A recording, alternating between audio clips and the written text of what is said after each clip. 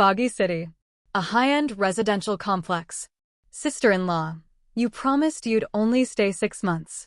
It's been a full year now. Can you please return the house to us? Return the house? I've lived here with my child for so long. It's close to his school. I can pick him up and drop him off easily. Can you be a little understanding? We've let you live here rent-free for an entire year. Isn't that understanding enough? You can't just keep occupying our house because Xiaobao goes to school nearby. Watch your words. What do you mean, occupying? Doesn't Xiaobao call you auntie? What's wrong with staying a little longer so he can attend school? Your family doesn't even need this house. This isn't about whether we need it. It's about you breaking your word. How am I dishonest? Do you know how troublesome it would be for me to move? Your cousin isn't even home. I have to take Xiaobao to school every day. Where would I find the time? I've given you time. Day after day. Week after week. It's been half a year. Who can't move out after 6 months? Stop talking. If you want me gone, have your cousin come back and help. I can't move on my own. You. Brother, say something. The shouting pierced Shen Jun's ears. For a moment, he was dazed. When he opened his eyes, 2 unfamiliar faces were staring straight at him. One was a teenage girl, around 16 or 17, about 165 centimeters tall. She had delicate features, long flowing hair, and a slender frame. She wore a short-sleeved top, hot pants, and white sneakers. Her large black eyes were bright, but now they were brimming with tears, filled with grievance. The other was a young woman in a black dress, wearing 10-centimeter Valentino heels. Her figure was elegant, her body adorned with gold and silver jewelry. Her looks were average, but her gaze toward Shen Jun was sharp and aggressive. Shen Jun, look at your sister, the woman said coldly. Is this how you teach her to talk to her elders? Does the Shen family have no manners at all? Shen Jun froze.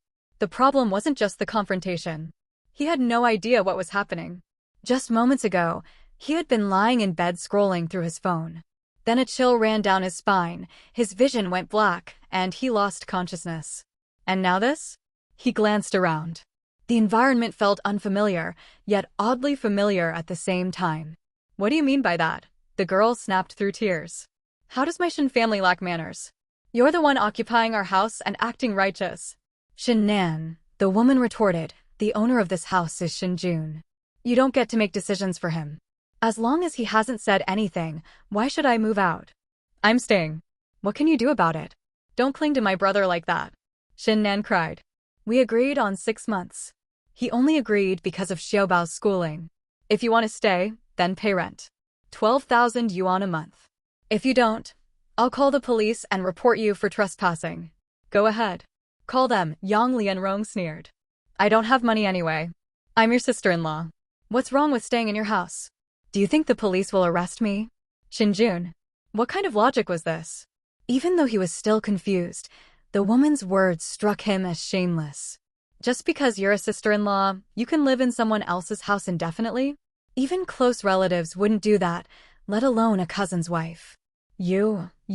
Shen Nan sobbed, unable to continue. This house is empty anyway, Yang Lianrong said lazily. I'm not moving.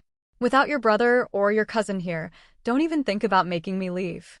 With that, she ignored Shen Nan, walked to the sofa, and sat down comfortably. Shen Nan finally broke down. Brother, can't you take responsibility? Can you manage things at home?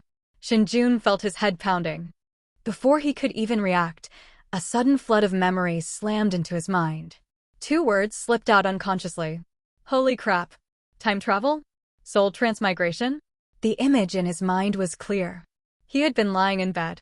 His phone charger was leaking electricity. He had been electrocuted. And now, he had transmigrated. After sorting through the memories, Shen Jun finally understood. Looking at Shen Nan's tear-streaked face, his heart tightened. The original owner of this body had truly failed this girl. In his memories, Shen Jun had been spoiled since childhood. His parents doted on him endlessly. Even his younger sister, Shen Nan, never received the same level of care. Yet despite that, he didn't grow arrogant. Instead, he became timid, withdrawn, and painfully introverted. A year and a half ago, their parents died in a car accident. Shen Jun and Shen Nan became orphans overnight. The compensation was unusually high. The driver was drunk and faced a death sentence. To escape it, he offered 10 million yuan in exchange for a letter of forgiveness. Shen Jun refused without hesitation. His parents were everything to him. No amount of money could replace them. He wanted the driver to die. 10 million, 100 million, it didn't matter. But his uncles, aunts, and cousins kept persuading him. The dead can't come back to life. You still have to live. Think about your sister. He ignored them. Until his maternal grandparents stepped in. Faced with their pressure, his cowardice surfaced. Afraid of confrontation, afraid of being scolded, he finally agreed. On the very day the forgiveness letter was signed, the compensation suddenly jumped from 10 million to 50 million. Everyone was stunned. No one understood why. The lawyer only said the other party wanted peace of mind. Shen Jun had doubts, but under constant persuasion from his relatives, he suppressed them and signed anyway. Since he was already an adult, the money went directly into his account. Following his relatives' advice, he spent 46.3 million yuan to buy 4 fully furnished apartments. Combined with the family's savings of 2.1 million, the siblings were left with 5.8 million yuan in cash. Enough to live on. Or so everyone said. In addition to the compensation, the original owner's family had already owned a property worth over 3 million yuan. After purchasing the 4 new apartments, he immediately moved into one with his younger sister, Shen Nan. The old house and the remaining 3 apartments were all rented out. The total monthly rent from all properties came to roughly 40,000 yuan. He didn't keep a single cent of it. Every month, the rent was transferred directly to Shen Nan to cover her living expenses during school. Life slowly returned to stability. Although their parents were gone, they had money, a roof over their heads, and no immediate worries. With savings to rely on, the original owner stopped thinking recklessly and settled into a quiet, uneventful life. Until a year ago, his cousin, Ting, and Ting's wife, Yang Lianrong, showed up at his door. They seemed to have figured him out completely. The moment they met, they made their request. They wanted to borrow a house so their child could attend school nearby. As for rent, they didn't mention it at all. At first, the original owner refused.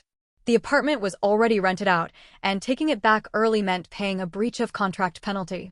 But Ting and Yang Lianrong were clearly prepared. They said they would cover the penalty themselves and promised they would only stay for 6 months. At that point, he had no real reason to refuse. The children called him uncle. He felt embarrassed saying no. And with his timid personality, refusal was never something he was good at. So Yang Lianrong and her child moved in. At the time, no one thought it was a big deal. Shen Nan didn't argue.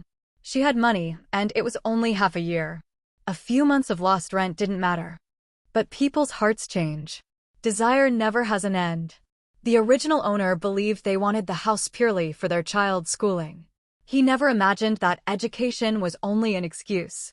What they really wanted was the house itself. 6 months passed in the blink of an eye. Yet Ting and Yang Lianrong never once mentioned moving out. The original owner was too embarrassed to bring it up. That was simply who he was. But Shen Nan was different.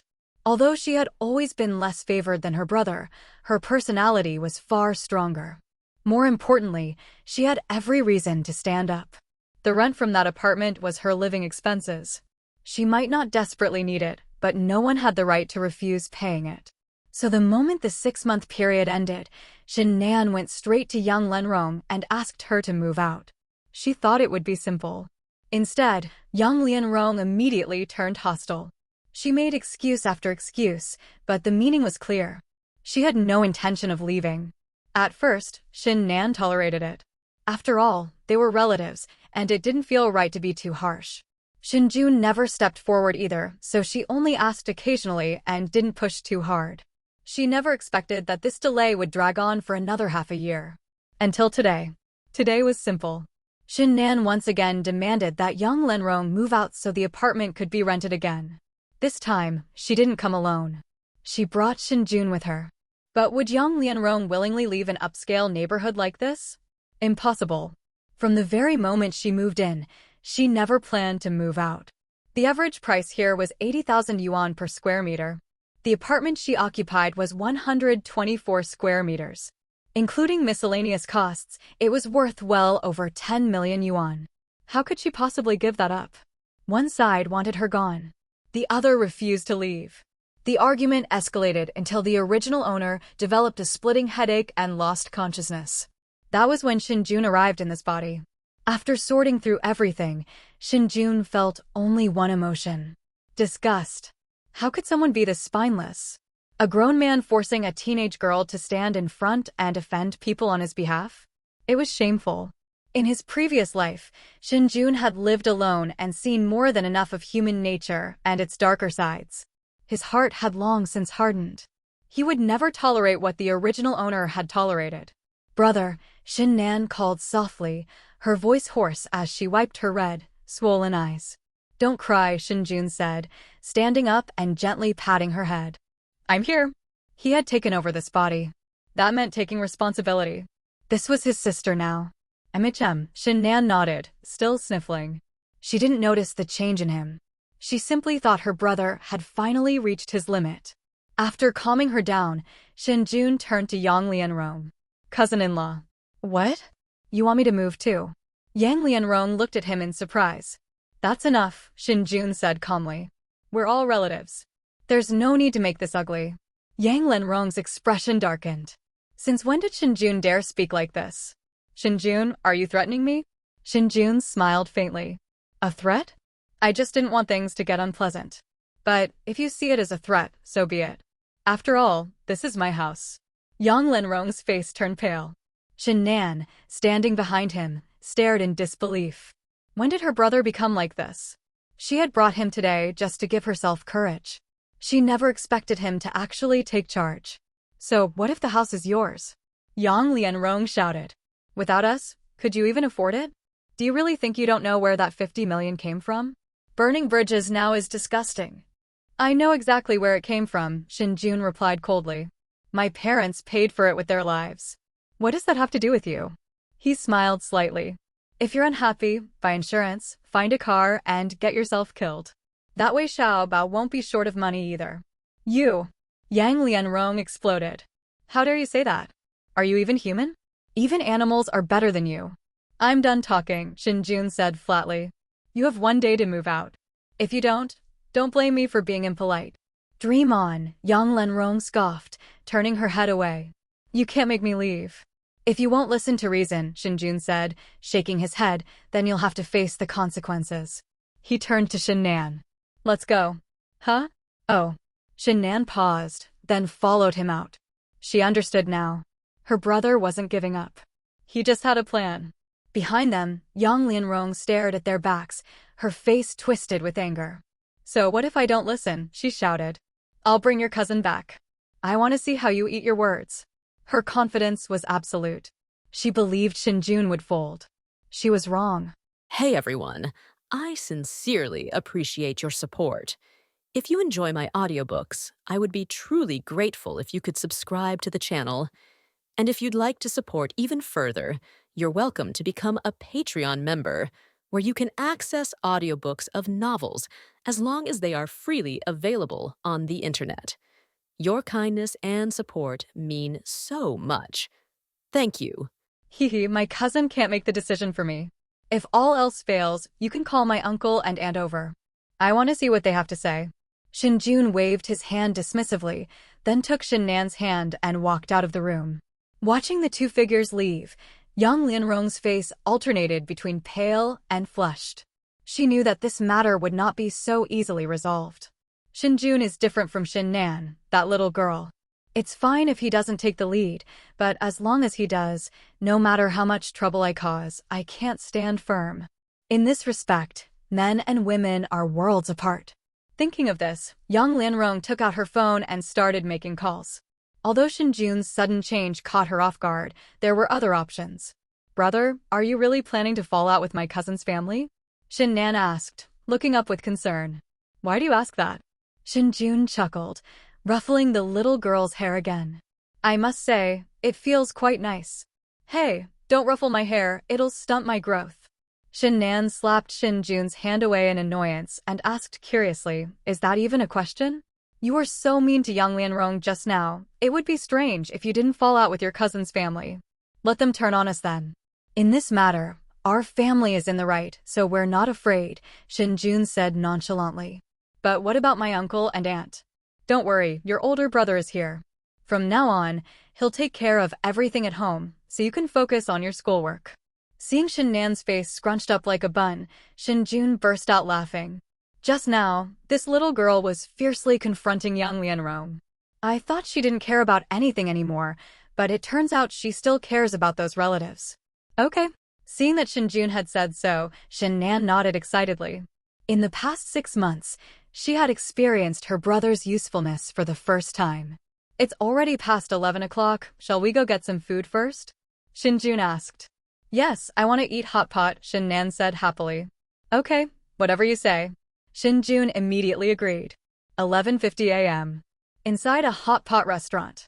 I'd like an order of tripe, a serving of beef, and a serving of shrimp paste. Shen Nan sat on the sofa, happily directing Shen Jun to order food on the tablet. After ordering, Shen Nan looked at Shen Jun curiously and asked, Brother, how are you planning to kick my cousin's family out? Yang Lenrong is shameless.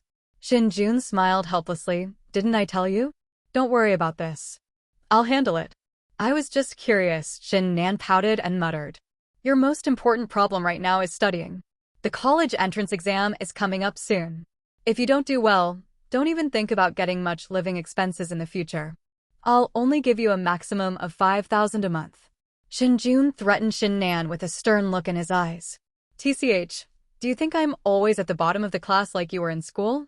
I'm consistently in the top 10 of my grade, okay? Shen Nan scoffed dismissively. Shen Jun, you shouldn't have said that. Now look what's happened. We've kicked a hornet's nest. Their dignity has been completely shattered. Cough, cough. After forcing a couple of coughs, Shen Jun decided to ignore his younger sister for the time being, mainly because he lacked confidence. The original owner of this body was truly a hopeless case. Hee. Seeing Shen Jun lower his head and start playing with his phone, Shen Nan was amused.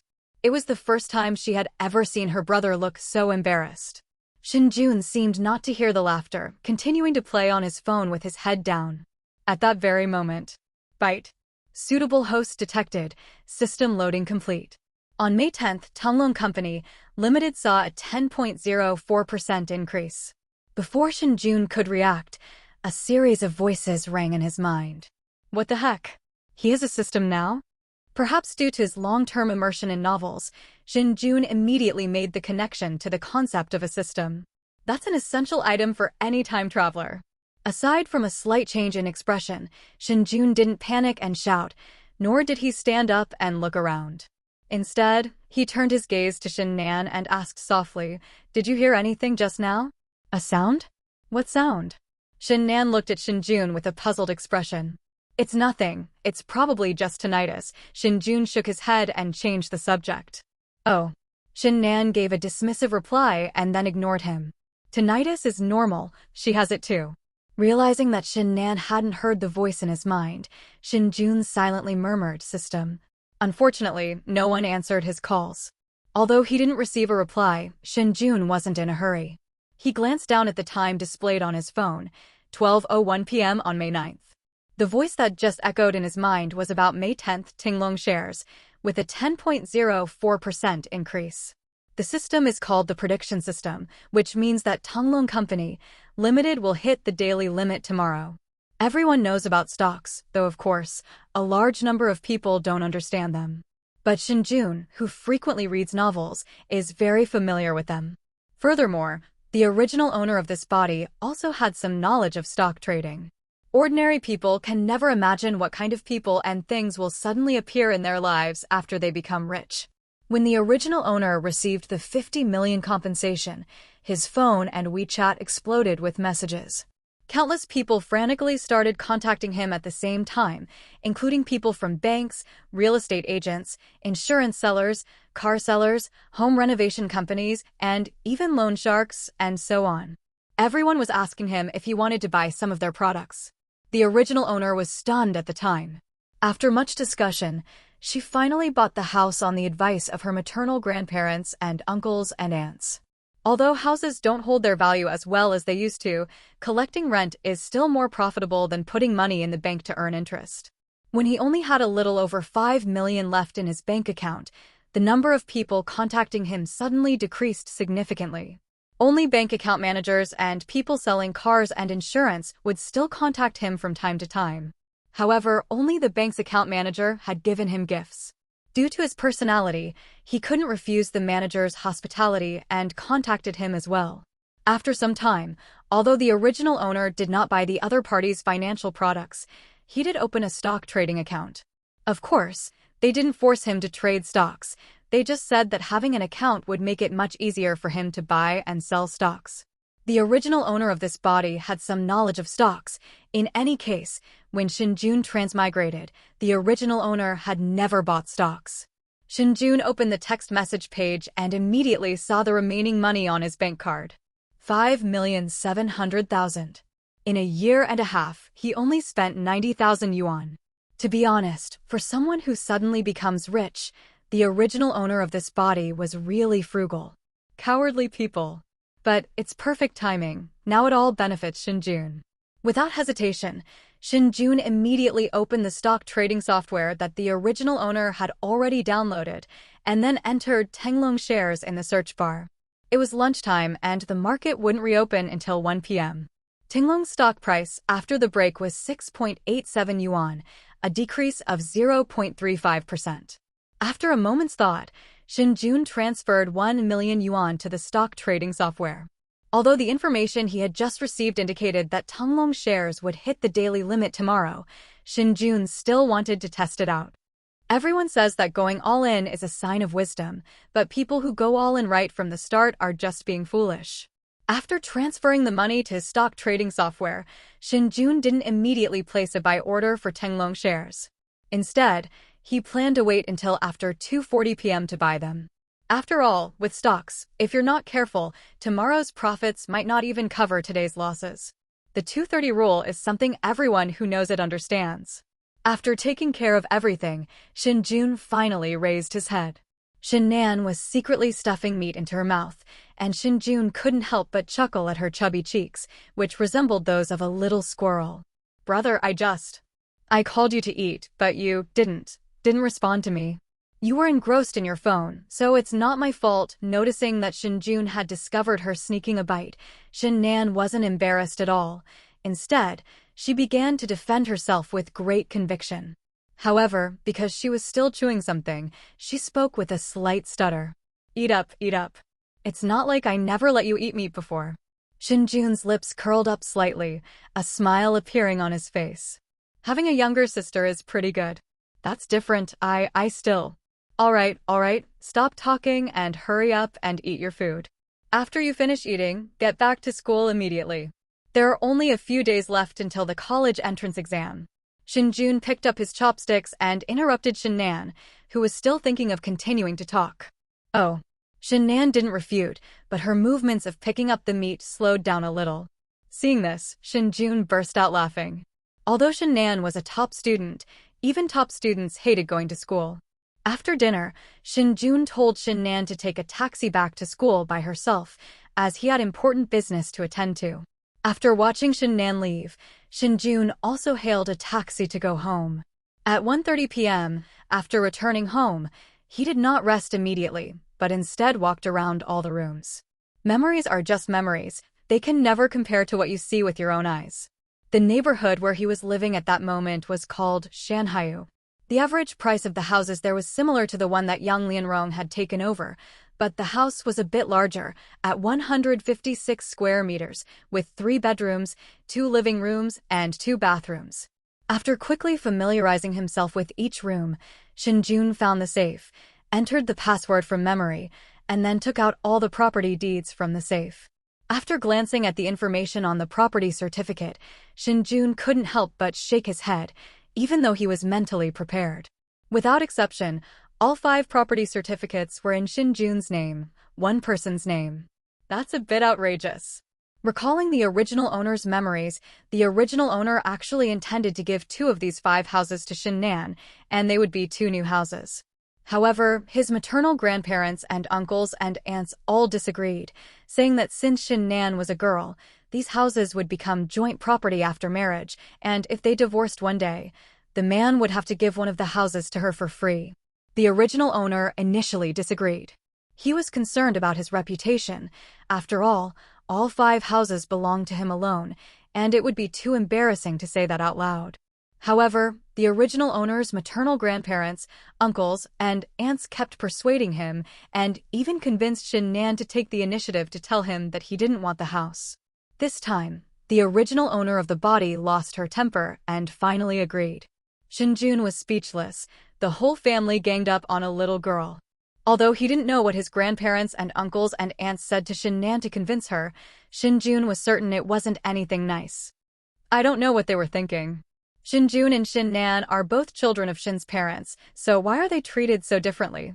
However, after what happened with Chen Ting and Yang Lianrong, Shen Jun did have a slight idea.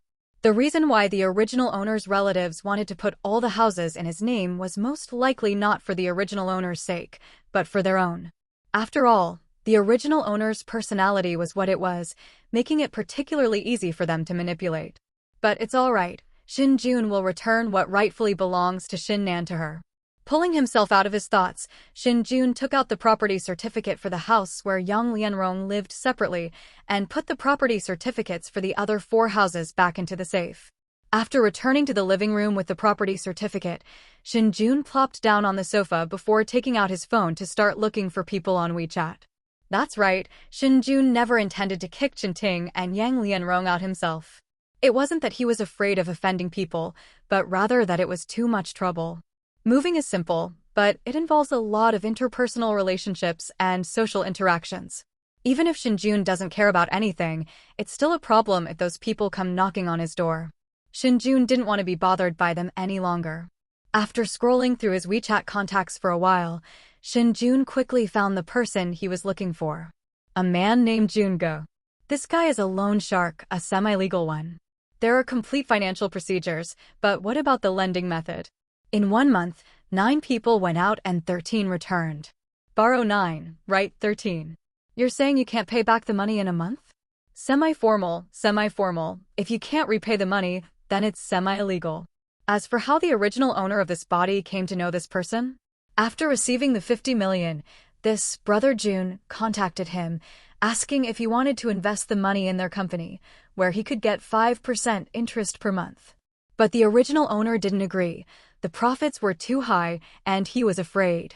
After refusing several times, this brother Jun stopped contacting him much. The reason Shen Jun sought out this person was because he was interested in the word half in their name. After arriving at the chat page, Shen Jun typed directly, "Brother Jun, I have a house to sell. Are you interested?"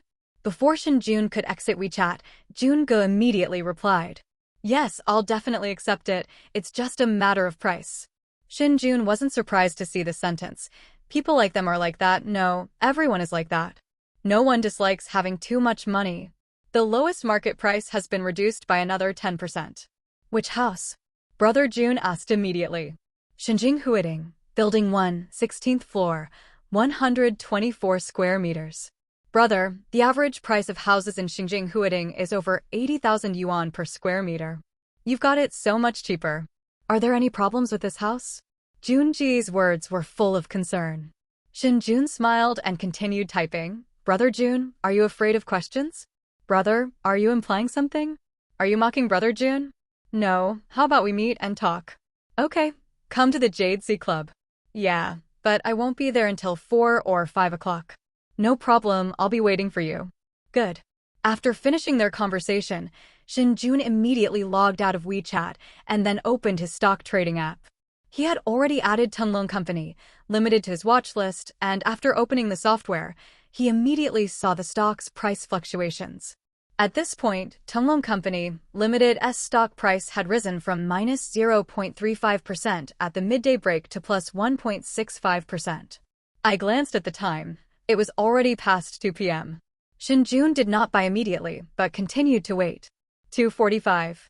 Tenglong shares experienced significant price fluctuations. The price has risen from a little over 2% to 2.65%, and then it started to surge. Plus 3.2%, plus 3.5%, plus 3.9%, plus 4.2%. But just as the price was about to rise by 5%, it suddenly plummeted. plus 4.5%, plus 4.1%, plus 3.8%, plus 3.5%. This market situation made Shen Jun slightly hesitant. Although he had money on hand, the fluctuations in prices. I glanced at the time on my phone. It was already 2:51 p.m., and the market was about to close. Seeing that the market was still falling, Shen Jun began to buy in small amounts when the price was up 2.6% and at 7.08 per share. Initially, I bought them in lots of 20 lots, with each lot consisting of 100 shares, valued at 708 yuan. 20 lots would then cost 14,160 yuan. However, Tenglong Company Limited has a market value of over 3.4 billion yuan, and the trading volume exceeded 100 million yuan at this time. His purchase had no impact at all, and the stock price continued to fall. Without much hesitation, Shen Jun immediately began making large-scale purchases when the stock price was up 2.2%. $1 million is nothing compared to the hundreds of millions in transactions. When he bought Tenglong shares with all of his 1 million, it was exactly 3 o'clock. The market has stopped trading and is now closed. At this moment, Tenglong Company Limited's stock price has risen by 2.8%. That's right, the stock price suddenly surged during the pre-market auction. Shen Jun bought at an average price of 7.09, totaling 1,400 lots after deducting fees. Looking at the numbers displayed on his phone screen, Shen Jun couldn't help but shake his head. That's petty. Even if he made money, so what? At most, he'd only lose 100,000 or so. How could that affect his emotions? You know, he just finished a deal worth nearly 10 million. However, it must be said that stocks can indeed stir up people's emotions. This kind of trading is like gambling, and that's precisely the allure of stocks. Coming to his senses, Shen Jun picked up his phone and walked outside. He couldn't let the stock market affect his emotions. That was really bad. 4 o'clock in the afternoon. Yuhai Club. This club isn't ranked very high in Chongqing, maybe in the middle, but it has all the usual entertainment options, making it suitable for working-class people to come and have fun. It was still early, and there weren't many vehicles parked in front of the club, not a single luxury car. As Shen Jun arrived at the entrance of the club, a beautiful young woman with a great figure, wearing a red bodycon dress and high heels, immediately came to greet him. Hello, Mr. Shen. My name is Jolie. Brother Jun asked me to wait for you here. Hello, is Brother Jun at the club? Shen Jun nodded and asked casually. Yes, I'm here, just waiting for you, Mr. Shen. I'll take you there, Jolie said with a smile. After receiving a response, Jolie immediately walked in front of Shen Jun and began to lead the way, though the swaying of her hips was a little too exaggerated. Although Shen Jun wasn't a good person, he still avoided women from clubs, especially budget-friendly ones. She's probably slept with more men than he's ever seen women. How can he afford to offend her? Shen Jun followed Jolie into the club without looking to the side. The interior of Yuhai Club is very ordinary. Anyone who has been there can tell. After passing through the lobby and a long corridor, Jolie stopped in front of an office. Ding, ding, ding. Enter. Upon hearing the sounds coming from inside the office, Jolie immediately opened the door and gestured to Shen Jun, inviting him in. Mr. Shen, please come in. Shen Jun didn't stand on ceremony and walked in. The office's interior decoration was completely different from the club style. There was only a desk, a chair, and a water dispenser, nothing else. It was so rudimentary that it was practically rudimentary. Brother Shen, this is our second meeting, isn't it? As soon as Shen Jun entered the office, a burly man in a suit walked towards him.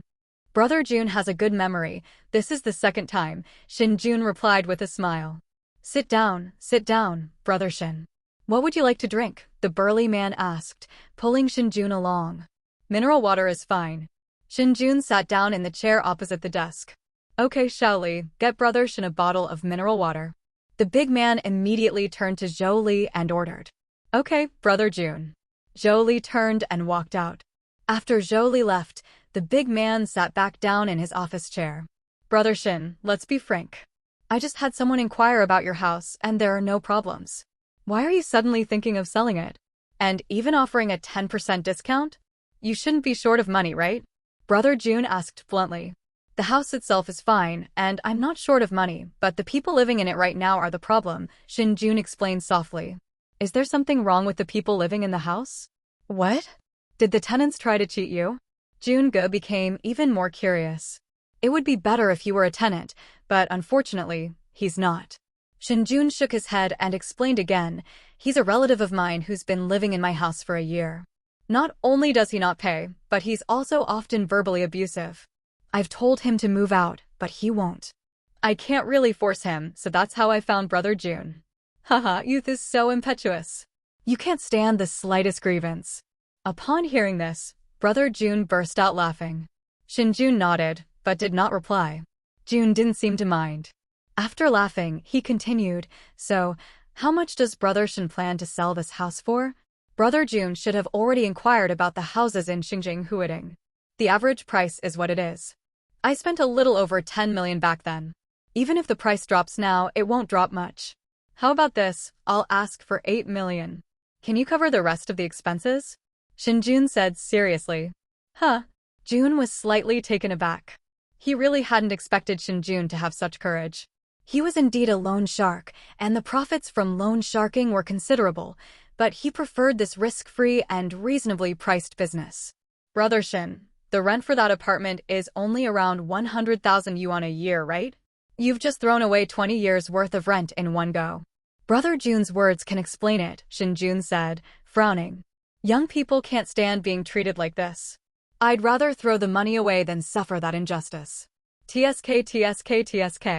Junji's face was full of smiles. I agree to this price. Shall we sign the contract tomorrow? Okay, just tell your men to be careful when clearing out the room, Brother Jun, so they don't hurt anyone. They're my relatives after all, Shen Jun said sincerely. Don't worry, Brother Shen, they're my cash cows. Without them, I wouldn't have made this money, Brother Jun joked, patting his chest. All right, just having Brother Jun's words is enough. After saying that, Shen Jun stood up and took his leave, saying, then I won't bother you any longer, Brother Jun. I have other things to attend to. All right, I won't keep you any longer, Brother Shen. After we sign the contract, I'll treat you to a proper meal, Brother Jun said, standing up with a smile. Good. After Shen Jun left the meeting place, Jolie, who had gone to get water and hadn't returned, walked into the office. Brother Jun, you've just agreed like that? Aren't you going to try and lower the price a bit more? Jolie asked seductively as she sat on Brother Jun's lap. Jun-ge reached out and grabbed the high, exposed spot, laughing. This kid made it all too clear. He's just a relative who's been hogging the house. If we try to lower the price any further, he won't agree. Even youthful impetuosity has its limits. After all, it's real money. Jolie gave a soft hum and asked again, not necessarily, what if he agrees? No need. Although we're loan sharks, there are some things that need to be done in moderation. Being too greedy without any leverage will only lead to bad results. Besides, this kid is quite valuable now, and he might have opportunities to make connections in other areas in the future. Brother Jun reached down. Brother Jun is right. When Shen Jun got home, it was already 5:30. I had just sat down on the sofa to rest for a while when my phone rang. He took out his phone and glanced at it. It was a call from Chen Hung, the original owner's uncle. Shen Jun pursed his lips. His guess was right. The reason why these so-called uncles, aunts, and cousins wanted to put the house in the original owner's name was because they had a plan. The original owner of this body was a good-for-nothing who knew nothing, but he did know about this kind of thing. In his previous life, he had read a lot about this topic online. In other words, if Shen Jun were a man, and if Shen Nan were the only daughter left in the Shen family, the probability of the family line being wiped out would be almost 99%. The remaining 1% were only spared because God couldn't bear to see them die out and caused them to perish. Driven by self-interest, the evil in human nature is beyond the imagination of ordinary people. Shen Jun answered the phone after it rang for about 10 seconds.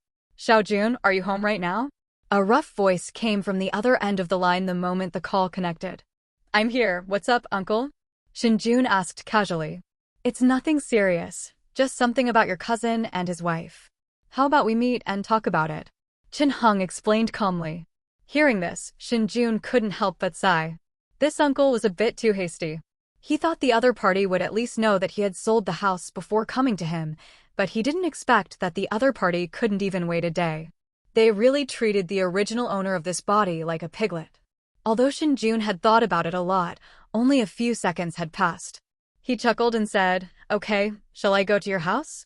"No need, my cousin and I are right at the entrance of your complex."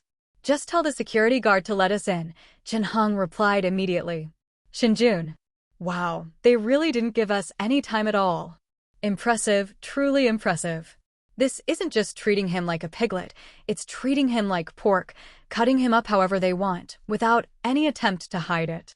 However, Shen Jun is no longer the useless person he once was. Cowardice? Cowardice my A****. After telling the security guard his address over the phone, he hung up. 5 or 6 minutes later, there was a knock on the door. Xiao Jun opened the door. It was Chen Heng knocking on the door.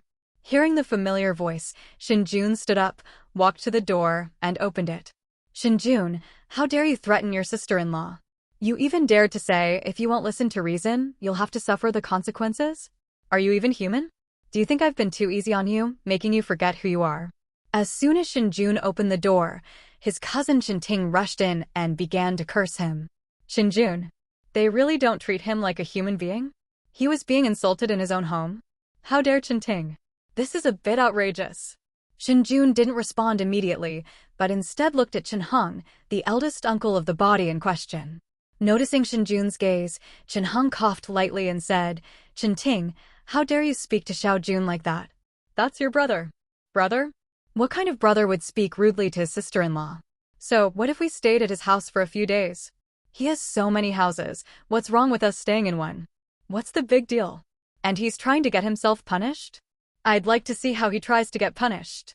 Chen Ting roared, his face flushed red.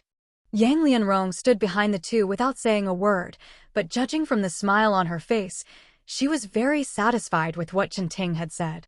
"You." Chen Heng's face was ugly. He wanted to say something, but didn't know what to say. But Shen Jun wasn't stupid. He could naturally see that his uncle was just pretending. The blackface and whiteface singers performed quite well. "Chen Ting, if you can't speak like a human being, then don't talk. Barking like a dog is pointless. Besides, this is my house, not yours. If you want to cause trouble, go somewhere else." Seeing that Chen Hong didn't respond, Shen Jun retorted without any politeness. Upon hearing this, Chen Hong, Chen Ting, and Yang Lianrong all showed expressions of shock. When did Shen Jun become so bold? This is completely different from the Shen Jun they knew before. No wonder Yang Lianrong said Shen Jun was acting strangely today. It was more than just strange, it was a world of difference. Damn it, I've really given you the time of day. How dare you talk to me like that? Although he had already noticed that Shen Jun was different from before, Chen Ting still couldn't hold back and pounced on him directly. "Stop." Chen Hong reached out and grabbed Chen Ting forcefully. "Dad, this kid. Shut up. Or get out of here." Chen Ting was interrupted by Chen Hong before he could finish speaking. Does my word no longer carry weight? Before Chen Ting could continue speaking, Chen Hong adopted the air of a parent. Humph. After a cold snort, Chen Ting returned to Chen Hong's back, but the look in his eyes as he looked at Shen Jun seemed to want to kill him. "Xiao Jun, don't mind him. That's just your brother's temper," Chen Hong said to Shen Jun, trying to comfort him. "Is that all the temper you've got?" Shen Jun sneered. "Uncle, shouldn't everyone have some sense of reason? Chen Ting lives in my house without paying, and now he's coming to my house to yell at me. Do you think that's appropriate? What's wrong with me living in your house? If it weren't for our help, could you afford those houses? You're a complete ingrate." Before Chen Hong could reply, Chen Ting started yelling again. TSK, shamelessness knows no bounds, Chen Ting. It's only thanks to society that you're still alive. Otherwise, with your arrogant and domineering attitude, you would have been beaten to death long ago. Shen Jun mocked sarcastically. "You're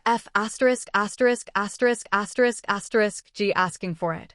How could Chen Ting possibly tolerate such an insult?" Before he could finish speaking, he lunged at Shen Jun again. This time, Chen Heng neither spoke nor reached out to stop him.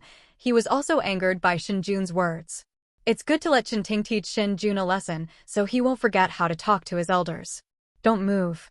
Will Shen Jun give Chen Ting the chance to make a move? The answer is obvious. Won't. It would be so pathetic to get beaten up at home. Having anticipated this, Shen Jun suddenly pulled a fruit knife from his pocket and pointed it straight ahead. Hiss, Chen Ting gasped, instantly stopping in his tracks. Cold weapons are deadly weapons for unarmed people. No one can help but be afraid, even if they are in a fit of rage. Moreover, whether Chen Ting was truly in a fit of rage is another matter. Shen Jun, put the knife down. Chen Heng shouted hurriedly. Shen Jun, what are you trying to do? Hurting someone is illegal. Chen Ting is your brother. Yang Lianrong, who had been silent until now, couldn't help but shout out. Upon hearing these words, Shen Jun not only did not put down the knife, but instead swung his arm to force Chen Ting back before speaking. Uncle, since things have come to this point, I feel there is nothing more to say. If you still consider me your nephew, then let Chen Ting and the others move out today. If you don't consider me your nephew, then I won't say anything more. I'll handle the rest myself. Dream on. I'm not moving. What can you do about it? Chen Ting said angrily. Xiao Jun, let's talk this out. Let's put the knife down first. Chen Heng didn't reply, but instead continued to persuade Shen Jun. There was still room for discussion, but let's forget about it now, uncle. Don't try to persuade me anymore. From now on, Chen Ting and I will go our separate ways. After saying this to Chen Heng, Shen Jun looked at Chen Ting and said, You're only my brother if I acknowledge you. If I don't, who do you think you are? It's fine if you don't want to move. Someone will make you move later. What do you mean? Chen Ting asked with a gloomy face. It's nothing, just letting you know so you don't get hurt. I don't want my grandparents calling me, Shen Jun said dismissively. Kindness is often taken advantage of, and good horses are often ridden. Shen Jun wouldn't care about these so-called relatives. After all, they weren't his relatives. Fine, fine, I'd like to see how you get someone to move for me.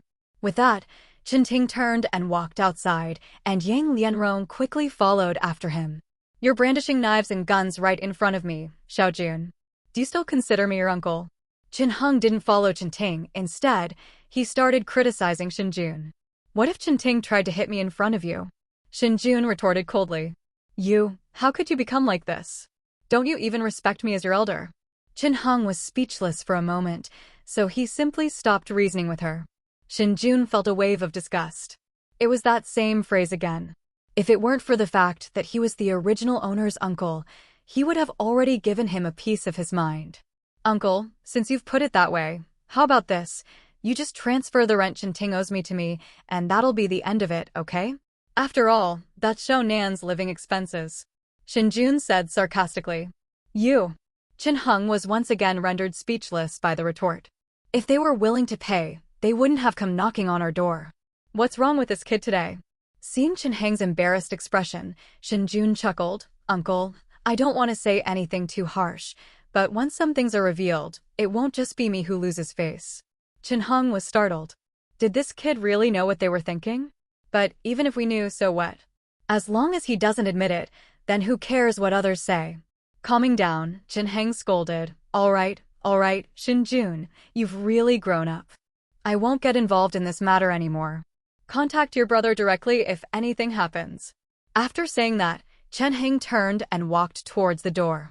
Watching him leave, Shen Jun didn't stop him, or rather, he couldn't wait for him to leave. Want to eat up a family's entire fortune? Puh. Downstairs. Dad, why did you come down so quickly? Chen Ting asked in surprise when he saw Chen Heng coming downstairs. This is completely different from their plan. That kid probably guessed what we were thinking, and he was very rude, so I had no choice but to come down, Chen Heng explained with a gloomy face. What? You guessed it? Impossible. Does Shen Jun even have that kind of brain? Chen Ting exclaimed in shock. Isn't it because you guys were too blatant? You didn't even bother with any pretense. That kid isn't stupid, how could he not guess? Chen Heng scolded, exasperated. Given Shen Jun's previous personality, he definitely wouldn't dare to stand up and chase us away. Who would have thought he would suddenly become such a different person? Chen Ting argued. All right, it's no use saying anything now. Shen Jun isn't Shen Nan. If he steps in, we really won't be able to snatch that house, Chen Heng said with a grim expression. Dad, you're overthinking it. What can he do if we just stay in the house? Call the police? They'll just tell him it's a family dispute and won't help. If that doesn't work, we can call Grandpa and Grandma over too. I don't believe he'd dare kick them out. Yang Lianrong muttered dismissively. Foolish. Having your grandparents move in is just telling everyone we want this house. Don't you know what public opinion means? And your grandparents might not necessarily side with you. You know, they also got a share of your aunt's death compensation, but your grandparents didn't ask for a single penny. Chen Heng scolded irritably. Yang Lianrong curled her lip. Wanting to be a PR *SD **Guda while also wanting to maintain a virtuous image? There's no such thing as a free lunch. However, she didn't dare say it aloud, for fear of being scolded. This won't work, that won't work, so what do you suggest we do? Chen Ting said angrily. When Shen Jun bought the house, I told him to add his grandparents' names to the property certificate, but you wouldn't agree. Now look what's happened. This kid is turning his back on us. You think I didn't want to add it back then? Besides your grandparents disagreeing, the more important thing wasn't that I didn't want to, but that I didn't dare to. Chen Heng said with a long face. Chen Ting and Yang Lianrong were completely puzzled by these words. What's there to be afraid of? Snort. Chen Heng glanced at the two of them and then explained, do you know why the family that killed your aunt and uncle suddenly increased the compensation from 10 million to 50 million? This. Chen Ting and Yang Lianrong both shook their heads at the same time. After a long sigh, Chen Heng explained, I don't know the specifics of your uncle's background. I only know that he is from the capital. After he married your aunt, he immediately transferred his household registration here. I thought he did this because he had no parents. But immediately after he and your aunt were in a car accident, someone called your grandparents. The caller didn't say anything, just asked who was driving the car that hit them, and then never contacted your grandparents again.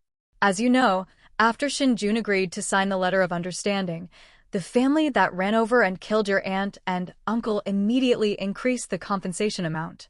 What? Upon hearing this, Chen Ting and Yang Lianrong were completely stunned. Dad, do you mean Shen Jun has relatives in Kyoto?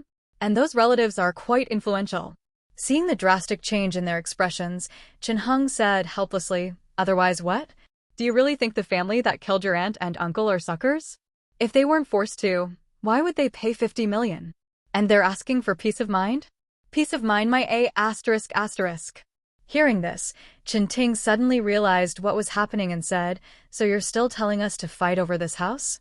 Since that kid Shen Jun has such a powerful background, wouldn't we be courting death if we did this? Chen Heng was speechless. He really wanted to crack open Chen Ting's head to see if it was filled with shit. But Chen Ting is his son, and he doesn't want his lineage to end. After giving Chen Ting a disapproving look, he patiently explained, after learning that Shen Jun had relatives in Kyoto, I waited for half a year because I was afraid of being retaliated against for taking Shen Jun's house. But during those 6 months, no one contacted that kid at all. Therefore, I concluded that the reason the other party demanded the perpetrator increase the compensation amount was to compensate Shen Jun. They won't contact Shen Jun again, which is why I let you move into that house a year ago. Time is the last thing we need. The two men were stunned by what they heard. They truly hadn't expected there to be so much more to it. What should we do now? After a moment, Chen Ting couldn't help but ask. What else can we do? Let's just wait it out. I don't believe that kid would actually dare to kick you out. Chen Heng said coldly with a gloomy face. Well, all right, I'll do as you say. Chen Ting and Yang Lianrong exchanged a glance and nodded emphatically.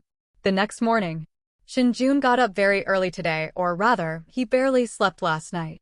I sleep and wake up and sleep again, but I can't sleep soundly when I have something on my mind. If Tenglong shares really hit the daily limit today then. Without even having breakfast, Shen Jun took out his phone and started checking the stock market.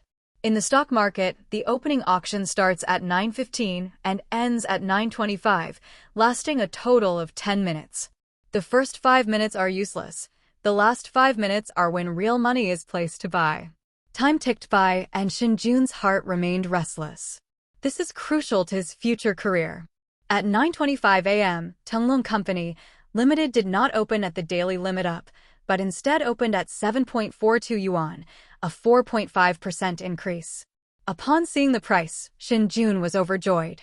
He wasn't happy about the small amount of money he had made, but rather that Tenglong shares had actually increased in value. If Tenglong shares hit the daily limit up and the system notifies him again, he can then invest his money in the stock market without any worries. At 9:30, the stock market officially opened. After the market opened, Tenglong shares did not rise immediately. Instead, they began to fall. Plus 4.3%, plus 4.1%, plus 3.9%. But Shen Jun wasn't in a hurry at all. He never expected Tenglong shares to hit the daily limit up right at the opening. Anyone who knows a little about stocks knows that stocks that hit the daily limit up right at the opening are all top-performing stocks. Unless the limit up is broken in the middle, it's impossible for the limit up to be broken up without 2 or 3 consecutive limit ups. The system's ability is to predict information for the next day. If the stock the system suggests opens at its daily limit or hits its daily limit immediately, it means that the system has a vulnerability. Shen Jun didn't believe that something like this could have any flaws. His request was simple. He just wanted Tenglong shares to hit the daily limit up today. As time went on, Tenglong shares began to rise, increasing from plus 3% to plus 5% before stalling and fluctuating sideways between 7.35 yuan and 7.45 yuan. At 10:13, the stock price suddenly surged. In just 10 seconds, Tenglong Company Limited hit the daily limit with a gain of 10.04% and a stock price of 7.81 yuan. The number of buy orders surged, with over 60,000 lots instantly queuing to buy, a figure that certainly inspires reassurance. Seeing this, Shen Jun was overjoyed. The system's prediction was true. The percentage of the stock hitting the daily limit was exactly as predicted. Without hesitation, he immediately sold all 1,400 lots of his shares. Yes, you read that right, he dumped everything. Right now, the funds buying at the limit-up price are almost 50 million, while his 1,400 lots are only a little over 1 million. Selling them won't have any impact at all. As he expected, after he sold, the number of buy orders for Tenglong shares remained basically unchanged. Naturally, there were buyers for his shares, and there were plenty of retail investors queuing up to take over. Excluding stock trading fees, yesterday's profits plus today's profits, the total amount in the account right now is over 1,127,000 yuan. In other words, since buying the stock yesterday, he has made more than 127,000 yuan in this stock transaction. What does this mean? It's no exaggeration to say that 70% to 80% of people in Daxia don't earn that much money in a year. Of course, this amount of money wasn't much to Shen Jun right now, but that didn't stop him from being overjoyed. Now that the system's accuracy has been confirmed, it's time to make money. This is the allure of the capital market. A simple flip of numbers can make someone rich overnight. How could it not be captivating? After selling the stocks, Shen Jun stopped paying attention to them. He closed the trading software, went downstairs, and had a quick breakfast. It wasn't really breakfast, since it was already past 10 o'clock. While he was eating, he sent a message to Brother Jun, asking him to meet at 1 p.m. to handle the property transfer transaction. Jun replied quickly. Shen Jun received a message from him right after sending the message. Let's go directly to the real estate transaction center at 1 p.m., so we don't have to make multiple trips. Shen Jun readily agreed, thinking it would be easier to get it done sooner rather than later. After leaving the restaurant, Shen Jun didn't rush home. Instead, he planned to buy some new clothes. Although the original owner of this body had money, he was too frugal and didn't own many decent clothes. After arriving at the mall, Shen Jun went on a shopping spree, buying clothes and shoes in complete sets. After making the purchases, he had the sales staff from each store deliver all the clothes, shoes, and other items to his residential complex. These clothes cost him 130,000 yuan, and the sales assistants were willing to provide the door-to-door delivery service. When he returned home, it was already 11:40 a.m. After organizing my newly bought clothes, shoes, and other items and arranging everything properly, it was 11:55 a.m. Shen Jun sat on the sofa, staring intently at his phone screen. The air seemed to freeze in that moment. Until... Bite. May 11th, public transportation up 10.00%. They're here. They really are here. Shen Jun was overjoyed. He had guessed correctly. The system did indeed update at noon. That's it, we're really safe now. I picked up my phone and quickly opened the app to search for the stock of Dazheng Transportation. Good heavens, I had no idea what I was getting into. This stock has been rising for 17 or 18 consecutive days, with the price soaring from just over 2 yuan to 10 yuan, and its total market capitalization reaching 24.2 billion yuan. At this moment, the stock price of Dazheng Transportation during the midday break is 9.85 yuan, up 2.6%. Throughout the morning trading session, the trading volume exceeded 2 billion yuan, and the turnover rate was alarmingly high at 12%. It really is.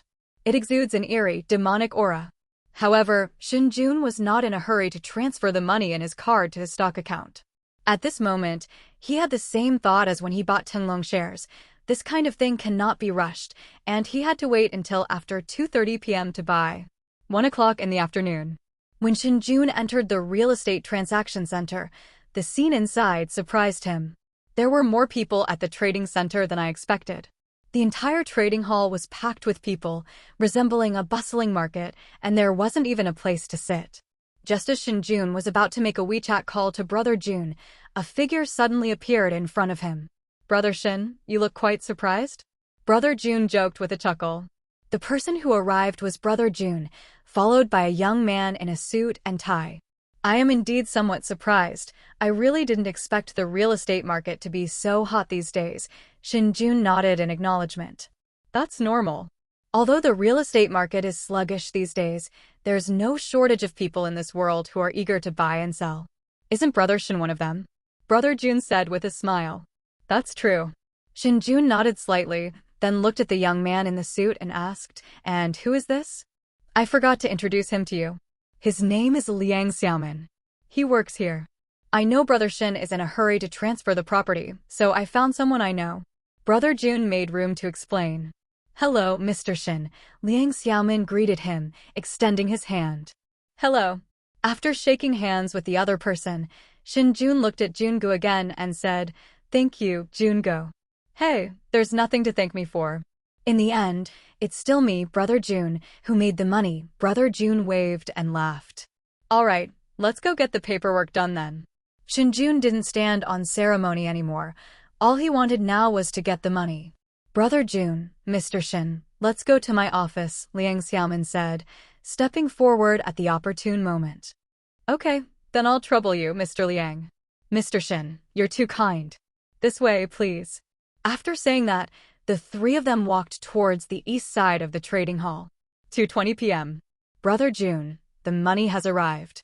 Looking at the bank transfer notification on his bank card, Shen Jun smiled and waved his phone at Brother Jun. No matter the time, having connections makes things easier. While most people were still queuing outside, Liang Xiaomin completed the transfer procedures for the two people in just 1 hour.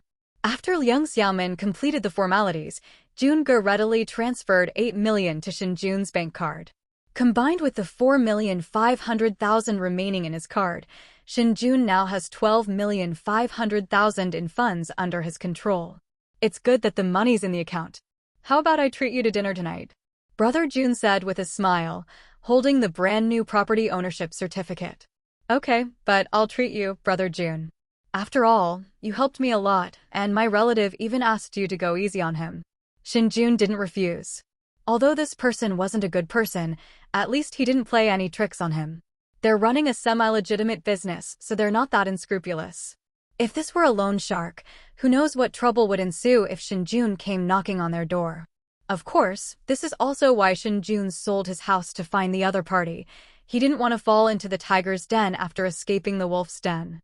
"No problem, I'll quietly get your relative out of my house. Shall we meet tonight?" Seeing Shen Jun agree, Brother Jun's smile became even brighter. "Okay, see you tonight." After saying goodbye to Brother Jun, Shen Jun left the real estate transaction center. After he left, Liang Xiaomin asked, somewhat puzzled, "Brother Jun, didn't you offer this kid a bit too much? With taxes and fees included, there's not much profit left on this house." "Heh." Brother Jun chuckled and shook his head, saying, "We're running a legitimate business. A little profit margin is enough. Later, we can use this house as collateral to raise some money and then lend it out. That's all profit. Overall, it's not bad." Liang Xiaomin nodded and understood. "That's right, this house is a high-quality asset. With Brother Jun's abilities, he can easily get a loan of 20 million from a 10 million house. And if that 20 million is lent out, the profit margin will be huge. Loan sharking isn't just a joke, it's real profit. Alright, I'm leaving now. You can continue with your work. Then, Brother Jun, you're busy. When Shen Jun returned home, it was already 2:40 p.m. I opened my trading software and started monitoring the stock price of Dajing Transportation. Although the stock price of Dajing Transportation is still rising at this moment, it has fallen significantly compared to when the market was closed at noon. The stock price of Dajing Transportation was 9.85 yuan at the midday break, up 2.6%. Now, the stock price is 9.73 yuan, up 1.4%. Moreover, just as he was observing the stock price, Dajing Transportation started to fall again, and in the blink of an eye, the increase reached plus 1.1%. Shen Jun shook his head, thinking that this was indeed a stock with a demonic aura, and the fluctuations were really too great.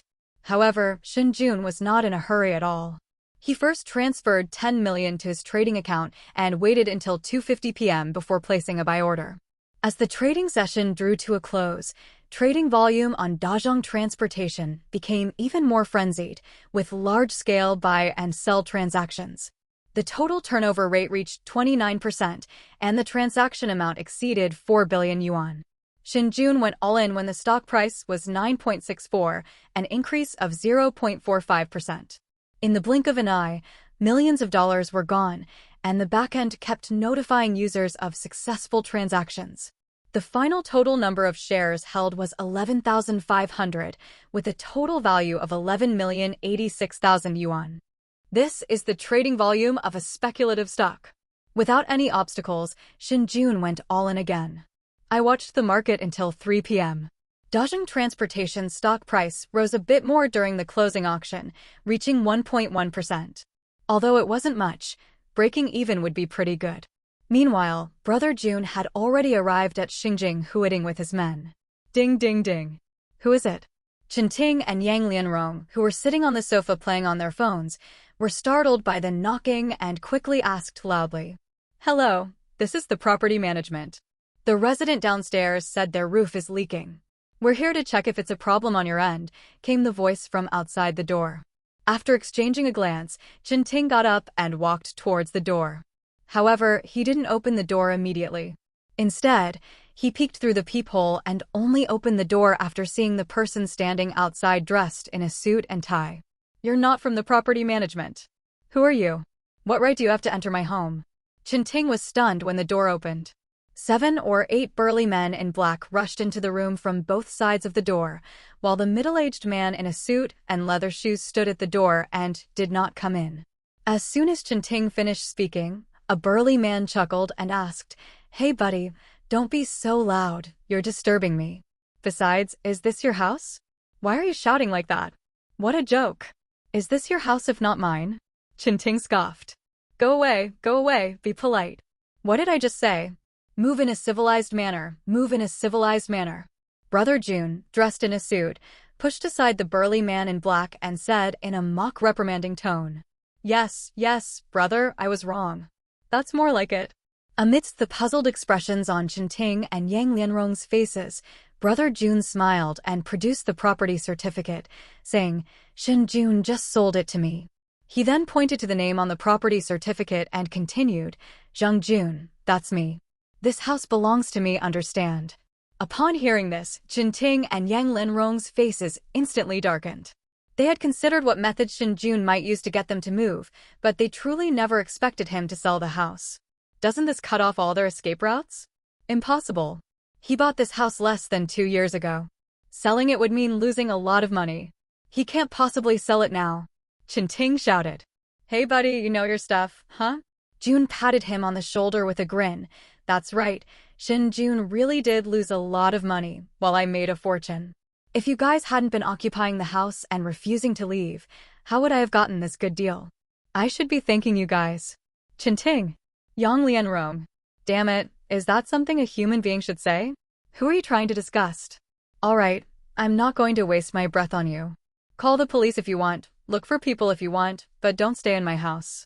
I don't want your stuff either. The moving company is downstairs, I'll pay for it. Now, please leave my house." After saying that, Brother Jun waved to the burly men in black. Upon receiving the signal, the burly men in black immediately sprang into action, moving all the furniture and appliances outside. You. Ting and Yang Lianrong trembled with anger. Faced with so many burly men, the two didn't even dare to utter a threatening word. They knew perfectly well they were in the wrong. They didn't even have a lease agreement, so how could they possibly provoke a stranger holding the property certificate? Seeing the burly men start moving things, Yang Lianrong shouted, Wait. I need to call Shen Jun. Go ahead and call. Who's stopping you? Don't even mention calling Shen Jun. You can even call the police. I have no objection. But like I said, don't stay in my house, understand? I'm not Shen Jun. Jing Jun said coldly. You. Stop G swearing. This is my house. Get out of here. Jung Jun shouted at the burly men. Hurry up and clear out this house for me. I still need to live in the back. It's Brother Jun. You can't do this. You can't do this. Yang Lianrong cried anxiously, but she was helpless against these people. All right, stop crying. Let them move. Let's go find Grandpa and Grandma now. That kid Shen Jun isn't listening to us now, but I don't believe he won't listen to Grandpa and Grandma. Chen Ting shouted angrily.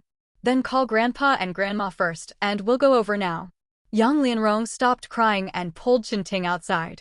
6 o'clock in the evening. Lihexuan Private Restaurant. Brother Shen, did you receive a phone call this afternoon? When I was clearing out the room for your relatives today, I overheard them talking about how they were planning to complain to your elders.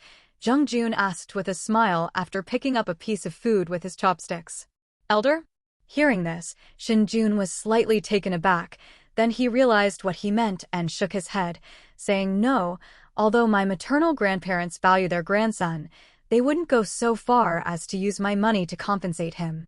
That's hard to say. A grandson is a grandson, and a grandson-in-law is a grandson-in-law. No matter how much the elderly love their grandson-in-law, they'll leave their final inheritance to their grandson. Jung Jun's lips curled up slightly, a mischievous smile on his face. Brother Jun, are you trying to make me look bad? Shen Jun rolled his eyes and said irritably. I'm not trying to sabotage you, it's just the truth. If your grandparents really loved you, that relative of yours wouldn't have taken over your house, Jung Jun said jokingly, waving his hand. Worrying about things that haven't happened is not wise. I'm just an ordinary citizen. It's best if someone cares about me, but it's okay if no one does. I just need to live my life well. Once I start thinking too much, the burden becomes too heavy, which is really unnecessary, Shen Jun said dismissively. Brother Shen is right, it was Brother Jun who was being petty. Let's have a drink. Jung Jun picked up his glass and downed it in one gulp. Shen Jun didn't say anything more and drank the wine in the same way. I had just put down my wine glass when I heard Jung Jun's voice. Brother Shen, what are your plans for the future? You know, money is something you can't just sit around and do nothing. I knew this person would say these things when they invited him to dinner. Shen Jun looked at Jung Jun with a sincere expression and said, Brother Jun, please don't try to persuade me to invest in your company. I really don't have any grand ambitions. I have enough money to live on, and with the rent I collect later, life is pretty good. Brother Shen, not to criticize you, but don't be so unambitious at such a young age. Youth is your greatest asset. Even if you don't care about anything else, you should at least leave yourself a way out, right? Jung Jun wasn't going to let this opportunity slip by. It was a real and tangible benefit. In this world, nothing is more attractive than money. If it weren't for the large amount of funds Shen Jun had, he wouldn't be sitting here. These days, profit comes first. Okay, Brother Jun, give me some time. If my relatives keep pestering me, I'll put the money with you. If they don't come back later, then forget it. I really don't have any big ambitions, Shen Jun said, making up an excuse. Okay. Jung Jun smiled and agreed after a flicker of his eyes. Hey Jun, how about a toast? Shen Jun asked casually, picking up his glass. Done. 8 p.m. On his way home, Shen Jun's phone suddenly rang. After glancing at the caller ID, Shen Jun shook his head. He really didn't want to have any further involvement with Chen Ting and the others. It would only bring trouble and no benefit. But things never go according to anyone's wishes. Reluctantly, Shen Jun finally answered the phone. Xiao Jun, why are you only answering the phone now? An old voice came from the other end of the line. Grandma, I just finished drinking with my friends, and my mind isn't quite clear yet. Shen Jun's lie came out without hesitation. Oh? You child, how many times have I told you not to drink, but you've never listened, the old man scolded. Oh dear, Grandma, I remember what you said, but some drinking parties are really hard to refuse. I promise it won't happen again next time, Shen Jun said with a smile, trying to reassure her. Don't you ever listen to me, the old man complained helplessly before changing the subject, asking, did you and your cousin have a fight? Shen Jun didn't hide anything. He explained, you probably don't know, but my cousin has been living in my house for a year. He doesn't pay rent, and since we're relatives, I can't really say anything. But a few days ago I wanted them to move out and rent the house, but he's still refusing to leave, saying the house is his. What am I supposed to do? What? He's been living in your house for a year? And he even claims it's his. Grandma suddenly raised her voice. That's right, they even said that their family got my parents' death compensation, and that they also have a share in this house. Do you think I wouldn't turn against them? Shen Jun blurted out everything. According to his memory, his maternal grandparents treated him quite well, but due to his personality, he could never get close to them and was rather afraid of them. That's why he immediately agreed when they persuaded him to sign the letter of understanding. Actually, the two elderly people also received a share of the compensation, but they never mentioned it. This shows how much they cared for him, which is why he didn't take Shen Jun's teasing seriously. That brat, he actually lied to me. The old man's voice was unusually angry. Don't be angry, my cousin is just a selfish person, Shen Jun said, seizing the opportunity to sow discord. I understand. Don't worry about what happens next. I'll teach that brat a lesson about what he can and can't do, the old man said firmly. Grandma, it's no use. My cousin won't listen to anything I say now. He just wants to get a house from me. Don't worry about it. I'll handle it myself so they won't have any complaints about you later. You and my grandfather are getting old. It's not appropriate for you to get involved. I'll bring Xiaonan to see you and my grandfather when she's resting, Shen Jun comforted her. Well, you'll be useless when you get old. The old woman understood Shen Jun's thoughts. The child was thinking of her. If she were to verbally abuse Chen Ting's family, no one would want to be close to them anymore. Don't say that, you're very useful. After my cousin got humiliated by me, the first person he came to was you to stand up for him, Shen Jun joked. You little rascal, do you really think your grandma's a fool? Is he using me? He's using me as a pawn, the old woman said irritably. Oh my, Grandma, you're quite trendy. You even know the saying, using someone as a pawn now? Shen Jun teased. Go away, you're just teasing your grandma. The old woman was amused by Shen Jun's words. Then, as if remembering something, she suddenly asked, Little Jun, are you in love? Huh? No, why do you ask that? Shen Jun asked, puzzled. Something's just weird. You used to be so quiet you wouldn't utter a word, but now you're spouting all sorts of nonsense, the old man said softly. Shen Jun's heart skipped a beat. Sure enough, his personality was the problem when facing the people he knew best. Shen Nan hadn't noticed because she was still young and had a strong ability to accept things, or rather, a strong ability to fill in the blanks. Even if Shen Jun's personality changed drastically, she could find a reason. But it's different for the elderly. They are too familiar with the people they are close to, and they can sense even the slightest change. Grandparents love their grandchildren so much. Shen Jun shook his head, organizing his thoughts, and said, as you said yourself, that was before. If I don't grow up, my cousin might really take over my family's house. He changed the subject, even though it would upset the old man, but Shen Jun had no choice. He couldn't let the old man think about his problems anymore. Well, sure enough, the old man stopped pressing him about his personality change. Instead, he sighed and said helplessly, your cousin is really. Grandma, like I said before, please don't worry about this. Leave the rest to me. You and Grandpa can go about your business as usual, just ignore them for now. Shen Jun was about to end the call. All right then, Grandma won't interfere in your affairs anymore. I'm sorry to have troubled you, child, the old woman said in a hoarse voice. Don't worry, I'm not upset. I'll hang up now. After receiving a response, Shen Jun hung up the phone. Once the old man was dealt with, he would have no further obstacles. What kind of bullshit uncle or cousin is this? If Shen Jun doesn't acknowledge them, who can say anything? Ungrateful wretch? Puh. The next morning, the pre-market opening auction will begin at 9:15 a.m. For the first 5 minutes, the market for public transportation remained lukewarm, which did not surprise Shen Jun. The last 5 minutes were when major institutions and individual investors put their efforts into the market. Just as he expected, 5 minutes after the opening auction, the market suddenly surged, with thousands and tens of thousands of buy orders being placed until the market opened. The opening price was 10.28 yuan, a 6% increase. The high opening price immediately drove retail investors into a frenzy, with small orders being placed in a frenzy, all in an attempt to push the stock of Dazhong Transportation to its daily limit. But will the big players do what the retail investors want? Impossible. A monster stock is a monster stock. Can it be called a monster stock if it doesn't experience several dramatic ups and downs? As time passed, the amount of capital rushing to push the price to its daily limit decreased, and the stock price plummeted. Plus 5.6%, plus 5.2%, plus 4.7%. Watching your profits dwindle bit by bit is truly heartbreaking for retail investors. Countless retail investors who bought stocks some time ago were unwilling to let their profits slip away, so they started to cash out, wanting to secure their gains. The stock price of Dazhong Transportation did not stop falling despite retail investors cashing out. Instead, it continued to decline. Plus 4.3%, plus 3.9%, plus 3.5%. As the stock price plummeted uncontrollably, retail investors began to discuss the situation. Holy crap, amazing!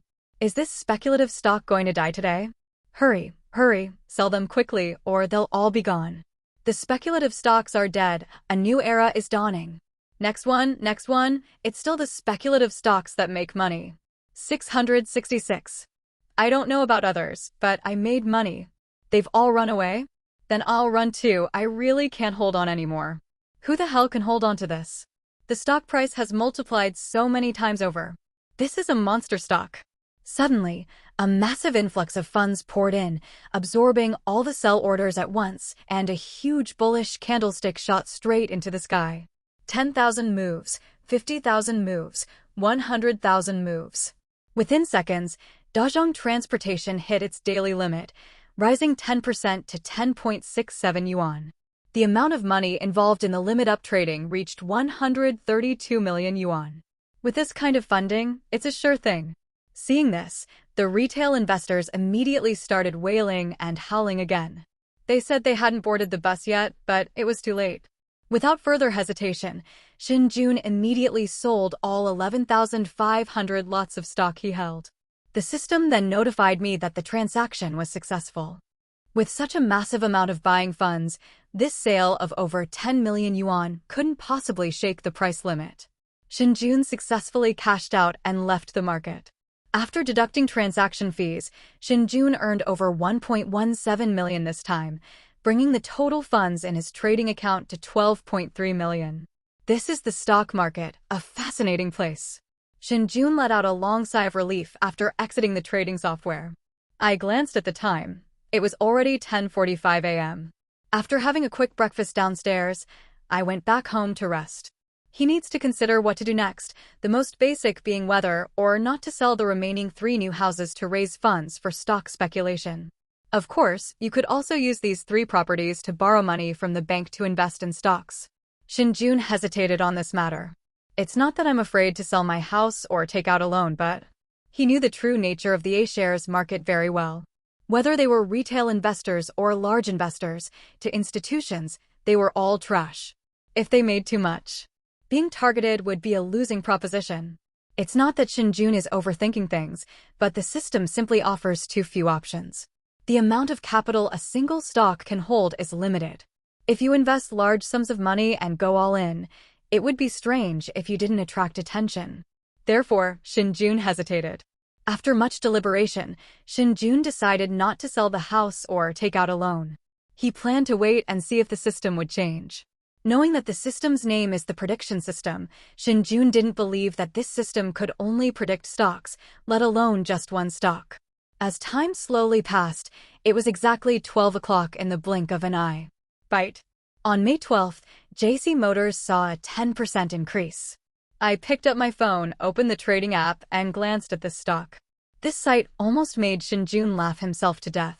Because at this moment, JC Motors, with a market value of over 40 billion yuan, has suddenly hit its daily limit down. After the market closed, JC Motors stock price was 16.59 yuan, down 9.98%, with a trading volume of 1.761 million lots, a turnover of 3.493 billion yuan, a turnover rate of 8.07%, and 49,000 sell orders at the daily limit down, with a total sell order value of 81,291,000 yuan. With over 80 million in sales orders, how could Shen Jun not be happy?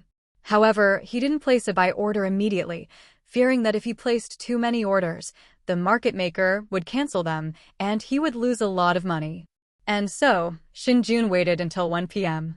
When the stock market opened, there was no change in JC Motors' stock performance. The sell orders remained at over 80 million. There was nothing more to say, and Shen Jun went all in again. In less than a minute, 7,300 lots were traded, totaling over 12 million yuan. Just after Shen Jun entered the market maker instantly withdrew his orders, and the sell orders dropped from 48,000 lots to 12,000 lots in an instant. Then a large number of buy orders entered the market, and in less than 2 minutes, JC Motors opened up. Subsequently, the stock price rose all the way up, and in the blink of an eye, it reached minus 2.6%. However, this upward trend only lasted a few seconds before it began to fall again. The intraday price fluctuations were dramatic, causing considerable anxiety for those watching. Minus 3.0%, 3.5%, 4.2%. As stock prices continued to fall, countless retail investors who had been holding onto their shares began to cut their losses and leave the market. They were scared. After finally waiting for the stock to break free from its limit-down price, if you don't take this opportunity to sell and recoup your losses, and the stock price hits the limit down again, you'll be in real trouble. A stock hitting its daily limit down is extremely damaging to ordinary retail investors.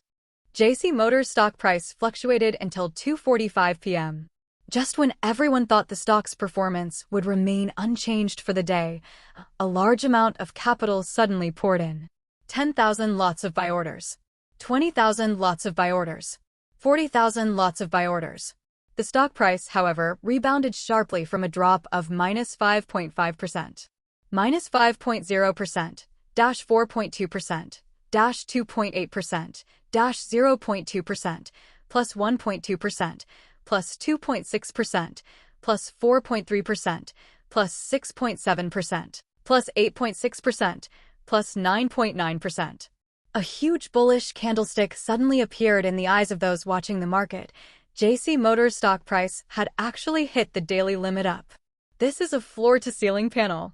A market capitalization of over 40 billion yuan hitting the daily limit up. Retail investors who cut their losses and left the market were dumbfounded.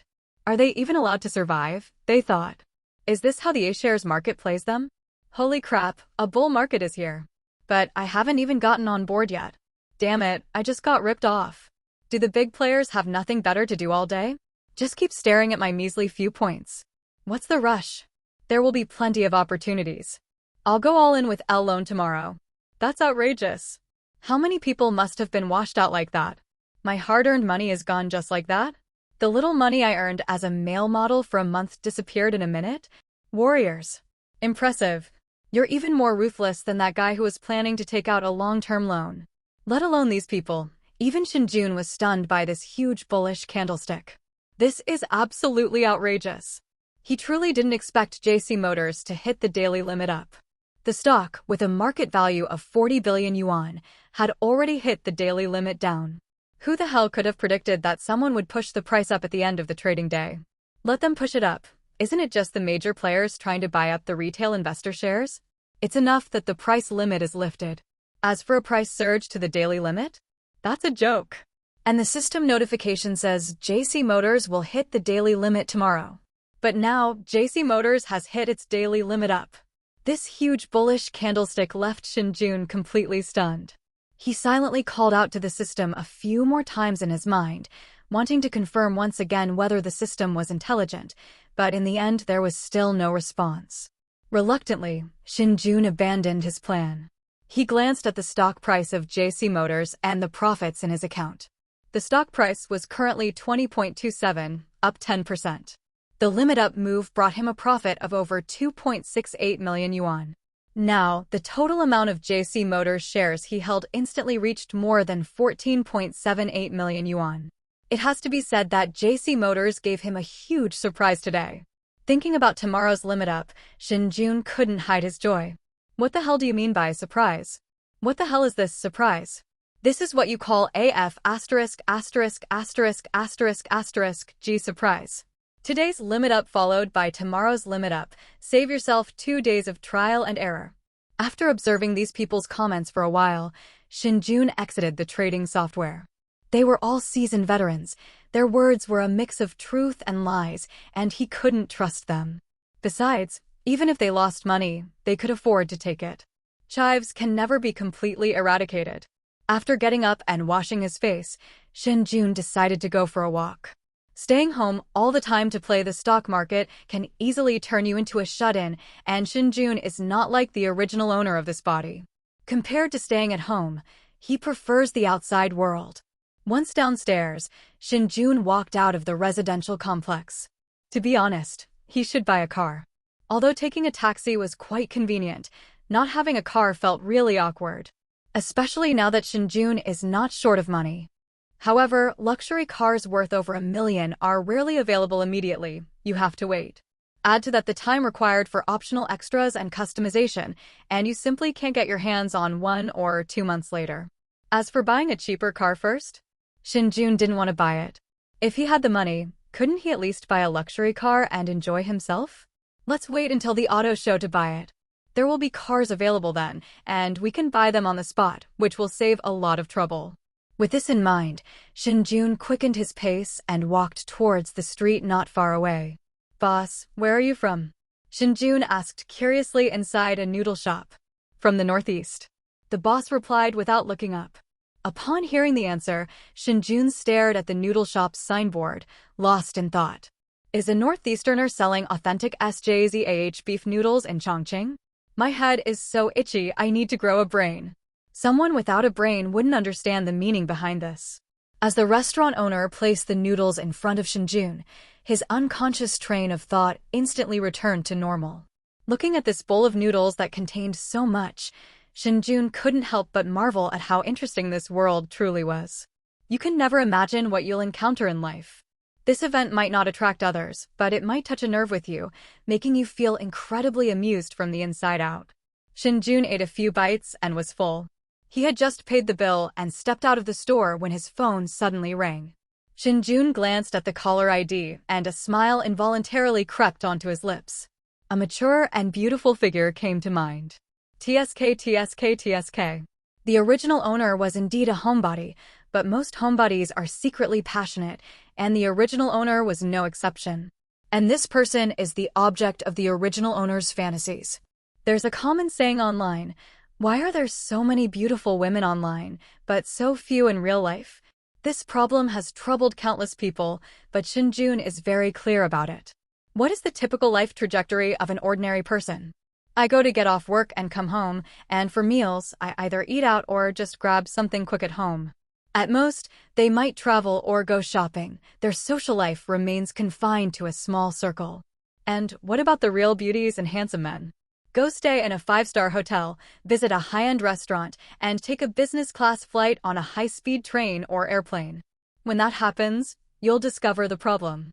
While these places may not necessarily attract a lot of beautiful women and handsome men compared to ordinary hotels, restaurants, and seats, the probability of encountering them is at least 200% to 300% higher. This is the difference brought about by social class. When you have money, you'll find that the world is truly wonderful, and people you wouldn't normally see will even take the initiative to come to you. And that was the case with the woman who called Shen Jun. She was a business manager at the bank. After Shen Jun received the 50 million yuan compensation, she kept in touch with him. Even after Shen Jun used all the money to buy a house, she didn't break off the contact. Instead, she would occasionally send Shen Jun small gifts. Oh, and most importantly, she's the one who opened Shen Jun's stock account. Hey, what's wrong, Sister Xiaowan? Although Shen Jun knew perfectly well why she was contacting him, well, people are like that. Brother Jun, just call me Wan Wan. I really don't deserve to be called sister. A gentle voice came from the other end of the phone. Although Shen Jun wasn't a novice, it has to be said that Xia Wan was truly a deadly person. Before Shen Jun could respond, Xia Wan's voice came again. Brother Jun, are you free tonight? I'd like to invite you to dinner. Shen Jun did not refuse. He replied, okay, what time? Where to? 8 o'clock tonight, Yashwan Hotel, Junji. See you there, Xia Wan replied softly. After hanging up the phone, Shen Jun took a taxi home. He knew perfectly well why Xia Wan was contacting him. His trading account was opened by Xia Wan, which meant that Xia Wan was definitely aware of the funds Shen Jun controlled. Given the amount of money he currently had, how could Xia Wan not take the initiative to reconnect? If Shen Jun suddenly switches brokerages, Xia Wan won't even know where to cry. 7:50 p.m. Private room at Yashwan Hotel. Brother Jun, it's been a long time. A young woman dressed in a black business suit with a white shirt, black stockings on her shapely thighs, and black high heels of 8 or 9 centimeters on her feet reached out her hand to Shen Jun.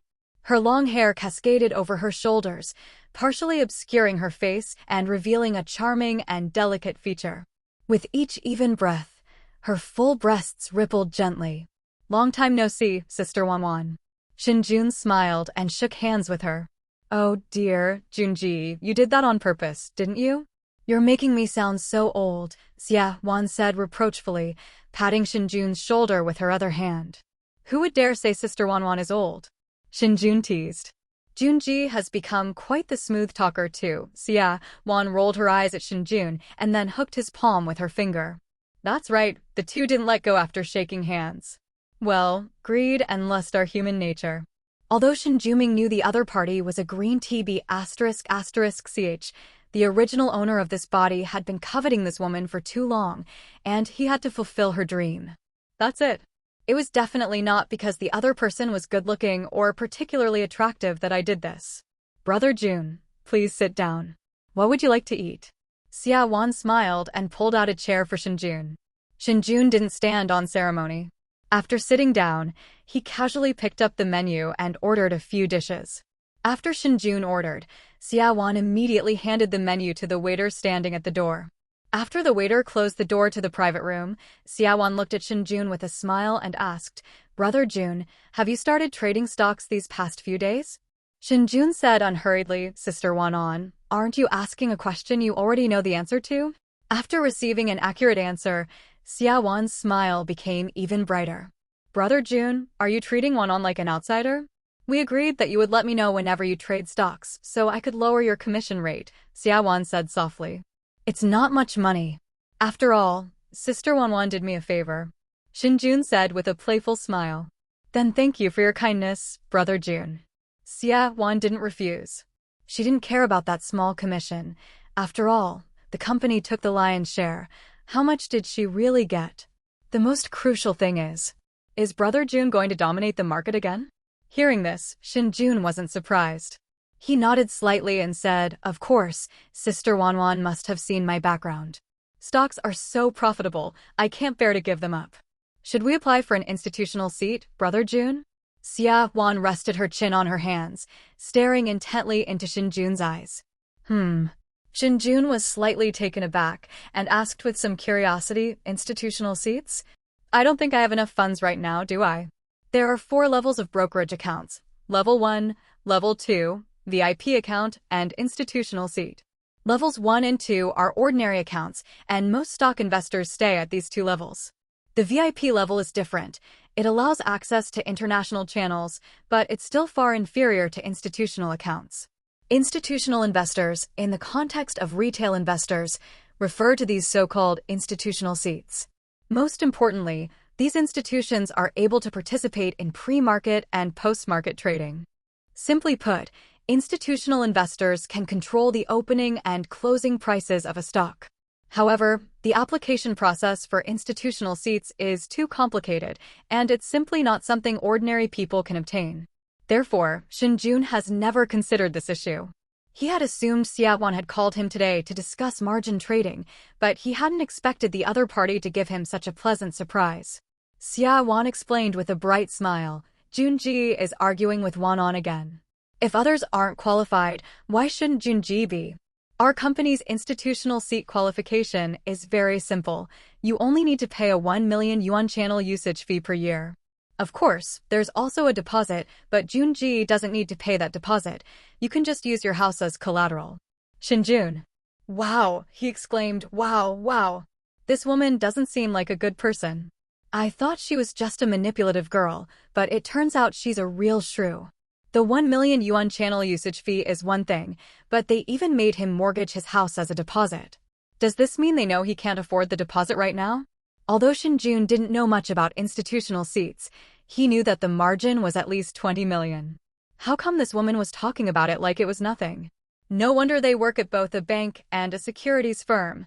They're double-dipping.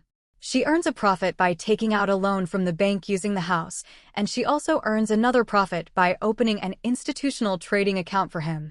It really is. Ox. Shen Jun was starting to admire this woman. It was no wonder he was so infatuated with her. Her level of skill was truly impressive. Damn it, he thought it was a surprise, but it turned out to be a shock. It's not that Shen Jun didn't want to get an institutional seat, but this woman's intentions were too obvious. If he got her under his control, he'd be in big trouble later. But, seeing Xia Wan's eager gaze, Shen Jun smiled and said, "It's not impossible, but let's wait a bit." Opening an institutional account so soon after entering the stock market is a bit too much of a leap. Hearing this, Xia Wan wasn't discouraged. She asked softly, "Does Brother Jun have any ideas about margin trading? I see that Brother Jun's recent returns are really good." "Of course, how much can Sister Wan On give?" Shen Jun asked casually. "How about 5 times?" Shen Jun. According to national regulations, the maximum leverage ratio of securities companies is 1-to-1, meaning that the ratio of the investor's own funds to the leverage funds provided by the securities company is 1-to-1. The maximum leverage ratio for circumventing regulations is 1-to-2. And this woman immediately asked for 5 times the price. That's absolutely outrageous. "Aren't you afraid I'll lose all my money?" Shen Jun asked tentatively. Xia Wan smiled and said, "Brother Jun, stop joking. Your trading success rate is ridiculously high, and even if you really lose, it's not a big deal. Brother Jun still has a few houses, right?" Shen Jun. "NM. That woman is definitely not a good person. They didn't even bother to hide it. He currently has nearly 50 million yuan in cash and real estate, and Xia Wan provided him with a 5-fold leveraged loan. Although the leveraged amount is slightly more than his total assets, what is the brokerage firm doing? Are they willing to suffer a loss?" In other words, Xia Wan's conditions were only based on the money he had. If Shen Jun were still the same nerdy guy he was back then, Xia Wan would definitely treat him like a dog. Absolutely. Fortunately, Shen Jun wasn't the original owner of this body. Furthermore, Shen Jun also needed this 5-fold leverage. Although the system only predicts 1 stock per day, it's better to be prepared. He could afford the small amount of interest. If one day the system suddenly predicts other things or extra stocks, and you don't have enough principal, resulting in less profit, that would be terrible. That wouldn't be something that a little interest could make up for. Only. "Sister Wan, how is the interest calculated for margin financing?" Shen Jun asked casually. Hearing this, Xia Wan was secretly pleased, but she didn't show it. She simply replied softly, "Generally, brokerage firms default to an annual interest rate of 8.35%, but that's for a 1:1 leveraged loan. For a 1:5 leveraged loan like this, the minimum annual interest rate is 10%. 10% annual interest rate." Shen Jun repeated the word interest, but didn't say anything else. "Brother Jun, there's no rush. How about we eat first? I'll explain everything to you in detail in the room after we finish eating," Xia Wan said coquettishly. Okay, let's eat first." Shen Jun nodded in agreement. Bathroom. "Oh dear, my clothes are all wet." Xia Wan exclaimed in surprise. "It's okay, I'll buy it for you. Go take a shower first.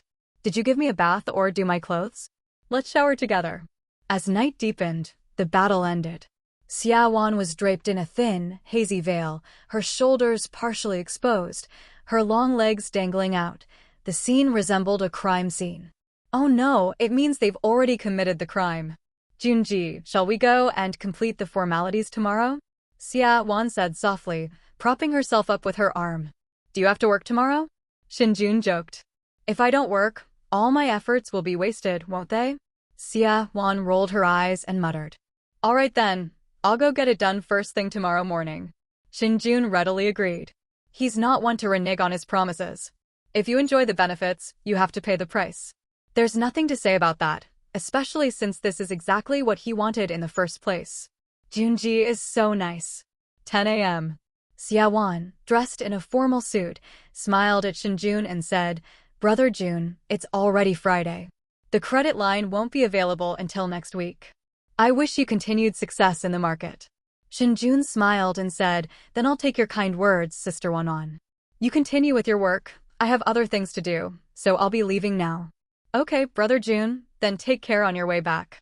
Xia Wan didn't care about Shen Jun's ruthlessness. It was just a mutually beneficial arrangement.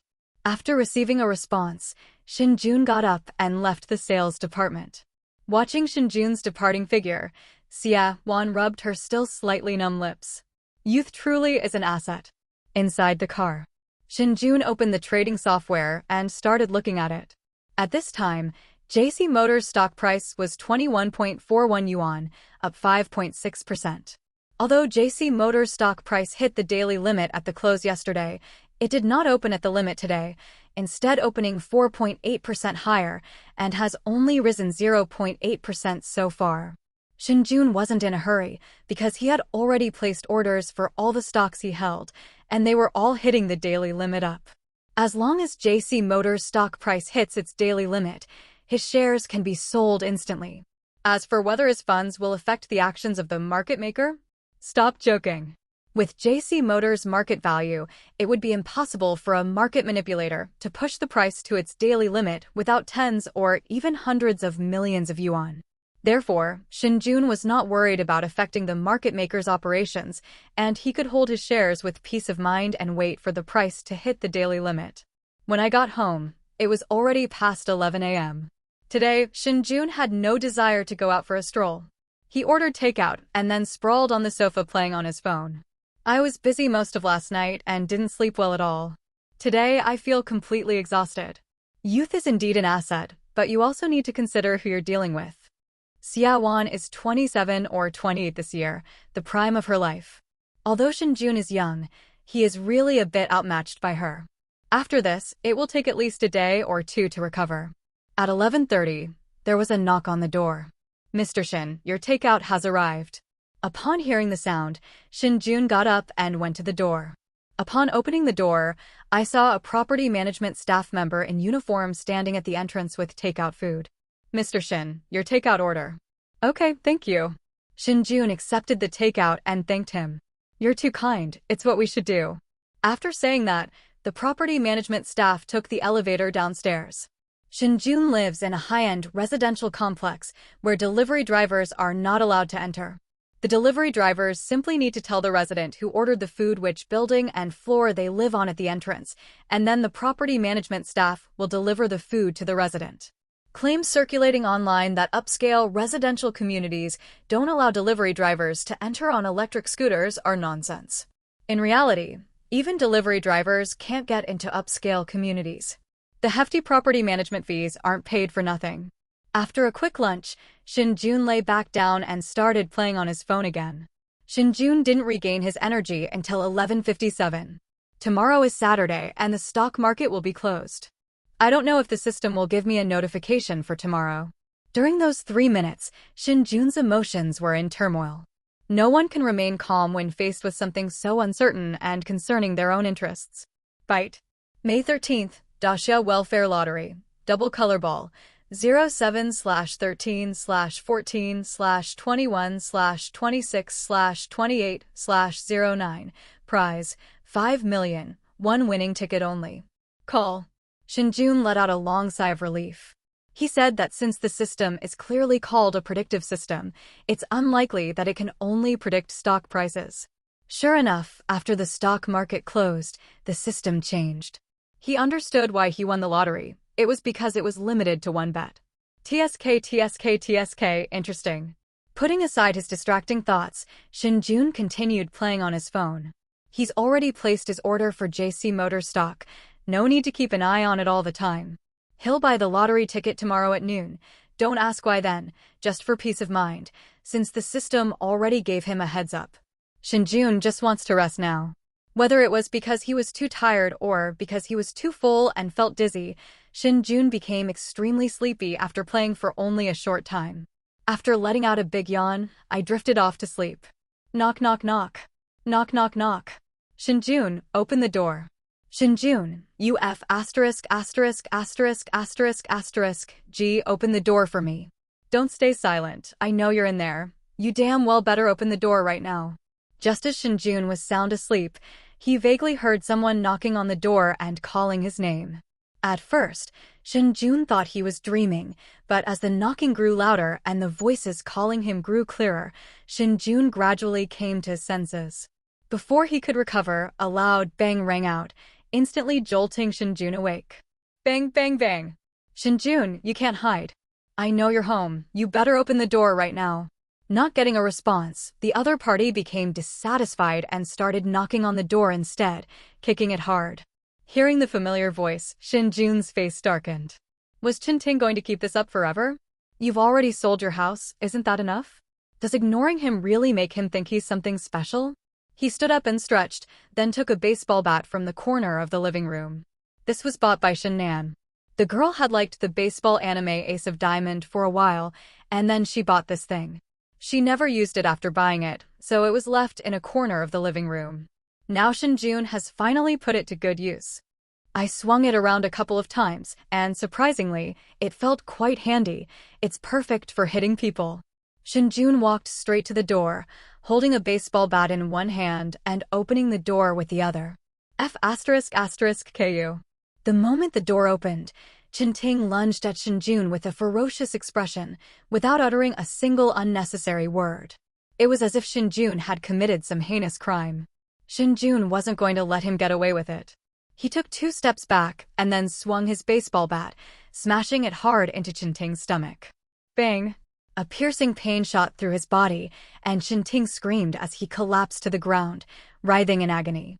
Shen Jun didn't stop and continued to punch and kick Ting, who was lying on the ground, avoiding vital points and hitting wherever it hurt. Dealing with this kind of scum requires a firm hand. Otherwise, this matter will really never end. Stop. Stop hitting him. Shen Jun, stop hitting him. I'll call the police if you keep hitting him. Just as Shen Jun was focused on dealing with Ting, Yang Lianrong suddenly rushed in from outside the door. Without saying a word, Shen Jun pushed her to the ground and then kicked Ting a few times to vent his anger. Ever since he transmigrated here, these two have been causing him trouble. He's explained himself so clearly, why can't they understand? Does he really think Shen Jun has no temper? At this moment, Ting was in so much pain that he could barely breathe. He lay on the ground, groaning weakly, unable to utter a single word. Shen Jun, you wait, I'm calling the police. I'm going to have you arrested. Yang Lianrong struggled to her feet, her hair disheveled, and roared. Heh. Shen Jun sneered, then pointed to the security camera in the hallway and said, see that? It records everything you just did. Call the police? When they arrive, who do you think is in the right? Besides, this is my house. Understand? You. Yang Lianrong was furious. She never expected Shen Jun to dare to hit someone, and so ruthlessly at that. Wasn't he afraid of offending all the elders in the family? What do you mean? What do you mean? What do you mean? Get your hands on Ting and get the hell out of here. Don't ever bother me again, or I'll beat you every time I see you. Shen Jun threatened Yang Lianrong, waving his baseball bat in his hand. Fine, fine, I'd like to see how you get out of this. Although Yang Lianrong was a little scared, she still said those harsh words defiantly. Shen Jun didn't care at all. They've already set their sights on his house. What's the point of trying to clean up the mess? He had seen plenty of shameless people, but he had never seen anyone as shameless as Ting and Yang Lianrong. It's still self-interest that moves people's hearts. Shen Jun. You just wait. You be asterisk asterisk asterisk asterisk asterisk D. I won't let you go. I won't let you go. Supported by Yang Lianrong, Chen Ting slumped over and said fiercely, "Do you think I'd actually give you that much face?" Shen Jun's anger was reignited by these words. Is this guy really willing to risk his life for money? Since that's the case, Shen Jun didn't hold back anymore and kicked Shen Ting's body with a running start. Bang! Bang! Because Yang Lianrong was supporting Shen Ting's arm with some force, Shen Jun's kick sent both of them flying. Aya! Shen Jun, I'll fight you to the death. Yang Lianrong instantly lost her mind. Ignoring the pain, she got up and pounced on Shen Jun. Plan. Shen Jun had no idea what it meant to cherish a beautiful woman, and Yang Lianrong didn't deserve that title either. With one kick, she fell to the ground again. Mr. Shen, are you all right? Just then, several figures rushed out of the stairwell in a panic. Looking at the uniformed staff, Shen Jun pointed at Chen Ting and Yang Lianrong lying on the ground and asked coldly, "How do you work? How did they get onto my floor without my permission?" Mr. Shen, I apologize. This was an oversight on our part. We intended to inform you when they arrived, but these two insisted that we do so, saying they were your relatives. Because these two gentlemen and ladies visited your place the day before yesterday, we took it upon ourselves to let them in. This is our responsibility, and we will certainly take responsibility. The leading staff member explained the situation immediately, then apologized and took responsibility. Hearing this, Shen Jun nodded. It was similar to what he had thought, but that wasn't a reason for the property management to let people in. However, Shen Jun did not intend to pursue any responsibility, as it was truly unnecessary. Most importantly, he was in a good mood, having vented his anger, and could forgive their slight inaction. I won't pursue your responsibility anymore. Take these two away now. Any problems that arise later are my responsibility. But in the future, you are not allowed to let any so-called relatives or friends in without my permission. You must call and ask me first. Do you understand? Shen Jun instructed. Okay, Mr. Shen, we'll take them away right away. The property management staff nodded quickly, and then several of them helped the two people into the elevator and downstairs. Shen Jun isn't afraid of the other party calling the police. At most, he'll just have to pay some compensation, which he doesn't need right now. Back in the living room, I washed my face and then sprawled on the sofa playing on my phone. He had no regrets about hitting them. Those two just deserved to be taught a lesson. Although Shen Jun felt that the other party might not learn their lesson from being beaten this time, he was just happy to make them realize that he was no longer the same Shen Jun he used to be. As for whether Chen Ting and Yang Lianrong will cause trouble again, Shen Jun didn't care anymore. At worst, he would just move. The world is vast. Where can't you go if you have money? It's not worth getting upset over such trivial matters every day. 2:30 p.m. JC Motors' stock price began to fluctuate, gradually rising from plus 6% to plus 8.5% before slowing down. The investors immediately started making a huge fuss again. There were all sorts of opinions, but not a single person revealed their results. Well, the reason why retail investors are retail investors is because they are too easily influenced. As soon as the stock price fluctuates, they become restless as if they have been stimulated. Buying at the high and selling at the low are the most common practices. Otherwise, there wouldn't be some comments online saying that the leaks retail investors in the A-share market are the best leaks in the world. They're incredibly skilled at buying high and selling low. Shen Jun expressed that he did not understand but respected other people's opinions. Maybe they just enjoy losing money? TSK. As time passed, JC Motors' stock price surged to its daily limit at 2:50 p.m. The rise was relatively stable, without any significant fluctuations. Shen Jun stocks were all successfully traded the moment they hit the daily limit. Shen Jun glanced at the funds in the account and nodded in satisfaction. At this moment, the total amount of money in his account is more than 16.43 million. Compared to the 12.3 million yuan invested before purchasing JC Motors stock, the profit this time is over 4.13 million yuan. 3 consecutive limit-up days. He's already very satisfied with the profits. May 13th. Saturday. 11:59 a.m. Boss, I'd like to buy a lottery ticket for the double colorball lottery. Numbers 07, 13, 14, 21, 26, 28, and 09. Then I'll randomly select 4 more numbers. The money is transferred to you, Shen Jun said immediately after scanning the QR code at the lottery shop. Okay, the idol boss immediately replied. This lottery shop is located not far from the residential area, but for some reason, very few residents come here to buy lottery tickets, and it's unclear how the shop owner has managed to keep it running. The boss wasn't very old. He looked to be in his early 30s. Just as the lottery shop owner was printing out the tickets, the time struck exactly 12. Bite. On May 14th, in the men's restroom of the Wudu bus station, 5 kilograms of rock sugar, worth 10 million yuan, were found. Shen Jun. What is that? Crystal sugar? 5 kilograms for 10 million? And it's happening inside the bus station toilet. Are you kidding me? No, no, no. Rock candy? Ice cream, perhaps? Shen Jun immediately took out his phone to search for the price of iced tea. Good heavens, he was shocked to find that it cost as much as 1,800 to 2,500 yuan per gram. The case is solved. The rock candy the system suggested was actually iced tea. At this price, you can't go wrong. Damn, isn't this system a bit too much? Even if it's not explained clearly, how could an ordinary person like him possibly handle this? Putting aside the sale, if he actually takes this thing away, there will be even more trouble later. Who knows? I might lose my life any day now. Anyone who dares to touch this stuff is a desperate thug. Is that someone Shen Jun can afford to offend? Seriously, I'm speechless. He won't get that 10 million anymore, sigh. After letting out a long sigh, Shen Jun felt somewhat helpless. The system isn't even smart, it's practically mentally challenged too. What can we do? Hey buddy, the ticket's printed, here you go. Upon hearing the shop owner's words, Shen Jun stood up, walked over, took the ticket, and then turned and left the lottery shop. Walking down the street, Shen Jun fell into deep thought.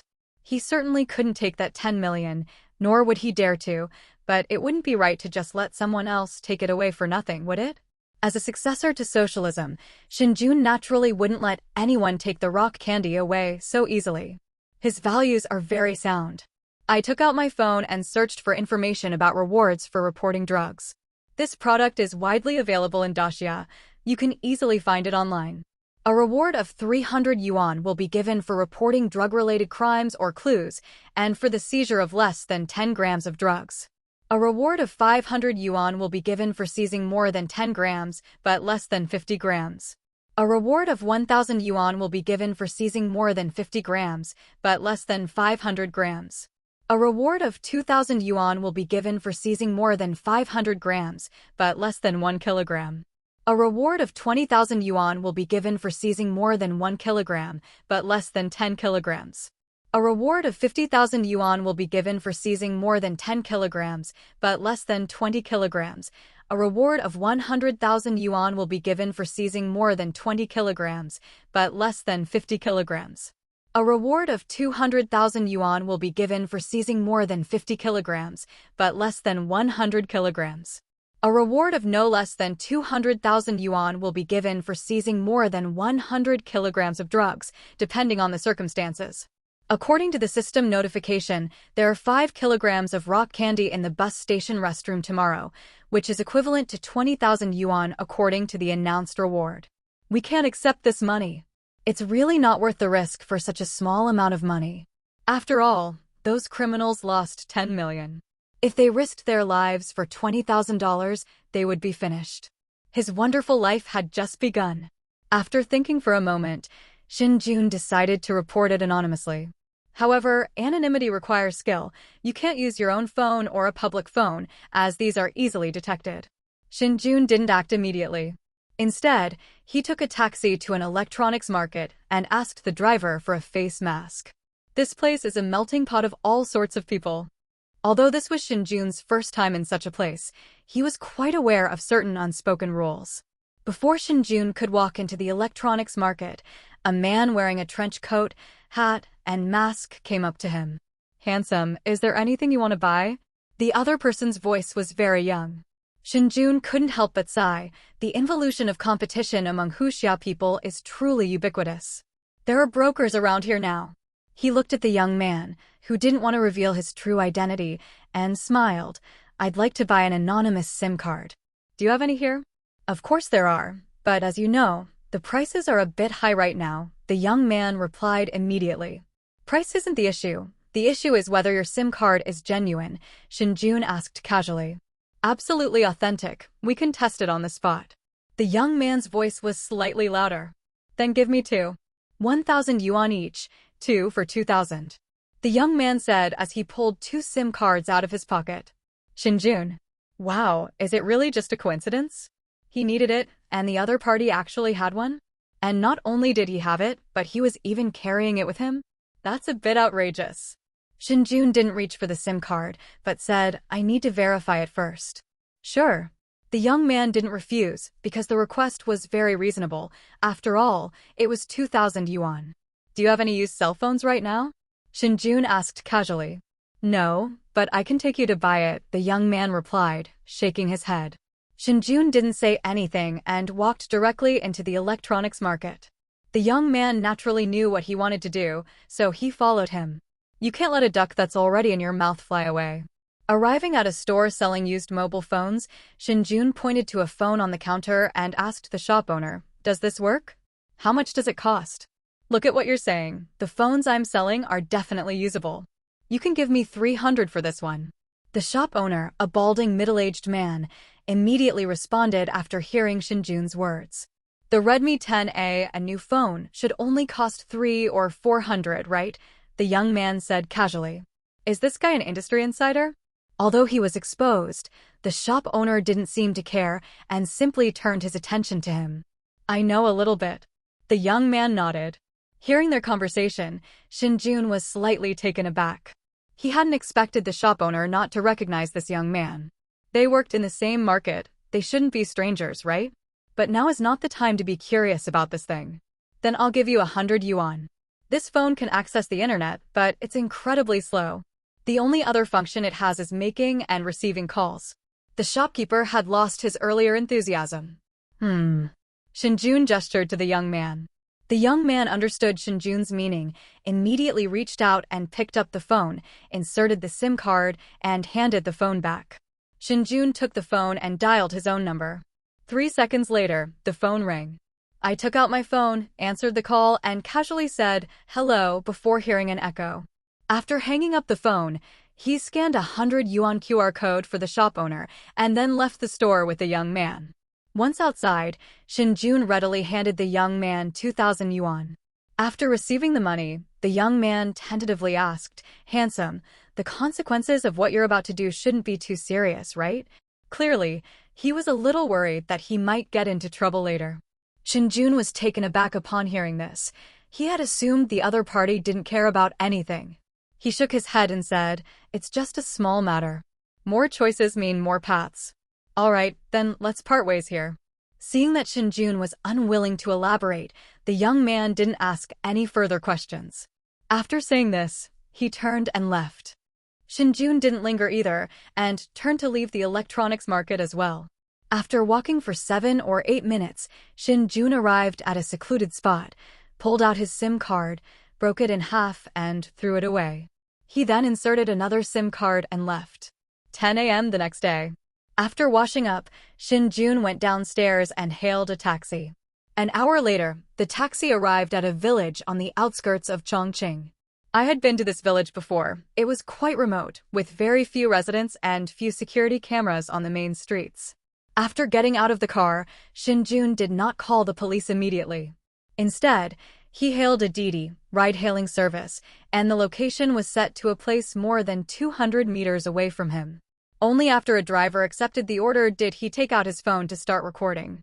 After recording, he used a voice changer to change his original voice into a neutral tone. Then he used the second-hand phone he bought yesterday to call the police. Hello, Chongqing 110. The moment the call connected, Shen Jun played the pre-prepared recording. Hello, I need to report a crime.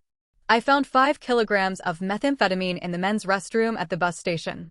Please go there immediately and remove it. The moment the recording finished playing, Shen Jun immediately hung up the phone, then took out the SIM card, broke it in half, and threw it into the grass. Next, he smashed the phone and threw it away as well. After walking for a little over 2 minutes, Shen Jun saw a Toyota Corolla coming from another direction. Shen Jun waved to the other party, and after the car stopped, he exchanged the last 4 digits of his phone number with the driver before getting in and leaving. Sitting in the car, Shen Jun let out a long sigh of relief. It's no wonder he's so cautious. The situation regarding drugs in Dacia is far too strict. There is no country in the world with a stronger anti-drug campaign than Dacia. You said Shen Jun only called the police. There was no need to make it so complicated? Stop joking. Shen Jun simply can't explain how he knew there were drugs there. Of course, it wouldn't matter if he didn't say anything, because his previous schedule was always transparent, and even if he had a medical checkup, there wouldn't be any problems. But Shen Jun was still worried. If word gets out someday, he can't afford the consequences. The best approach would actually be to ignore the message from the system, but his upbringing prevented him from doing so.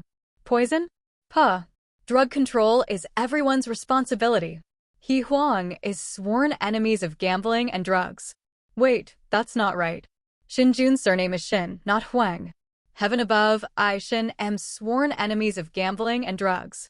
Actually, Shen Jun's actions weren't without risk, but what kind of thing does it without taking risks? Even if Shen Jun is found out, it doesn't matter. He did a good deed and didn't break the law. The police won't keep targeting him. Chongqing Police Station. The male dispatcher looked completely bewildered when he heard the phone being hung up. What did he hear? 5 kilograms of methamphetamine were found in the men's restroom at the bus station. 5 kilograms of iced tea? The dispatcher, realizing what had happened, jumped to his feet and shouted, "Captain, Captain, I have a report that 5 kilograms of methamphetamine were found at the bus station." Are you sure? Upon hearing the dispatcher's question, a middle-aged man in a police uniform immediately ran over. Confirmed. Please listen to what the caller has to say. After saying this, the dispatcher handed the headset to the middle-aged man in police uniform. The middle-aged man immediately took the earphones and listened carefully to the recording. 10 seconds later, the middle-aged man's expression shifted between light and dark. This is a recording. The voice has been altered. Before the dispatcher could respond, the middle-aged man continued, "Don't worry about this. I'll call the narcotics squad and have them come over. It's better to be safe than sorry." And this person's statement is too absolute, 5 kilograms? If it's true, there's definitely something fishy going on. The anti-drug squad might be about to catch a big fish. Yes. The middle-aged man then took out his phone and started making calls. "Hey, Lao Wang, I received a call reporting that 5 kilograms of methamphetamine were found in the men's restroom at the bus station, but the caller made the call using a recorded message. Therefore, I'm not sure if it really exists there, but since the other party mentioned 5 kilograms, I feel that the information they provided is most likely true." As soon as the middle-aged man finished speaking, an excited voice came from the other end of the phone. "I understand. I'll send people right away. No, I'll lead the team myself. It's better to be safe than sorry. If there really are 5 kilograms of drugs, that's a big deal. All right, I've got this favor in mind. I'll hang up now and take my men over there." It was exactly 12 o'clock noon. Inside a ride-hailing vehicle. Bite. On May 15th, iFlyTech stock price rose 10.02%. Upon hearing the familiar voice, Shen Jun instinctively opened the trading software. iFlyTech's current market capitalization exceeds 80 billion yuan. Its share price closed at 33.5 yuan per share last Friday, a change of minus 0.65%. Looking at the information displayed on the trading software, Shen Jun scratched his head, unsure of what to say. This system is seriously idiotic. Tomorrow is Monday, and iFlyTech is also expected to hit its daily limit up tomorrow, but he can only buy the stock tomorrow. If this stock opens lower tomorrow, that's fine. But if it opens higher, should I buy it or not? If I were to buy, how many should I buy? The A-share market operates on a T+1 trading system, meaning stocks bought today can only be sold tomorrow. He knows how iFlyTech stock price will rise tomorrow, but he has no idea how it will rise the day after. If his stock price were to plummet to its daily limit the day after tomorrow, Shen Jun would have nowhere to turn to for help. It really is. He sighed deeply, realizing he had no good solutions and could only hope things would work themselves out. Let's see what the opening price of the stock is tomorrow. If it opens higher, buy less. If it opens lower, buy more. Handsome, we've arrived at Guangyuan Street. The driver's voice interrupted his thoughts. Okay, thank you. After paying the bill on his phone, Shen Jun got out of the car. Without stopping, he hailed another taxi. As for why? Driver, to the bus station. Okay. 10 minutes later, Shen Jun arrived at the bus station in the foggy city. There's a saying online that's absolutely right. From a criminal psychology perspective, the vast majority of criminals tend to return to the crime scene to admire their masterpiece. Shen Jun's behavior perfectly embodies this statement. This temptation is truly irresistible, even for someone like Shen Jun who is a time traveler. I really couldn't resist. When he arrived at the opposite side of the bus station, the scene before him made his eyes widen in astonishment. More than a dozen police cars were parked on the road directly in front of the station, while the entrance and exit of the station were surrounded by more than a dozen uniformed and fully armed police officers. Seeing their actions of driving them away, Shen Jun understood that no one was allowed to enter or leave the entire bus station. Although he knew that the country's anti-drug efforts were extensive, he truly did not expect them to be this extensive. It's only 5 kilograms of drugs, yet at least 50 people must have been involved. No, there should be at least 100 people. They even surrounded the entire bus station. I have to say, that's really impressive. It's been over an hour since he called the police, and the officers are still there. They must have arrested someone important or obtained some evidence. Otherwise, the police wouldn't still be blocking off the entire bus station. TSK. He shouldn't have cursed the system last time. Although it didn't make him any money, it did provide him with some amusement. Shen Jun didn't go inside, but instead went to the front of the bus station to watch the commotion. A large crowd had gathered in the open space, with people thronging around, completely blocking the entrance to the station. The dense crowd formed a large circle, all talking amongst themselves. What's going on? Has someone killed someone? I don't know. I just came to the bus station to take a bus home, but I didn't expect they wouldn't let me in. With so many police officers, could it really be a murder? Logically, this shouldn't be the case. I've seen murder cases before, and the scene wasn't this chaotic. That's a serial murder case? Holy crap, buddy, you have such a wild imagination. Why don't you tell me why? So many police officers have been deployed, all armed. If it's not a murder or something, I really can't think of anything else. You know what? They might actually be arresting some criminal. Indeed, I've never seen such a large-scale crackdown on organized crime. They've had the bus station sealed off for over an hour and they still haven't caught him? Not necessarily. What if it's some kind of bomb or something? Yeah, if it's a bomb, then it makes sense. Maybe he's neither a murderer nor a bomber. Then tell me what it is? Aside from murders and bombings, how could we possibly mobilize so many police officers, fully armed at that? Our country doesn't have any terrorists. Besides murderers and bombs, there's another type of case. What? Poison. Holy crap. Holy crap. No way. That's reasonable, absolutely reasonable. What a talent. Which guy guessed it? Dare to step forward? You know so much about it, you weren't involved too, were you? As soon as those words were spoken, the surrounding crowd scattered with a whoosh, leaving only a young man standing there, somewhat bewildered and unable to move. Shen Jun also looked over curiously, wanting to know who had said those words.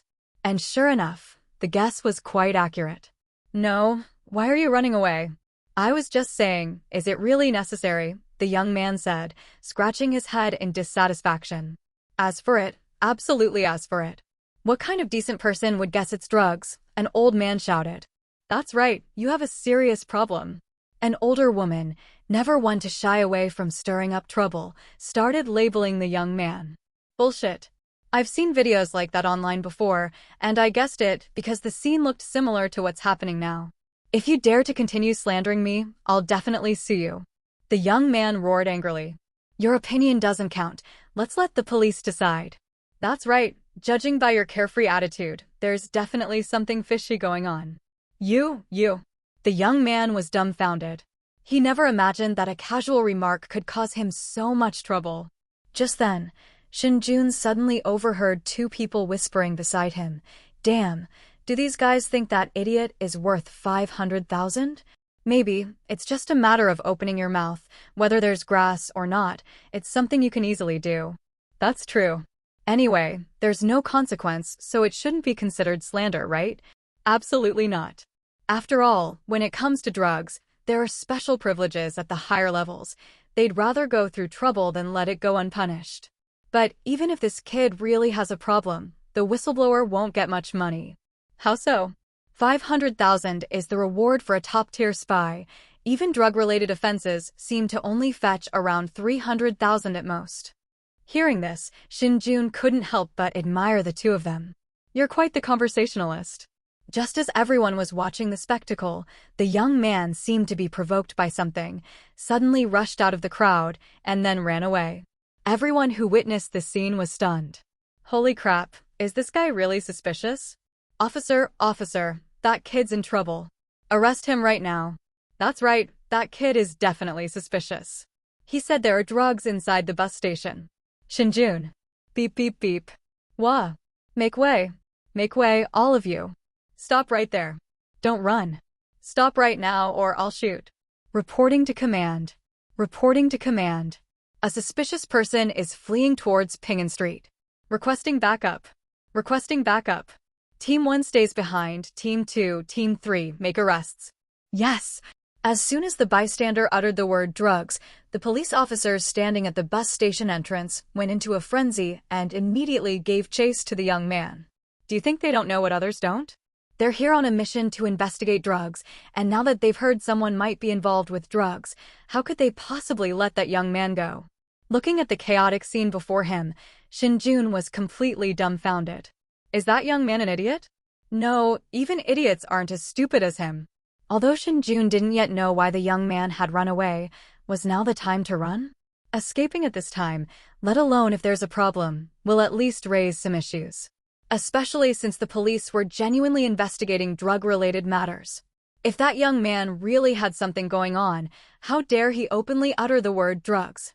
Even the old man on his birthday wouldn't hang himself like that. Are there really such brain-dead people in this world? Or is he just outdated? We're going to strike it rich. We're going to get rich.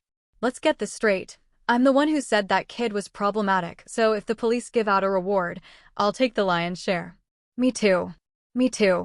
I'll point to that kid too. I already said it. Stop arguing. How about we split the prize money equally? Go to hell. You didn't say a word just now. I don't care how you argue, I said it first. I want half of the bonus. On what grounds? Would you dare say that if it weren't for us? That's right, it's just opening their mouths as if no one has been identified. Shen Jun was speechless after hearing these words. How incredibly audacious are they? They haven't even caught the person yet, and it's still uncertain whether the young man is even involved in any trouble, but this group of people are already arguing over an uncertain reward. Unbelievable. Just as everyone was arguing, several middle-aged police officers in uniform walked over. Before the police officers could even ask any questions, several elderly men and women immediately jogged over to them and offered their explanations with great enthusiasm. It seems these elderly men and women are eager to claim all the credit. Shen Jun didn't join in the fun. He wasn't an idiot. I came here just to watch the excitement. If I become the center of attention, I'm doomed. However, he did not leave immediately. This was the most crucial moment, and everyone was waiting to see how things would develop. If he left now, he might attract attention. He stood there quietly, watching the elderly men and women explain to the middle-aged policeman, as if he were a stranger to the world. There are quite a few people like him, but that's normal. Not everyone likes to be the center of attention. After the elderly men and women finished their explanations, one of them tentatively asked, "Officer, if that kid really has a problem, will we get a reward?" Upon hearing this, a middle-aged policeman chuckled. "Yes, if you catch that kid and he really has something going on, you'll definitely get a reward." That's good. Hearing this, the elderly men and women patted their chests in relief. All right, everyone, stop gathering here. The bus station will open soon. You can get on your buses. After saying this, the middle-aged policeman left the scene with his men. 5 minutes later, the police officers at the bus station all drove away, and the crowd that had gathered there dispersed. Shen Jun also left the place, walking among the crowd. This world is just so absurd. You never know when a complete idiot will suddenly appear. If that kid really has a problem, that would be for the best. That way, Shen Jun would be even safer. 9:15 p.m. Shen Jun sat on the sofa, constantly refreshing the page to see the lottery results. After refreshing the page countless times, the results of the double color ball lottery were finally updated. Unsurprisingly, the winning numbers were 07.13.14.21.26.28-09, and the prize money was exactly 5 million. Although the system's previous messages hadn't been wrong, Shen Jun still couldn't resist wanting to verify them with his own eyes. Now I can rest assured. The next morning, after pre-market trading, iFlyTech stock price was 32.73 yuan per share, a change of minus 2.3%. At this moment, Shen Jun could control 76.43 million yuan, of which 60 million yuan was leveraged. However, this money was controlled by two accounts, one of which was Shen Jun's own account, and the other was provided by Xia Wan. When the agreement was signed last Saturday, Xia Wan provided Shen Jun with leverage of 12 million yuan. Such a leverage ratio would be difficult for anyone else to achieve, but it was a piece of cake for Xia Wan. He didn't even ask Shen Jun to pay a deposit, which was outrageous. Or rather, Xia Wan was extremely confident. She was absolutely certain that Shen Jun wouldn't run away after losing money. To be honest, Shen Jun really admired this woman. They're daring, willing to take risks, and open-minded. They deserve to make money. As Zhang Xiafeng aptly put it, if you want to make a name for yourself in the financial industry, you have to be willing to go all out. Xia Wan is a perfect example of this. They were willing to take risks, and that's why they made money. It has to be said that high-end industries often solve problems using the most primitive methods. Pulling himself back to reality, Shen Jun immediately started placing orders. Although he wasn't sure if the stock would continue to fall after the market opened, Shen Jun didn't care. As long as the profit exceeded 10%, that was enough. Even if the stock price fell tomorrow, it wouldn't matter. He could just earn a little less. Shen Jun placed an order for 3,000 lots at 32.5 yuan per share, with a total value of over 9.7 million yuan. He'd place a buy order as a safety net. If iFlyTech's stock price surged after the market opened, Shen Jun wouldn't be discouraged. Even a smaller profit was still a profit. And if iFlyTech's stock price fell after the market opened, Shen Jun would buy it again later. Overall, the focus is on stability and prudence. Since the system wasn't working properly, Shen Jun had no choice but to find a solution himself, and there was nothing to complain about. With this rate of return, Shen Jun can swear that it absolutely surpasses that of more than 99% of people in the country. As for the remaining 1%, they have their own ways of making money. It would be impolite to explain them too clearly. In the blink of an eye, the A-shares market opened. iFlyTech's stock price plummeted, plunging straight down the moment the market opened. Minus 2.3%, dash 2.9%, dash 3.5%, dash 4.1%. The 3,000 lots that Shen Jun had listed were completely useless. The transactions were completed immediately after the market opened. Seeing this, Shen Jun did not hesitate and placed another buy order. However, this time Shen Jun's scale was much smaller. Each transaction involves buying in increments of 1,000 lots. Whether it was because Shen Jun bought too many shares or because the market maker had accumulated enough, a large amount of capital poured in when iFlyTech's stock price fell to minus 6.2%. 3,000 moves, 5,000 moves, 10,000 moves, 20,000 moves. With such a large influx of funds, iFlyTech's stock price soared like a rocket. Minus 5.5%, dash 5.0%, dash 4.3%, dash 2.4%, plus 0.2%, plus 1.5%, plus 3.6%, plus 5.8%, plus 7.6%, plus 10.02%. A large bullish candlestick shot straight into the sky. In less than a minute, iFlyTech's stock price jumped from minus 6.2% to the daily limit. This is iFlyTech, a company with a market value exceeding 80 billion yuan. The bookmaker's power is simply outrageous. Shen Jun stopped buying the moment the stock price rose.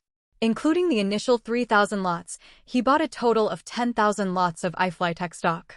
The average purchase price was 32.16 yuan per share, the average price change was minus 4.0%, and the total price was over 32 million yuan. Based on iFlytek's current stock price hitting the daily limit, Shen Jun's total profit from this operation is over 4.6 million yuan, almost reaching 4.7 million yuan. Looking at the profits displayed on the trading software, Shen Jun wasn't particularly happy. I got a little carried away just now. I shouldn't have bought so much. Although iFlytek's stock price exceeds 80 billion, its turnover rate is relatively low, at only 6%, and the trading volume is only over 5 billion. Of course, this percentage of turnover is already very high for ordinary stocks, but it is really low for a stock that has hit its daily limit. It's only because iFlytek's market value is high enough that Shen Jun might have really been buried this time. In the stock market, even a small pebble can cause a ripple. With a deep sigh, Shen Jun reminded himself that he must never get carried away when buying stocks in the future, or there would definitely be problems later. After exiting the trading software, Shen Jun quickly washed up and left his room. Time to claim my lottery winnings. Chongqing Welfare Lottery Issuance Center. Shen Jun had assumed that this place would be at least somewhat crowded, if not teeming with people. But the truth is that there were hardly any people in the entire lottery distribution hall. Apart from a few staff members, there were only 2 young people dressed in casual clothes and wearing sunglasses. It's so deserted. This is completely contrary to Shen Jun's understanding of the prize redemption center. However, this also proves one thing: buying lottery tickets really can't make you rich. It's fine to play around with it, but don't spend a lot of money on it. You won't get any savings. Just as Shen Jun was about to go to the staff to claim his prize, the 2 young men in casual clothes suddenly stood up and walked towards him. Seeing this, Shen Jun was slightly taken aback. What was going on? Were they planning a robbery? In broad daylight, under the clear sky. How dare they? It turned out he was overthinking it. After the 2 young men walked up to Shen Jun, they immediately asked in a low voice, "Hey buddy, how much money did you win?" "This has nothing to do with you, does it?" Shen Jun retorted. "Don't misunderstand. We mean no harm." One of the young men quickly waved his hand and explained, "It's like this. If your lottery winnings are high enough, we plan to buy the ticket from you. If the winnings are low, then forget it." Shen Jun. Good grief. The jokes on the internet are becoming reality? He had seen similar videos online before, but no blogger recommended selling lottery tickets. It's not that buying and selling lottery tickets is illegal, but rather that it can easily lead to trouble later on. Normally, a 20% tax is levied on lottery winnings, but the prices paid by buyers far exceed the actual value of the winnings. How can there not be a problem here? Of course, Shen Jun wasn't afraid of other problems, but he was worried that the other party's money might be of dubious origin. At that point, it wouldn't just be a matter of money anymore. Therefore, Shen Jun had no intention of selling the lottery tickets. He didn't need the money anyway, so why create trouble for himself? Just as Shen Jun was about to shake his head and refuse, the young man seemed to understand his concerns and explained again, "Buddy, don't worry, we are genuinely buying this. If you really want to sell, we'll transfer the money to you directly through the bank next door, and it will be considered a gift. We'll also cover the 20% personal income tax. Can you rest assured now?" Shen Jun. Speechless. I really have nothing to say. By following this entire process, he made a fortune without taking any risk whatsoever. Because money transferred through legitimate banks is always clean, and the recipient even pays 20% personal income tax on the gifted funds, the money is even cleaner. As for what people do after buying lottery tickets, what does that have to do with Shen Jun? As long as his money is from a legitimate source, that's fine. Sure enough, online jokes are just jokes. People who actually want to buy lottery tickets aren't that foolish. Shen Jun looked at him with interest and said, "I won 5 million with this lottery ticket. How much can you contribute?" Upon hearing this, smiles immediately appeared on the faces of the 2 young men. After exchanging a glance, the one who had spoken first confidently stated, 6 million. "If you agree, we can go to the bank next door right now to transfer the money." "I have no reason to refuse," Shen Jun said, shrugging. "Okay, buddy, let us confirm if your winning numbers are real," another young man said. Shen Jun took a step back, then pulled the lottery ticket out of his pocket, doing so in case they suddenly came over to snatch or tear it up. The two young men understood Shen Jun's concerns and therefore did not approach him. After confirming the authenticity of the lottery ticket, one of the young men immediately said, "Shall we go to the bank now to transfer the money?" The two did not take the lottery ticket to the counter for verification because there was no need. To put it simply, even if Shen Jun is a swindler, they have ways to make him return the money. That's how confident I am. Okay, but you can only go alone, Shen Jun stated his request. No problem. The young man readily agreed, and the other young man also wisely returned to his original seat. Seeing this, Shen Jun felt relieved. The two then walked out of the lottery center's lobby and headed towards the bank a few dozen meters away. Hey buddy, my name is Lei Xian. Xian is made up of 3 gold characters. What's your name? The young man suddenly asked on the way. Shen Jun, the Jun in a hair's breadth dot. Shen Jun replied casually. After learning Shen Jun's name, Lei Xian quieted down. The two soon arrived at the bank lobby. There weren't many people in the bank at the time. Before Shen Jun could speak, Lei Xian led him inside. The security guards and other salespeople standing at the door did not stop him, as if they knew Lei Xian. Don't worry, buddy. Large transfers aren't processed at the counter, Lei Xian suddenly explained to Shen Jun. Shen Jun smiled and nodded, saying, I know, I've done it. Huh. Lei Xian was slightly taken aback, then chuckled and said, I was blind to your stature. Lei Xian had just felt that buying the lottery ticket had gone too smoothly, and Shen Jun's expression had remained stable from the beginning until now, as if 6 million yuan couldn't stir any emotion in him at all. The case has been solved. It turns out the person in question was actually quite wealthy. However, this makes sense. Only wealthy people can remain calm when faced with such a huge sum of money. An ordinary person would never be so rational and calm. Shen Jun smiled, but didn't reply. There was no point in replying anyway. It was fine if the other person was making fun of themselves, but it would be a problem if he took it seriously. Lei Xian didn't say anything more, and the two quickly arrived at the door of an office. Uncle Zhang, process a transfer for me, 6 million, as a gift. I'll cover the taxes. Lei Xian didn't even knock. He just pushed the door open and walked in, then made his request to the middle-aged man sitting in the office chair.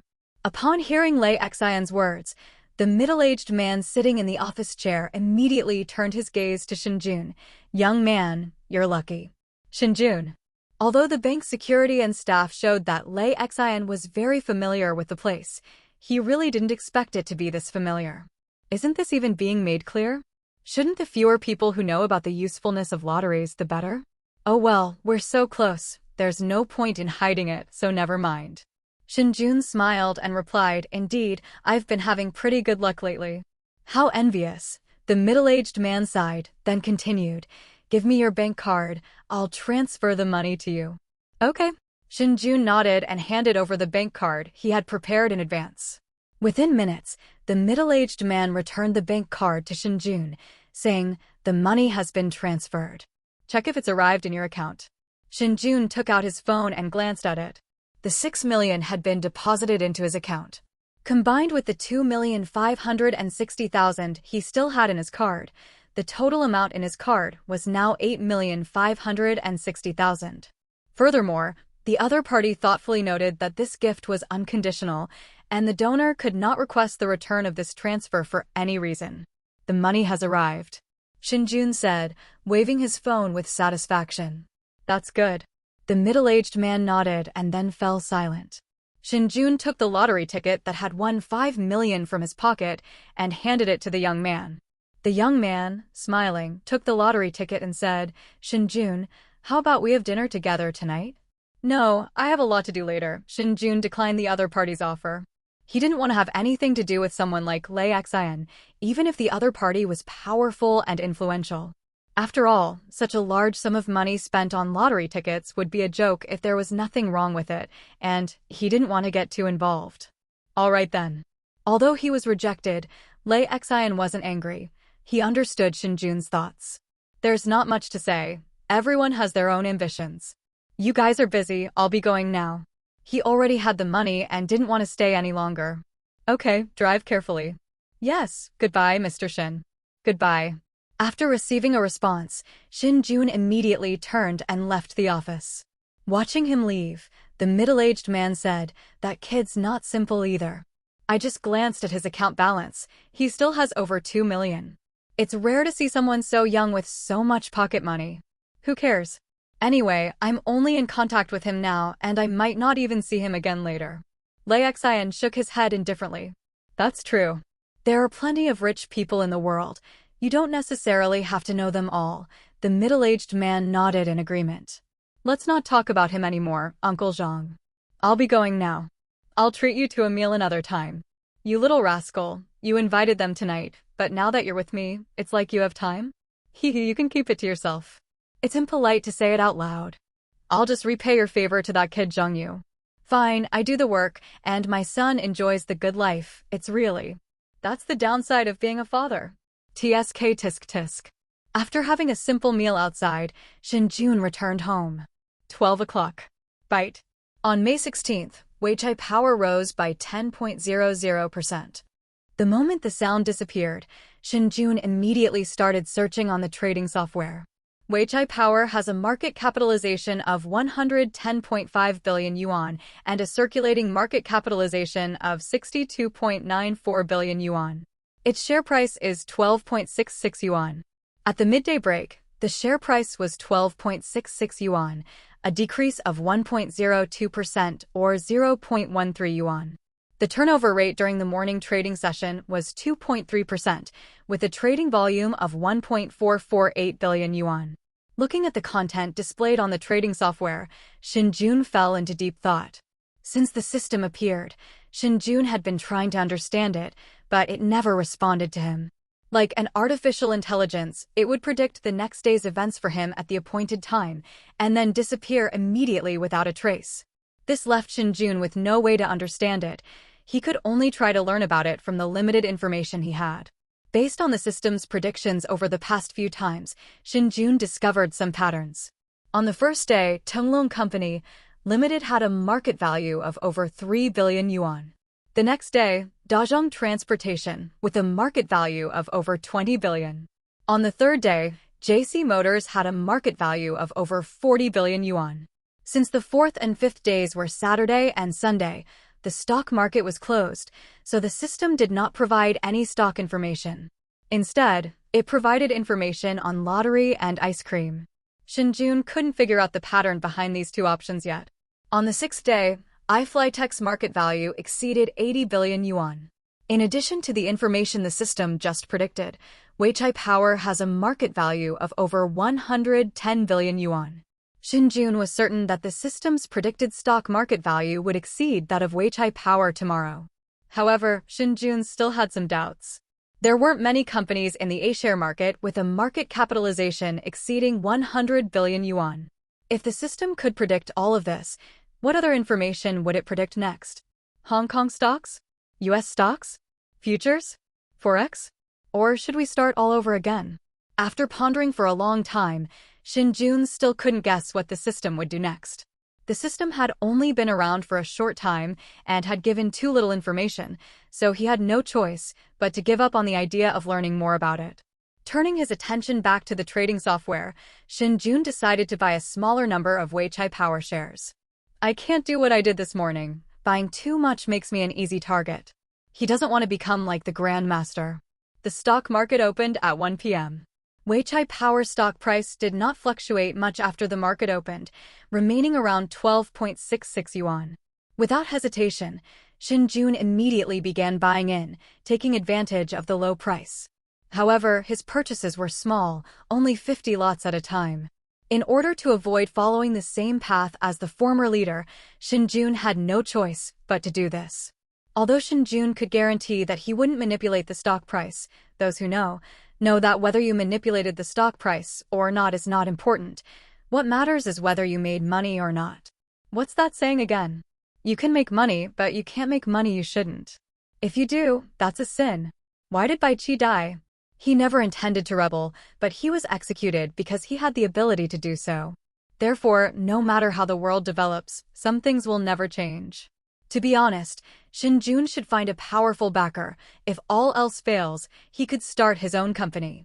A life spent seeking only wealth and status is ultimately a castle in the air. You still need power or connections. With a deep sigh, Shen Jun continued to place buy orders for Weichai Power stock. Well, he has many things he wants to do, but very few that he can actually accomplish. Right? He doesn't have enough capital and needs to continue accumulating it, and he doesn't even have a way to get in, so there's no solution for the time being. Connections? The original owner was just an ordinary citizen. Not only were her relatives unable to help, but they were also a hindrance, so there was no point in even thinking about it. We can only take it slowly. Build high walls, store up plenty of grain, and delay declaring yourself king. 2:50 p.m. Weichai Power stock price finally showed some fluctuation. -1%, -0.8%, -0.5%, -0.2%. At the close of trading, Weichai Power stock price was 12.79 yuan, a change of 0%.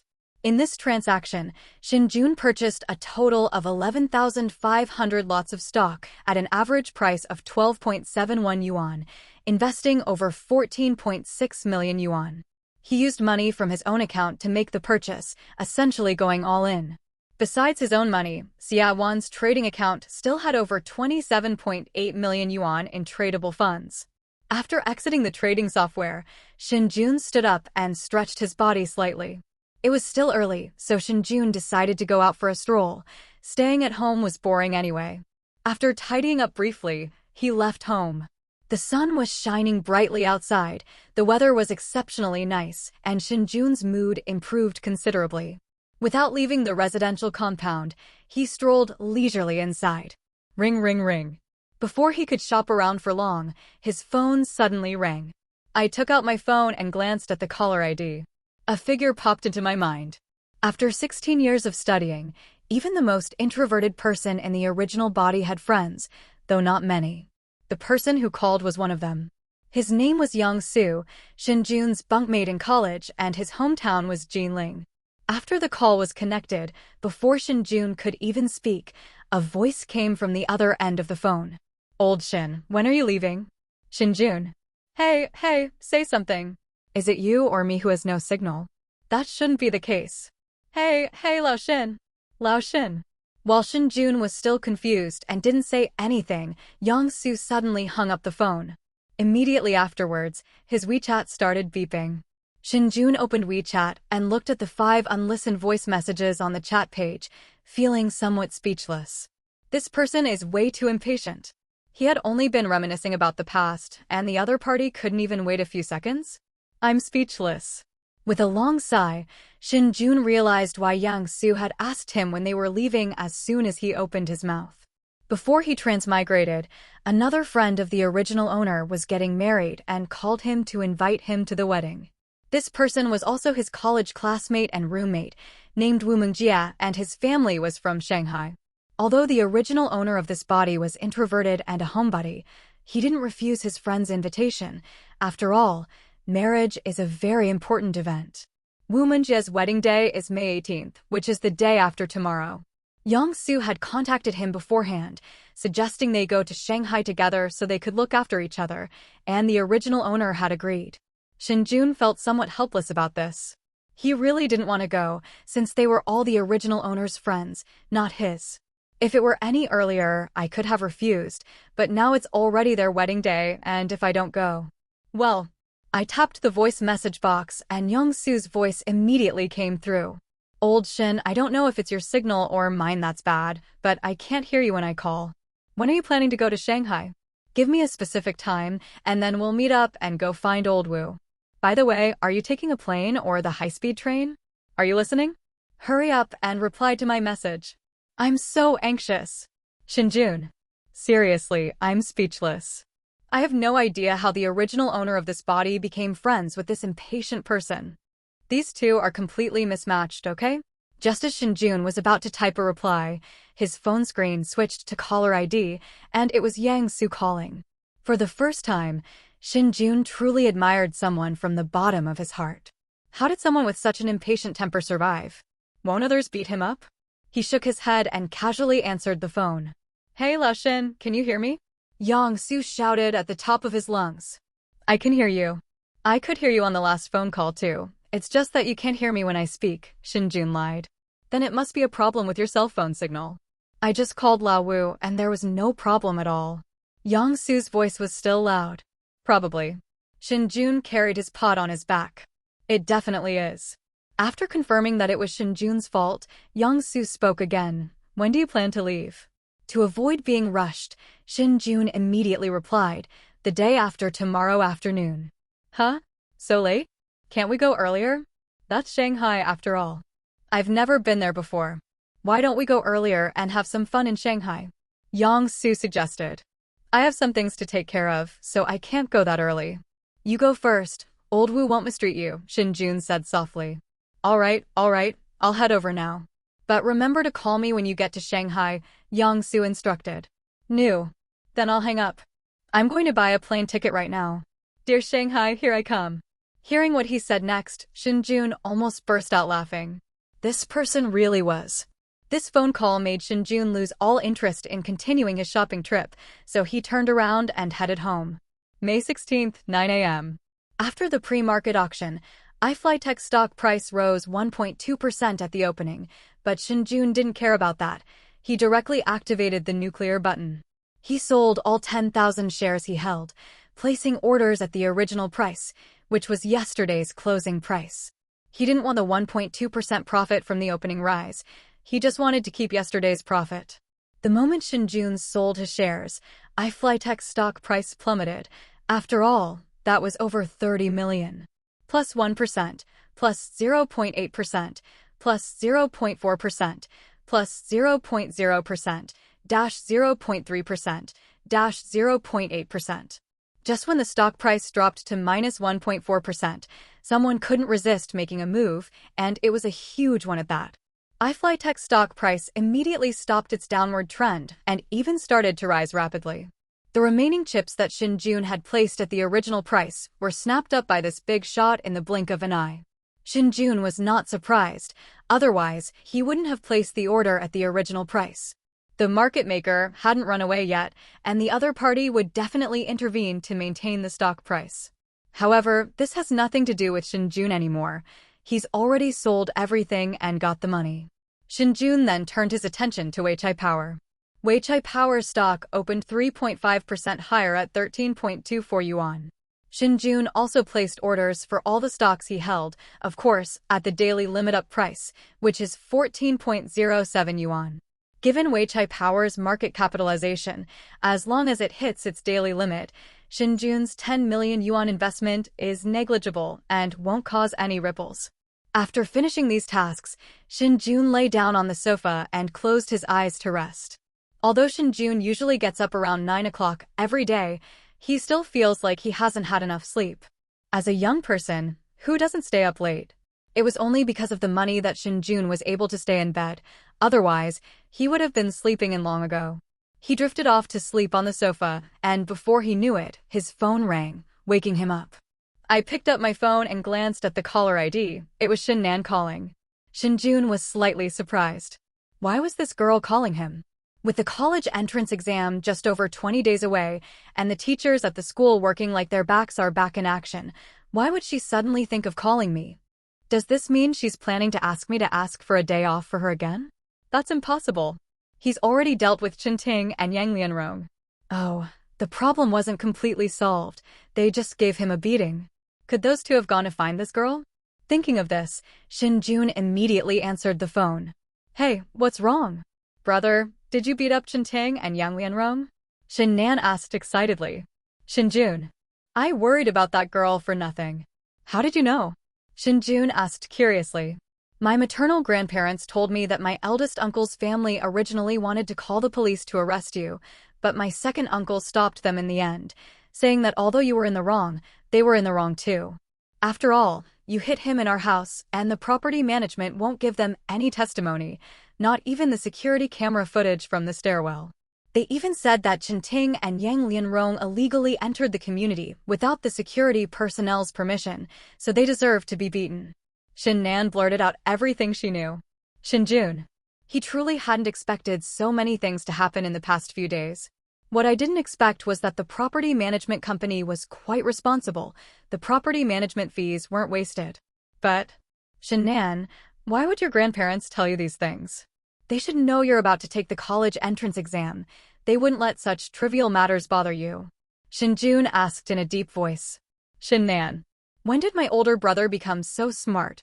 That shouldn't be happening. Speak. Shen Jun's voice rose slightly. Well, young Lianrong called me and said you beat them up so badly they had to be hospitalized. She wants me to pay their medical bills. I didn't dare ask you, so I called my grandparents instead, Shen Nan explained softly. Upon hearing this, Shen Jun frowned.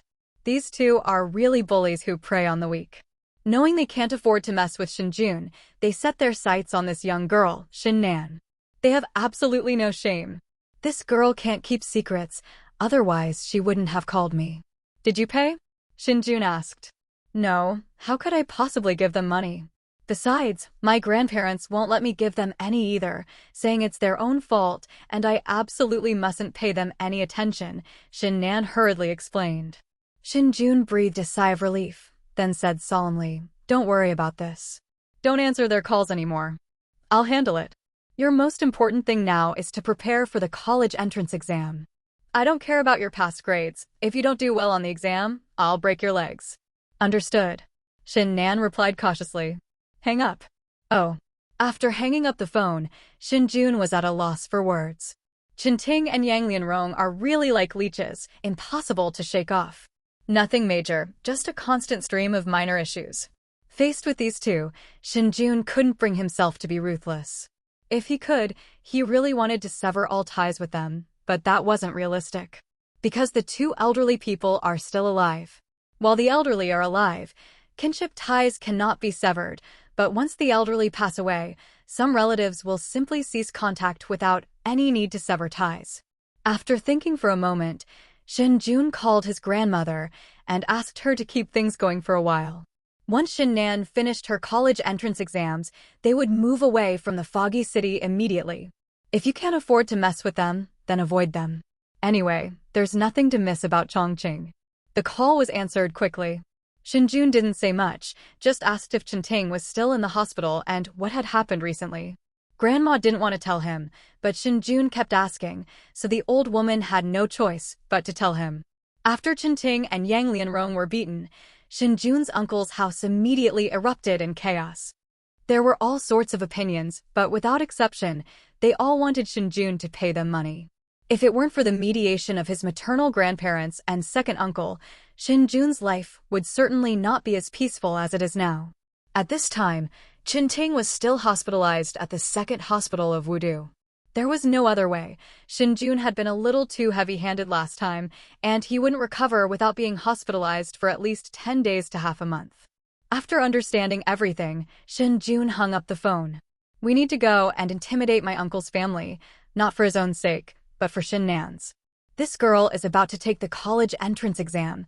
She can't be disturbed by them. As long as you get through Shen Nan's college entrance exam, the sky's the limit. 11 a.m. Private room at the second affiliated hospital of Chongqing. At this moment, Qinting's entire family gathered here to watch over him. Dad, Qinting's hospitalization has cost a lot of money. Are we really going to listen to second uncle and not go after that brat Shen Jun? Yang Lianrong asked with a grim expression. Upon hearing this, before Qinheng could reply, Qinting, lying on the hospital bed, exclaimed angrily, Impossible. I won't let that brat get away with this. That's right, he beat my son like this. We can't let him off so easily, no matter what anyone says. The middle-aged woman sitting next to the hospital bed shouted angrily. Qinheng wasn't as angry as they were. Instead, he calmly looked at Qinting and said, Do you know why I had someone arrange for you to stay in this private room? Qinting was taken aback for a moment, then he realized what he meant. You're planning to get more money from that kid Shen Jun? Otherwise what? We can't expect our family to pay for all the medical expenses, can we? Qinheng said expressionlessly. Yes, we can't pay for this. We have to make that kid Shen Jun pay for it. Yang Lianrong's face instantly lit up with a smile. Just paying for medical expenses isn't enough. That kid has to provide other compensation. My son can't have been beaten up for nothing, the middle-aged woman said, dissatisfied. Who said he should only pay for medical expenses? Qinheng retorted irritably. Huh? The three of them immediately turned their gaze to him. Son, do you want money or a peaceful life? Chen Hong ignored the two women and instead asked a question that left everyone bewildered. What do you mean? Chen Ting really didn't understand what he meant. If you want money, you'll have to suffer. If you want a peaceful life, then don't even think about it, Chen Hong said in a deep voice. Just say what you mean. Stop beating around the bush and making it sound mysterious. The middle-aged woman couldn't help but scold. Well, with a long sigh, Chen Hong explained helplessly, Shen Jun isn't the same person he used to be. We have no reason to take the house from him, but Chen Ting's grandparents have inheritance rights. Given Shen Jun's current temper, if Chen Ting continues to provoke him, he'll definitely resort to violence again. Once or twice is one thing, but what if he does it repeatedly? What will his grandparents think then? Everyone. How could you be so heartless? Using one's own son as bait for fishing? But thinking of the multi-million-dollar property, none of the three spoke. That's a fortune in the tens of millions. That's more money than their entire family could earn in a lifetime. For money, enduring some hardship is worth it. Having figured this out, Yang Lianrong and the middle-aged woman immediately turned their attention to Chen Ting. Chen Ting. But... Son, it's 10 million. Honey, what about the school district for our baby? Chen Ting gritted his teeth and said angrily, damn it. Squeak. Oh, everyone's here? Just as Yang Lianrong and the middle-aged woman were about to praise Chen Ting, the door to the ward was pushed open, and Shen Jun strolled in carrying a bag of fruit. Shen Jun, you dare to come here? Enemies meeting are especially hostile.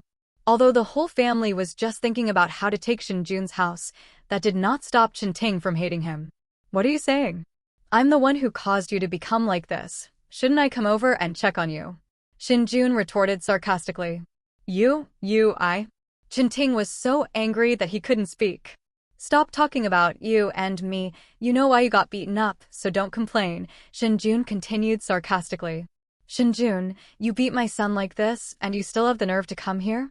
The middle-aged woman was also angered by Shen Jun's words. She had never seen such an arrogant person. And, let's speak from the heart. What have I done to wrong your family?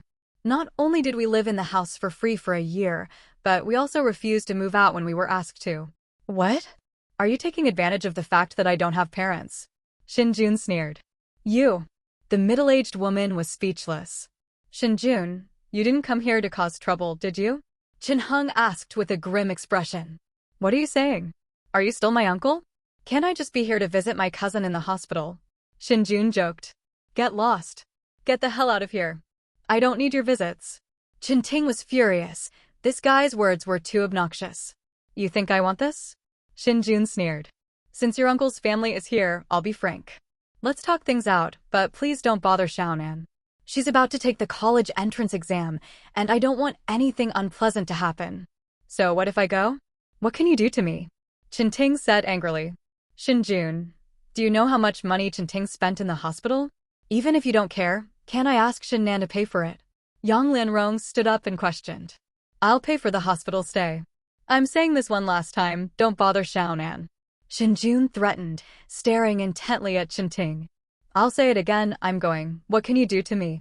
Chen Ting roared, his eyes bloodshot. Fine.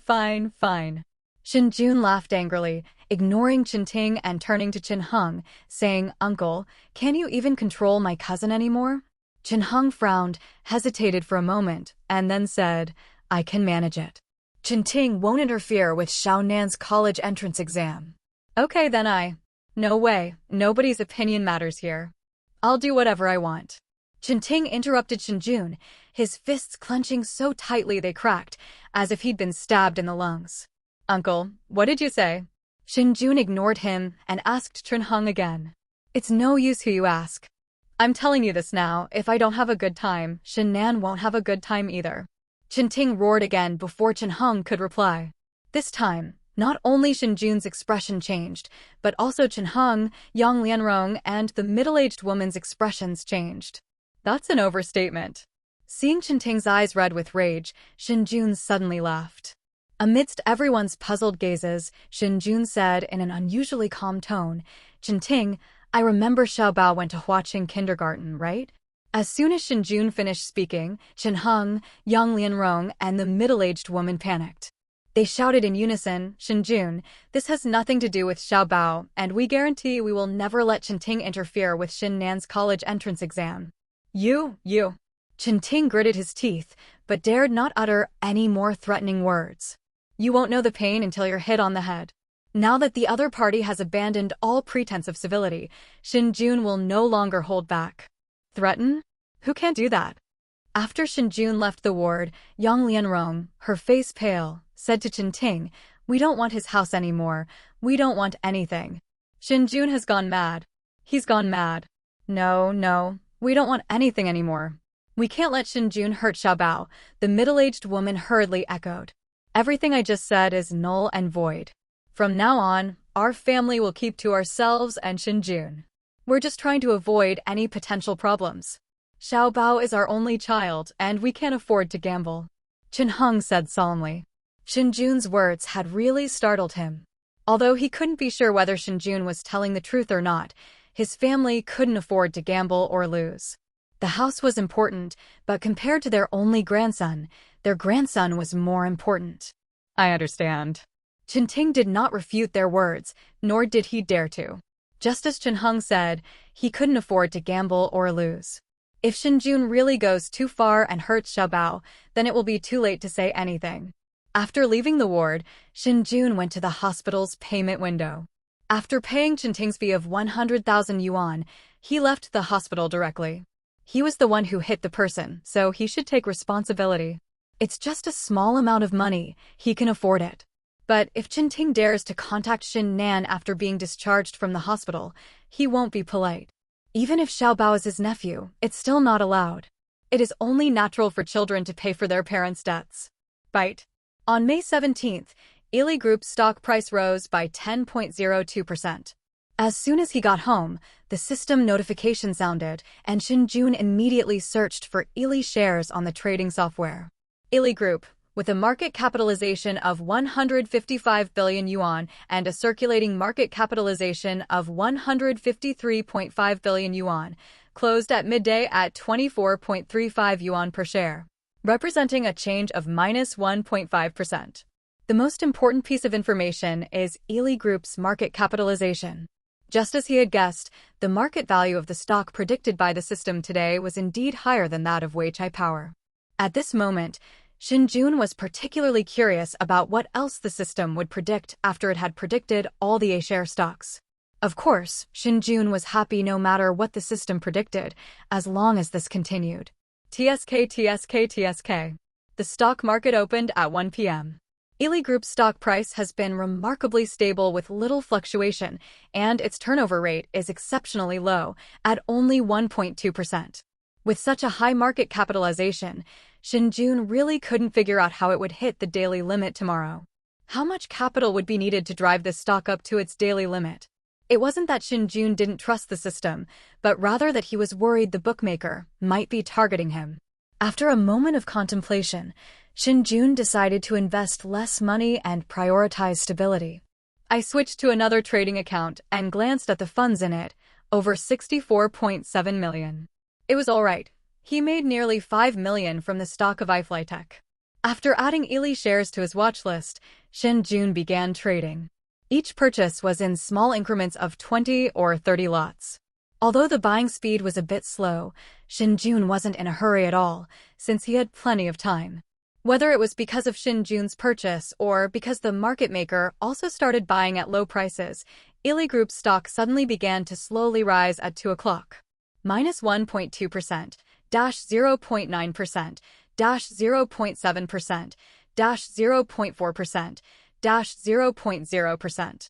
Shen Jun stopped buying when Ili Group's stock price fluctuation reached 0%. I glanced at the holdings. The total holdings were 8,000 lots. The average purchase price was 24.1, the average price change was minus 0.4%, and the total investment was over 19 million. This investment is already sufficient. Shen Jun only wants to take a small share of the profits from the bookmaker now. He doesn't want to, and dares not, take too much, as doing so could easily cause problems. However, giving him soup is definitely out of the question. Otherwise, the system's prompt would be wasted. After completing the operation, Shen Jun switched the trading account back to his own. At this time, Weichai Power stock was consolidating at a high level, showing no signs of hitting the daily limit. After looking at it for a while, Shen Jun exited the trading software, as looking at it for too long could easily cause eye strain. Watching the stock market and scrolling through short videos are completely different. Shen Jun can scroll through short videos for 10 hours a day without getting tired, but try making him watch the stock market for 10 hours straight, it would drive him crazy, even though stock trading hours aren't that long. After stretching his limbs briefly, Shen Jun stepped out of his house. He plans to buy a new phone. Switching between two accounts is too much of a hassle. There aren't many phones to choose from. It's either Huawei or Xiaomi.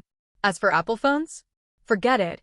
He really didn't want to give away that 30% Apple tax.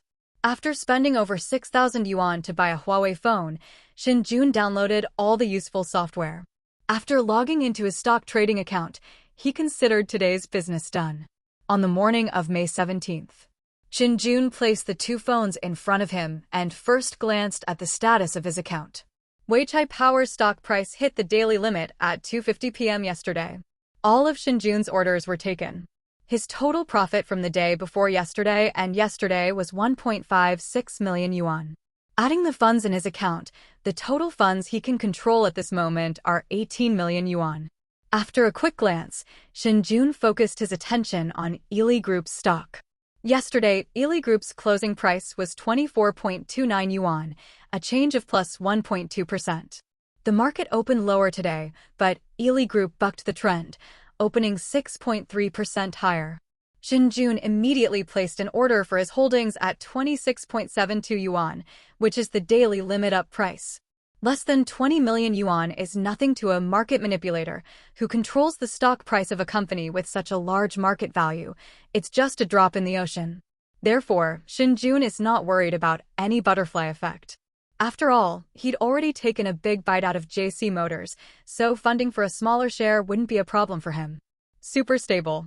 After finishing his work, Shen Jun took out his phone and started booking a flight from Chongqing to Shanghai for this afternoon. Whether it was Shen Jun's good luck or the fact that there weren't many wealthy people in Wudu, one of the 6 first-class seats on the 5 p.m. flight was sold out, and the remaining 5 were open to any passenger. As for the price? Less than 8,000 yuan, just a drop in the bucket. Keep in mind that he has over 8.45 million yuan in his bank account.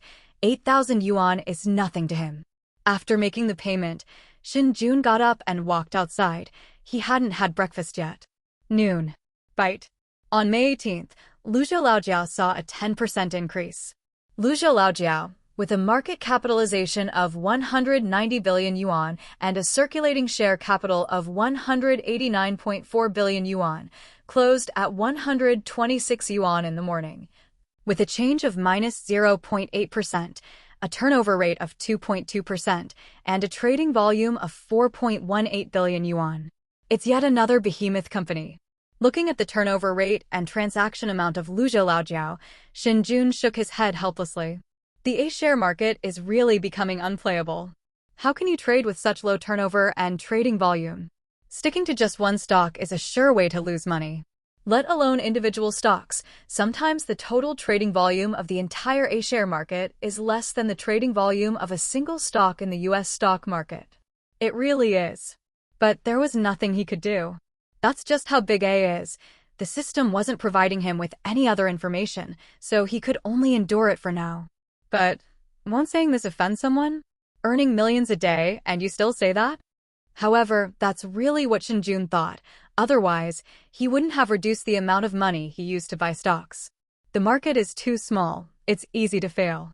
After the stock market opened, Shen Jun immediately began buying large amounts of Luzhou Laojiao stock.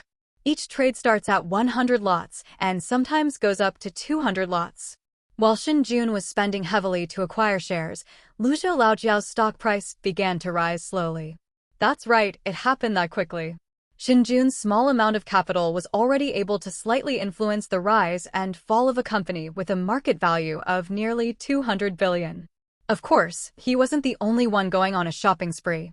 Minus 0.5%, dash 0.2%, dash 0.0%, plus 0.3%, plus 0.6%. After glancing at his holdings, Shen Jun immediately stopped his buying spree. This stock purchase cost a little over 20 million yuan, with a total holding of 1,600 lots. The average purchase price was 125 yuan per share, and the average price change was 0%. In the past, Shen Jun might have waited until after 2:30 p.m. to buy stocks, but now he no longer has that idea. The stock's market value is too high. It's likely to hit the daily limit up tomorrow, so it's unlikely to drop too drastically today. Of course, even if it really drops, it doesn't matter. The more it drops, the higher the turnover rate, and at that time he can buy more shares. He was certain that Luzhou Laojia would hit its daily limit tomorrow, and no matter how the stock market fluctuated in the afternoon, he was guaranteed to make a profit. Having money really does allow you to do whatever you want. 3:30 p.m.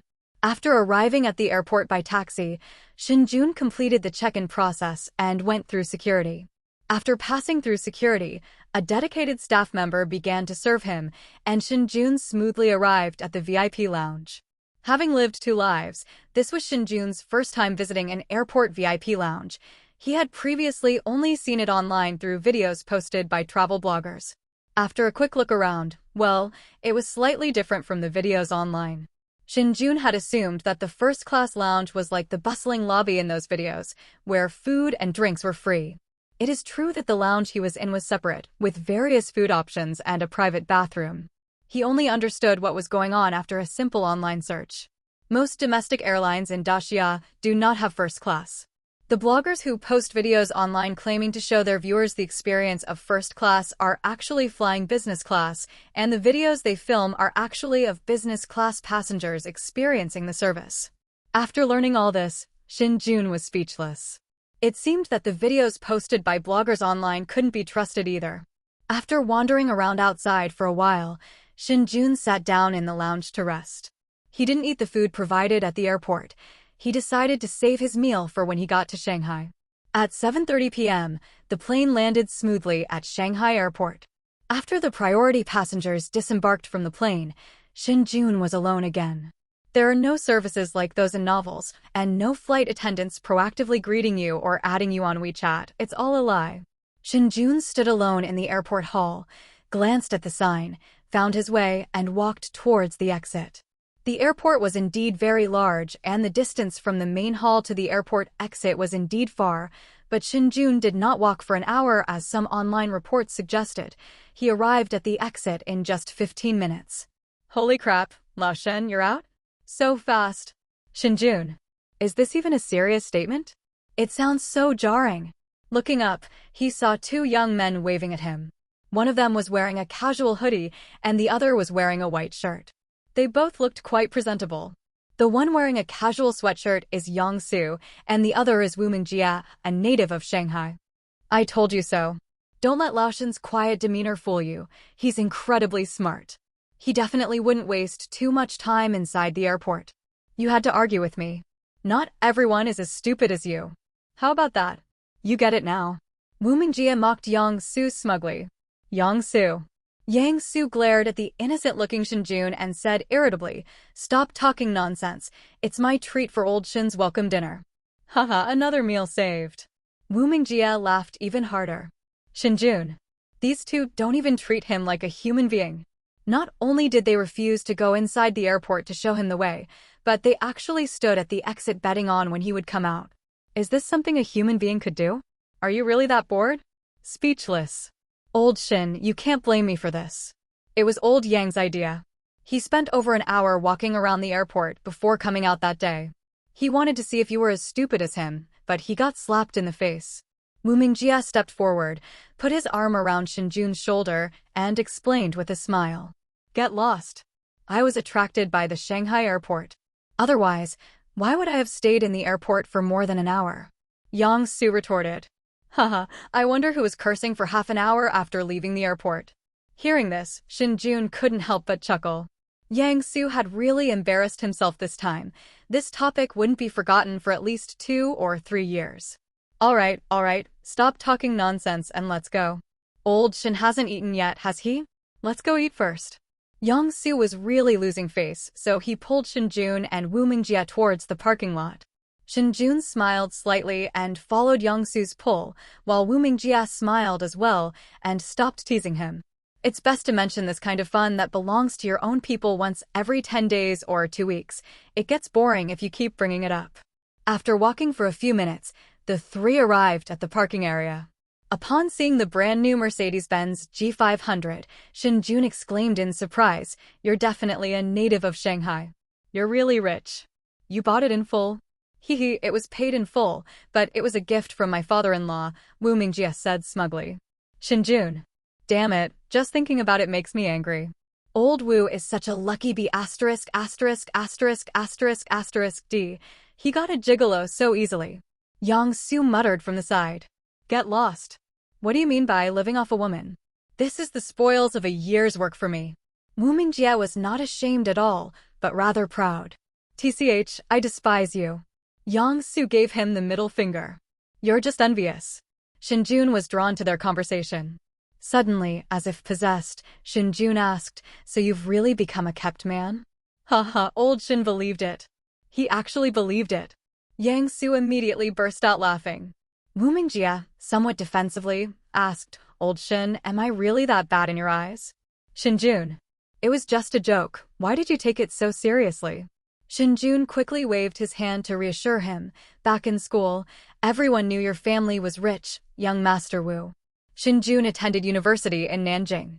There were 4 people in his dormitory. Besides the 3 of them, there was another person named Li Tao. However, due to personality differences and family circumstances, Li Tao never got along well with the other 3.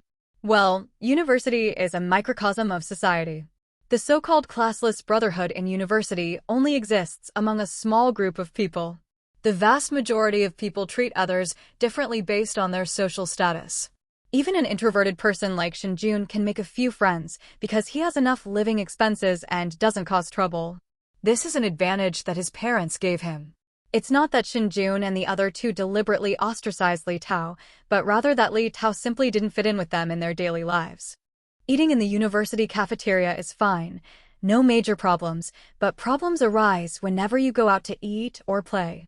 Shen Jun's living expenses during college were 12,000 yuan per month. Young Su's were also 12,000 yuan, and Wu Mingjie's were 20,000 yuan, which was more than all of them. That's why Shen Jun said that his family was rich, but Li Tao's living expenses were only 2,000 yuan. At first, the 3 of them would help Li Tao out when they went out, but as time went on, without anyone asking, Li Tao couldn't keep up. He gradually distanced himself from the 3 of them, and eventually they had nothing to say to each other. The differences brought about by family background cannot be bridged by brotherly affection. Wow, society really does toughen people up. It's only been a short time since graduation, and old Shen is already joking around. Yang Su exclaimed in surprise. You know, Lao Shen is definitely different now. How should I put it? He's much more confident. Wu Mingjie nodded in agreement. Stop talking nonsense and tell me, what's the background of your fiancé's family? Shen Jun changed the subject away from himself. Hey, what's so special about her? She's just a colleague. We've known each other for over a year, and since things went well, we got married, Wu Mingjie said dismissively. By the way, Lao Wu, where are you working now? Yang Su asked casually. Hee, what? You want to find someone you can live off? Wu Mingjie joked.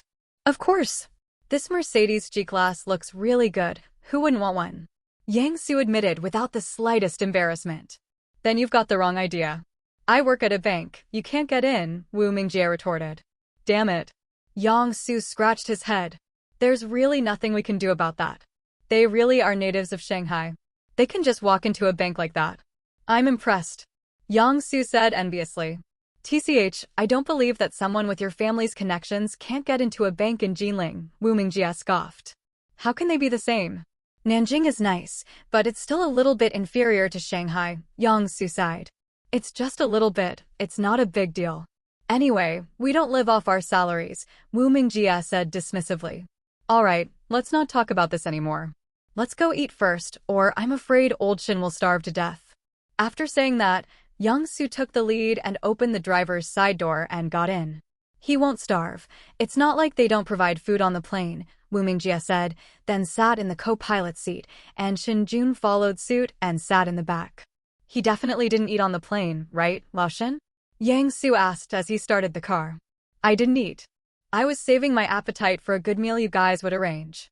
Shen Jun's voice trailed off with a smile. Old Shen, you've gone astray too, Wu Mingjie said, exasperated. How can you say that? I'm just giving you face, okay? Shen Jun teased. Oh no, Old Shen has really learned something, Wu Mingjie said sarcastically. Indeed, Lao Shen has changed so much since college. Yang Su wholeheartedly agreed. Can you guys at least talk to each other a little more discreetly? I'm still in the car, Shen Jun said irritably. We're practically family. Besides, it's only meaningful to say this to your face, Wu Mingjie explained sincerely. Shen Jun. No wonder the original owner of this body could get along with these two. Their personalities were quite compatible. An hour later, the car stopped in front of the Royal View Dragon Court Hotel. The hotel was lavishly decorated. After getting out of the car, Shen Jun casually asked, Are we getting married here tomorrow? Well, I'm afraid young Master Shen will have to stay here for the night, Wu Mingjie joked. I really feel wronged, Shen Jun said sincerely. Yang Su. Wu Mingjie. Old Shen, you've learned to be bad way too fast, Wu Mingjie said helplessly. Yeah, I can't even respond to that. Yang Su couldn't help but mutter. The two of them knew he was joking, but Shen Jun's personality had changed so drastically that they were really not used to it. Wasn't I just flattering you? How did that turn out bad? Shen Jun teased, suppressing a laugh. Awesome, that's spot on, I'm impressed, Wu Mingjie said playfully, clasping his hands in a fist salute. All right, that's enough. Let's go eat. I'm a little hungry too. With that, Yang Su pulled the two of them by the arms and walked into the hotel. Upon entering the private room, Wu Mingjie handed the menu to Shen Jun. Order whatever you like. Lao Yang is treating tonight. No, shouldn't I be the one saying that? Why is it like you're treating us? Yang Su muttered. Nonsense, I won this meal, so of course I have to be assertive. Wu Mingjie waved his hand dismissively. Yang Su. Shen Jun ignored the two of them, ordered 5 dishes in a row, and then said to the waiter standing to the side, That's enough. Hey, wait a minute, I haven't ordered yet. Seeing the waiter turn to leave, Wu Mingjie quickly called out to him. Waiter. That's enough. Old Shen ordered 5 dishes. Are you trying to eat me out of house and home? Yang Su rolled his eyes. No, this opportunity is too rare. I'd make you bleed if I wasted it. Wu Mingjie waved his hand. Shen Jun. Yang Su. Are you a dog? No, even a dog wouldn't act like you, Yang Su said through gritted teeth.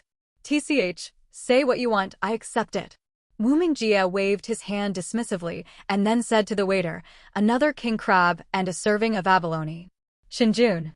Yang Su. Wu Mingjie, you really dared to do that. Yang Su is speechless. He doesn't lack the money. It's just that this B*************** D is too infuriating. Hey, the most important thing in life is to be happy.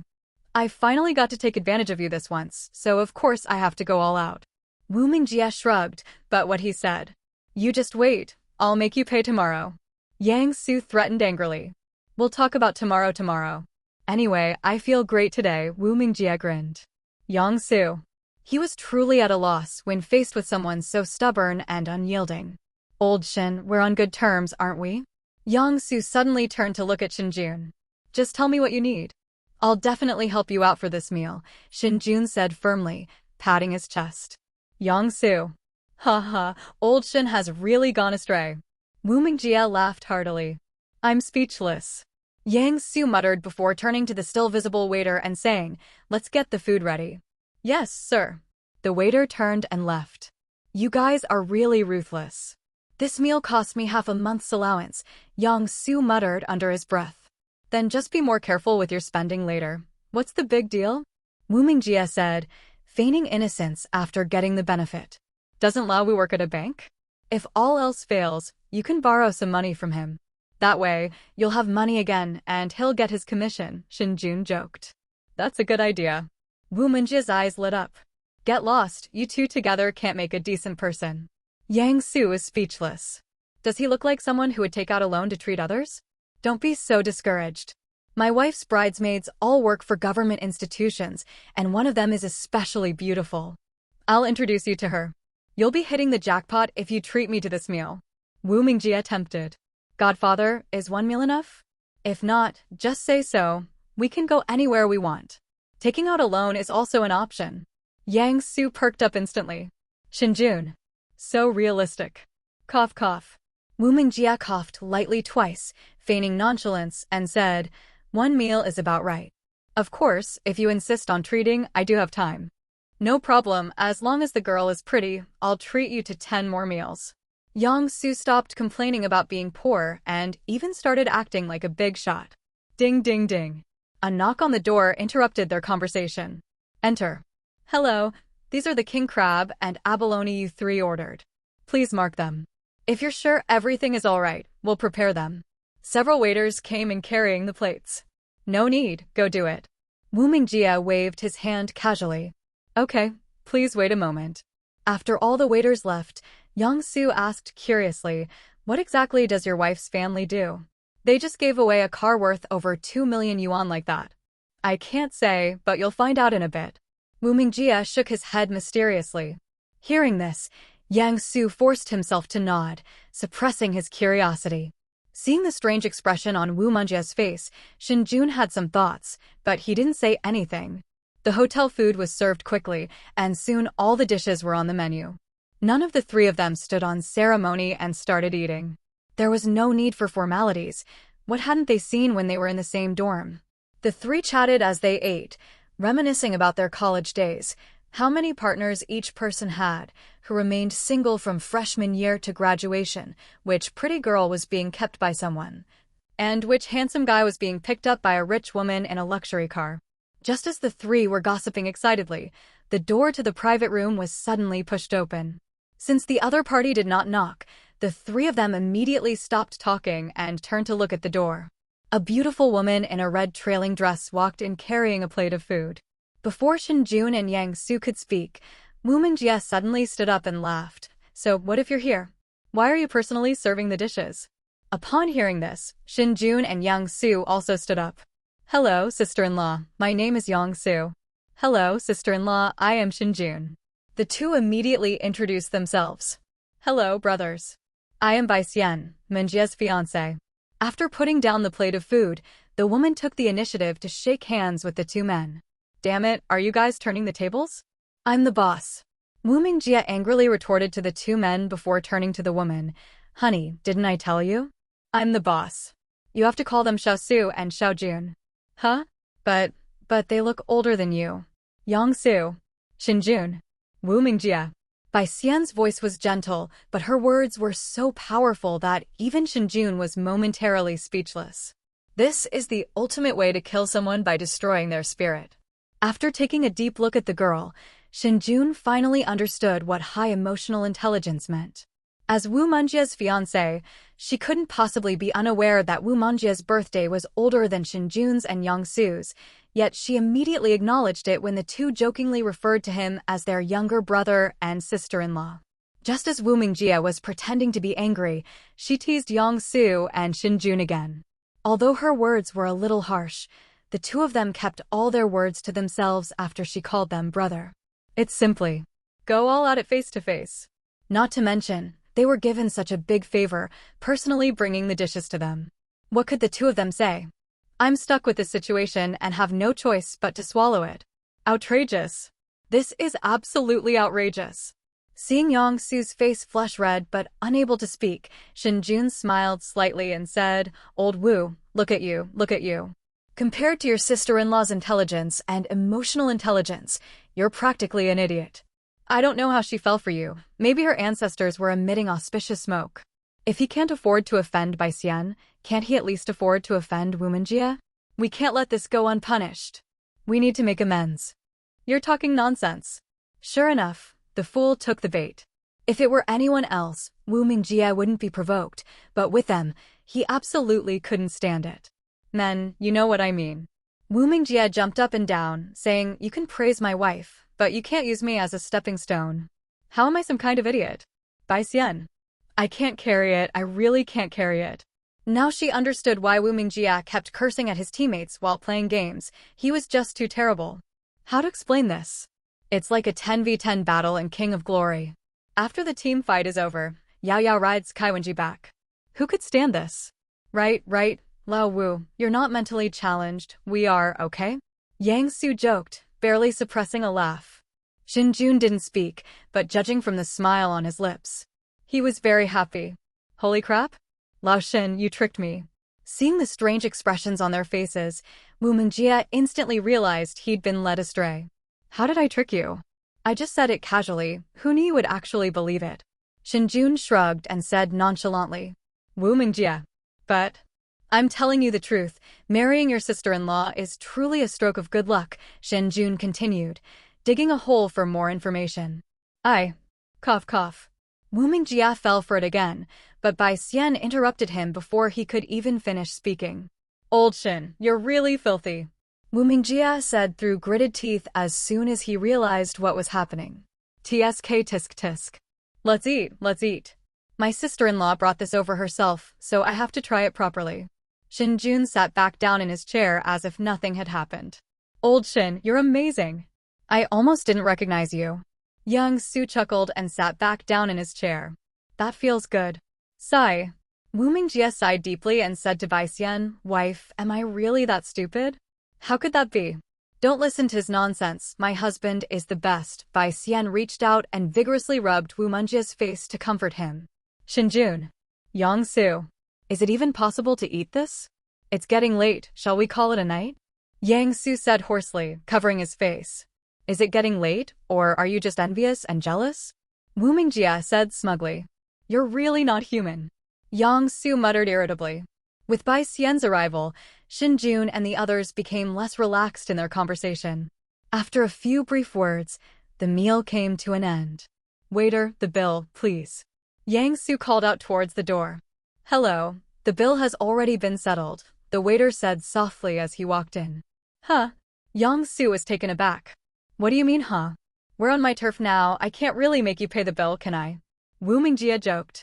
We agreed that I would pay the bill, Lao Wu, why are you paying? Yang Su muttered. Letting you pay the bill would be a slap in my face. Alright, let's not talk about this anymore. You can treat me next time, right?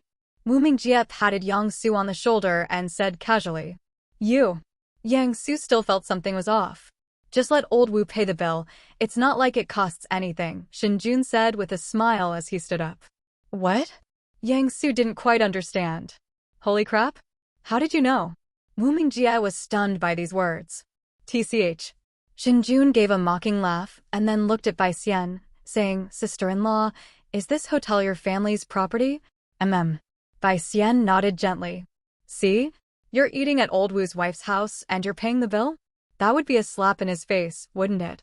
Shen Jun said to Yang Su with a smile. Holy crap? Really? Yang Su was dumbfounded. Are you an idiot too? Didn't you see your sister-in-law nodding? Is it for real or not? Shen Jun was speechless. No, Lao Shen, how did you know? I didn't tell you. Wu Mingjia was equally bewildered. Is that hard to guess? Shen Jun said, shrugging. Is this easy to guess? Yang Su and Wu Mingjia shouted in unison. Not to mention the two of them, even Bai Xian cast a curious glance at Shen Jun. She also wanted to know how the other party had guessed that the hotel belonged to his family. Wanna know? Shen Jun couldn't help but chuckle. Yes, I'm really curious. Yang Su and Wu Mingjia nodded at the same time. I'm not telling you. With that, Shen Jun strode out of the private room. Holy crap. Old Shen, are you kidding us? The two men lunged at Shen Jun at the same time, stopping him. Shen Jun shook his head helplessly and explained, What era are we living in? The internet age. A simple search will tell you that the owner of the Yujing Longting Hotel is surnamed Bai. Just now, your wife personally brought in the dishes, and considering your performance when answering Lao Yang's question, even a fool would know. Yang Su. Wu Mingjia. Bai Xian. This reason. Very reasonable, very realistic. Undeniable. There are no secrets in the internet age. Old Shen, you've really done something remarkable lately. You really have changed a lot in just a few days.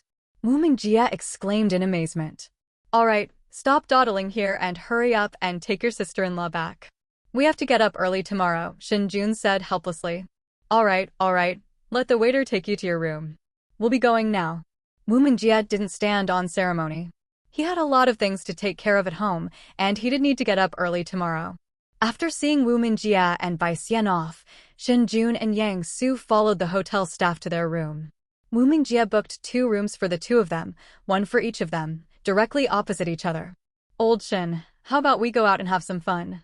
Yang Su suddenly asked cheekily before entering the room. Forget it, I've been working all day, I'm exhausted. Shen Jun shook his head and refused. All right, then we'll go when you've recovered. Without waiting for Shen Jun's reply, Yang Su went into the room. Shen Jun. The next morning. Ding ding ding, ding ding ding. Old Shen, get up. Hearing Yang Su shout from outside the door, Shen Jun slowly opened his eyes, picked up his phone and glanced at the time. 6 o'clock. It really is. Old Shen, get up quickly. Hurry up. I heard you, just a moment. Shen Jun got up helplessly, walked to the door, and opened it. Hurry up and wash up and get dressed. Yang Su urged impatiently when he saw Shen Jun still wearing the hotel's pajama bottoms. Brother, it's only 6 o'clock. Weddings in Shanghai are usually held at night. They don't pick up the bride until 9:30, okay? Shen Jun said speechlessly. I know, we also have a wedding in Jinling at night, but that be D Lao Wu called and woke me up, saying he didn't sleep well and couldn't let me sleep well either. I thought, this won't do, I didn't sleep well, so I can't let you sleep well either. Yang Su explained matter-of-factly. Shen Jun. Heavens above, earth below, what kind of utterly absurd logic is this? Is this what they mean by sharing hardships? But they didn't get to share in this good fortune. All right. Don't worry about this little thing. Hurry up and wash up and get dressed. Yang Su pushed Shen Jun towards the bathroom. Shen Jun. Shaking his head helplessly, Shen Jun began to wash up and change his clothes. After packing his things, the 2 took the elevator downstairs. A Maybach was parked in front of the hotel, and a middle-aged man in a suit was standing next to the car. Mr. Shen, Mr. Yang, I was sent by Mr. Wu to pick you up. The middle-aged man immediately came forward to greet them as they came downstairs. Shen Jun. That dog is just too much. The car's all arranged, so it really is a matter of sharing the burden. I'm impressed. After getting in the car, Yang Su seemed to suddenly realize something was wrong. He muttered to Shen Jun in a low voice, Old Shen, don't you feel like something's off? Shen Jun rolled his eyes and said no. Yang Su. Stop fooling around, I'm being serious. Yang Su murmured, Old Wu's family seems a bit different from what we knew before. You just realized that? Shen Jun was speechless. Glancing at Yang Su, whose gaze was slightly dazed, Shen Jun sighed. A native of Shanghai, yet he managed to marry a rich young lady like Bai Xian. Haven't you ever considered the reasons behind it? Didn't he say he licked her boots for a year before finally winning her over? Yang Su asked cautiously. Shen Jun. How is this person's brain structured? He actually believed those lies meant to fool a fool? Old Yang, your family is well off. Now, if we asked you to seduce a rich girl like Bai Xian, would you dare to go? Shen Jun asked in a low voice. Yang Su shook his head vigorously. I wouldn't dare. I have that much self-awareness. The Royal View Dragon Court Hotel is no low-end hotel. Just considering the price, it must be at least 300 million. With his meager wealth, he wouldn't dare to do it even if you gave him 3 times the courage. That settles it. But when Lao Wu was in school... Before Yang Su could finish speaking, Shen Jun interrupted him. School is school, and the outside world is the outside world. Besides, Lao Wu isn't a very high-profile person, otherwise we wouldn't be friends. Yang Su. Old Shen, you've really changed a lot. Yang Su's gaze toward Shen Jun had changed. You're just too stupid. Shen Jun mocked. Yang Su. Let's not talk about this anymore. Have you prepared the red envelope yet? Yang Su changed the subject. Not yet. I plan to go to the bank to withdraw the money later. Shen Jun shook his head. How much will you give me? Yang Su asked again. What do you think? Shen Jun countered. 20,000? 30,000? After all, yesterday's meal wasn't cheap, Yang Su probed. He didn't lack the money, but he was afraid Shen Jun wouldn't be able to come up with it. Although his family's circumstances were not as good as Wu Mingjie's, they were definitely much better than Shen Jun's. He was afraid that if he said too much, Shen Jun would be unhappy. Then let's make it 30,000, Shen Jun said casually. I'm relieved that you're not under pressure. Yang Su breathed a sigh of relief. It's only 30,000, but you're making it sound like I'm bankrupt, Shen Jun joked. Go away, I'm just worried you won't have enough pocket money, seeing that Shen Jun really didn't care, Yang Su laughed. Cut. At 6:30 in the morning, the car slowly came to a stop in front of a villa. After thanking the driver, the two got out of the car together. Hey, who's this? Coming to help out so early? You're such a good brother. Before Shen Jun could even take in the villa, a sleazy voice came from not far away. Looking up, they saw Wu Mingjie standing at the door with several middle-aged men and women and several young men and women, watching them. Shen Jun. Yang Su. Old Shen, I want to hit him. What about you?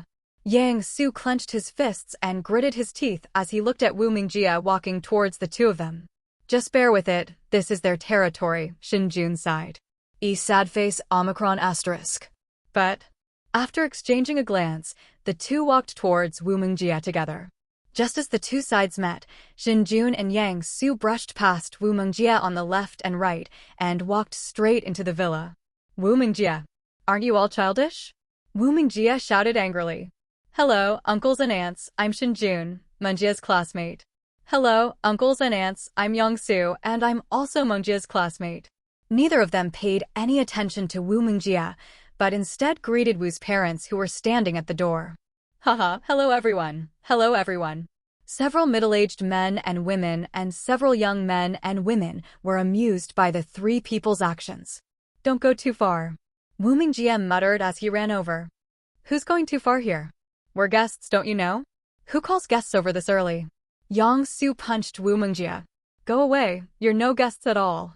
I got up early, you can't sleep in. Wu Mingjie retorted. It's no use saying anything now. Just tell me, what do you need our help with? Shen Jun said helplessly. With our conditions, do we need you to do anything? Come on in and relax. There's food and drink at home. Eat and drink as you please, Wu Mingjie said smugly. Shen Jun. Yang Su. I'm truly impressed. Me too. The two sighed simultaneously, then nodded to several elders of the Wu family before walking into the villa together. The reason they were standing here so early was because they were waiting for real guests. They didn't have the nerve to have the Wu family elders come out to greet them. After entering the villa, Shen Jun casually looked around before sitting down on the sofa in the living room. I got up too early, and I'm still not energetic. I need to rest. Yang Su did the same, slumping down on the sofa and closing his eyes to rest. Before long, the living room became lively, with Wu's relatives and friends coming in and wandering around from time to time. Just as Shen Jun was sitting on the sofa in a daze, Wu Mingjie suddenly found the two of them. Hurry up and change your clothes, we need to go pick someone up. Hearing this, Shen Jun was not surprised. Although Wu Mingjie had never mentioned having the two of them as groomsmen, he had long been mentally prepared. This thing can't escape. He stood up and followed Wu Mingjie to the dressing room on the third floor, where two young men dressed as groomsmen were already waiting. Looking at the groomsmen's suits arranged in the cabinet according to size, Shen Jun couldn't help but sigh at the lives of the wealthy. The groomsmen's outfits are so elaborate, it's really money talks. Before Wu Mingjie could urge them, Shen Jun and Yang Su found suitable best man outfits according to their respective sizes and put them on. The two had just changed their clothes when Wu Mingjie led them to another dressing room, which was filled with leather shoes. Brand new. After changing their clothes and shoes, the group of five immediately went downstairs to the living room.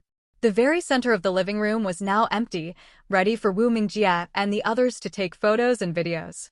At the MC's instruction, everyone took some photos and recorded some videos before dispersing, leaving the Wu family to continue taking photos and recording videos. To put it simply, it's extremely complicated. Of course, Shen Jun wouldn't complain, since this was a big event and it was normal to be solemn about it. Fortunately, it wasn't long before it was time to pick up the bride. When they arrived outside, they found that all the wedding cars were Rolls-Royces, which was normal, since wedding cars are usually rented from professional wedding companies these days, and it doesn't cost much. After getting into the car, Shen Jun finally breathed a sigh of relief. This is the last time. He'll never attend a wedding again, not even if you beat him to death. And even if he does, he won't be one of those damn best men. Wouldn't it be great to be a guest, have lunch or dinner, and then just leave? Well, at 9:30, the wedding procession slowly came to a stop.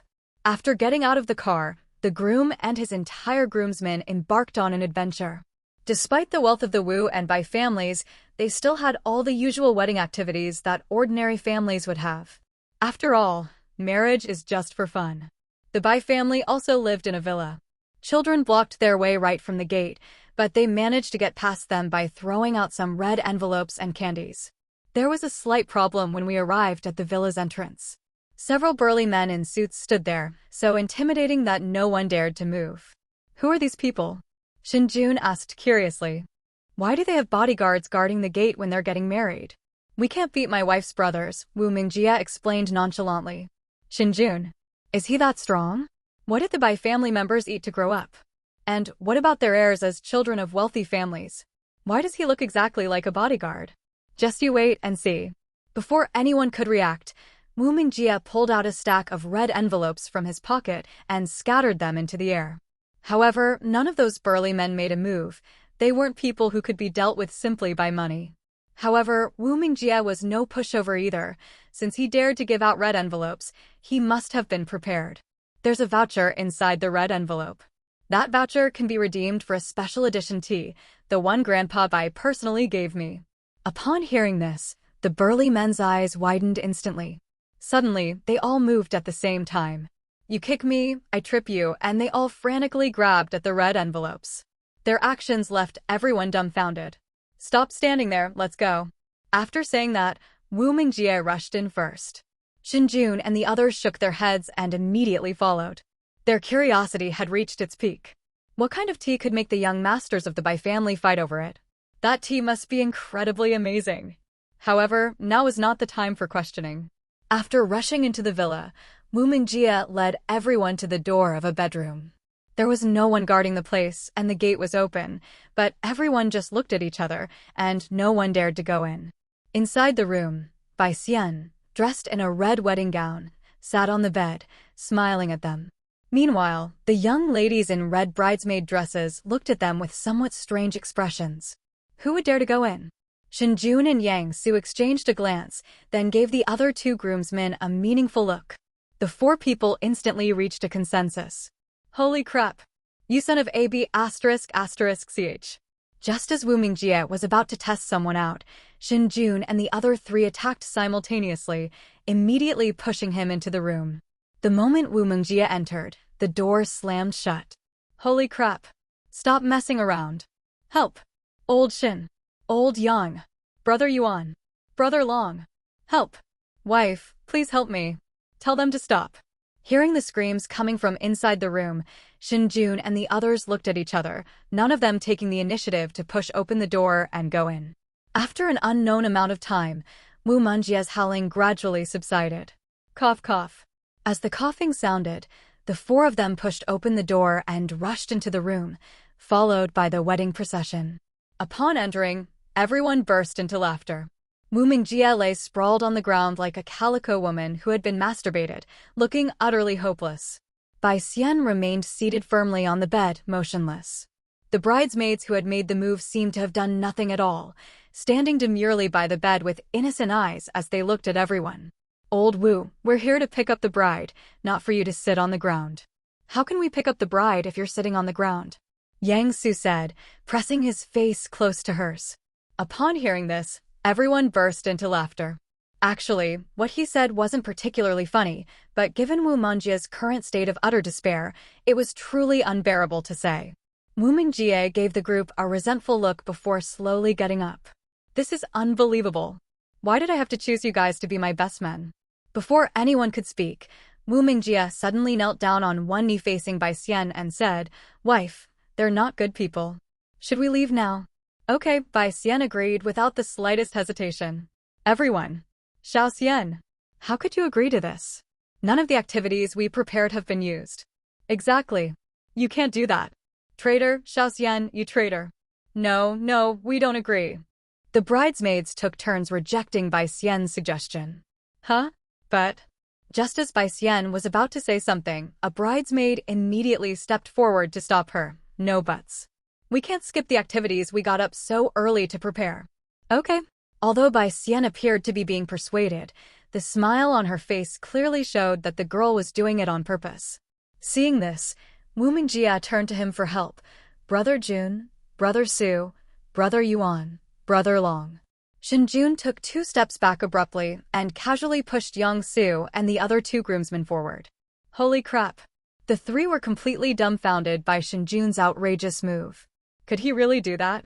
Old Shen, you've gone astray. Yang Su said disapprovingly. Stop talking nonsense. Whether Lao Wu can win the heart of a beauty today depends on you guys. Hurry up and pass the test of these pretty ladies. Shen Jun took the lead in extricating himself from the situation. You're ruthless. Just as Yang Su and the other 2 groomsmen were about to say something, several bridesmaids had already surrounded them. The rest of the time was spent playing games. They call it a game, but it's really just a bunch of embarrassing little things. For example, ring toss, but it wasn't them tossing the rings, it was the young ladies tossing the rings. It was the best man's head that was being covered. It's really not a big deal, but these bridesmaids were really naughty. All the bridal bouquets they prepared were green. That's incredible. Fortunately, the event went quickly, and the bridesmaids used up all the activities they had prepared in no time. After Bai Xian accepted the bouquet from Wu Mingjia, the wedding procession was officially completed. Upon arriving outside, Wu Mingjia began to offer tea to Bai's parents and address them as such. After finishing these tasks, everyone immediately headed out the door. When they returned to the Wu family home, it was already 11 o'clock. What happened next had nothing to do with Shen Jun.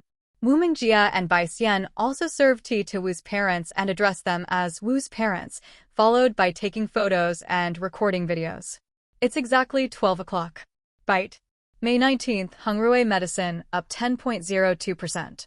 Upon hearing the voice in his mind, Shen Jun immediately took out his phone and started searching for Hengrui Medicine. Hengrui Medicine, with a market capitalization of 275.1 billion yuan, closed at 43 yuan in the morning session, with a change of 0%, a turnover rate of 1.1%, and a trading volume of 3.026 billion yuan. Shen Jun glanced at it briefly and then exited the trading software. Now is not the time to buy. Weddings in Shanghai are held at different times than in the north. In the north, weddings are held at noon with a formal meal, while in Shanghai, weddings are held in the afternoon with a formal meal. As for what to eat for lunch, Shen Jun didn't know what other families ate for lunch at their weddings, but in the Wu family's case, they had a continuous feast for lunch. The Wu family cleared out a large area in their yard to store food, all of which had been brought in from outside. They have lobster, abalone, and other similar dishes, as well as some local Shanghainese cuisine. There are also other dishes and desserts in the villa, all made by the chef in Wu's kitchen. After a quick bite to eat, Shen Jun went with Yang Su to withdraw some money. The money for the wedding gift needs to be given when we go to the hotel this afternoon. If we don't go now, we won't have time. After withdrawing the money, Shen Jun returned to the villa and slumped onto the sofa. I'm so tired. I don't feel like I did anything special, but it was incredibly tiring. 1 o'clock in the afternoon. The stock market officially opened. I glanced at Hengrui Medicine's stock price. It's remarkably stable, plus 0.2%, dash 0.0%, dash 0.2%, dash 0.0%. Shen Jun was not in a hurry to buy, but instead turned his attention to the funds in his trading account. Yesterday afternoon around 2 p.m., Ili's shares hit the daily limit, and he cleared out all his holdings. He had invested over 19 million yuan, made a profit of 2 million yuan, and now has a total of 46.75 million yuan left in his account. This morning, Luzhou Laojiao was violently driven up to its daily limit. At that time, Shen Jun was busy with his wedding and did not notice it. However, he had already placed orders for his holdings at the daily limit, so all his orders were cleared the moment Luzhou Laojiao hit its daily limit this morning. Luzhou Laojiao's total investment was 20 million yuan, and its total revenue was 1.94 million yuan.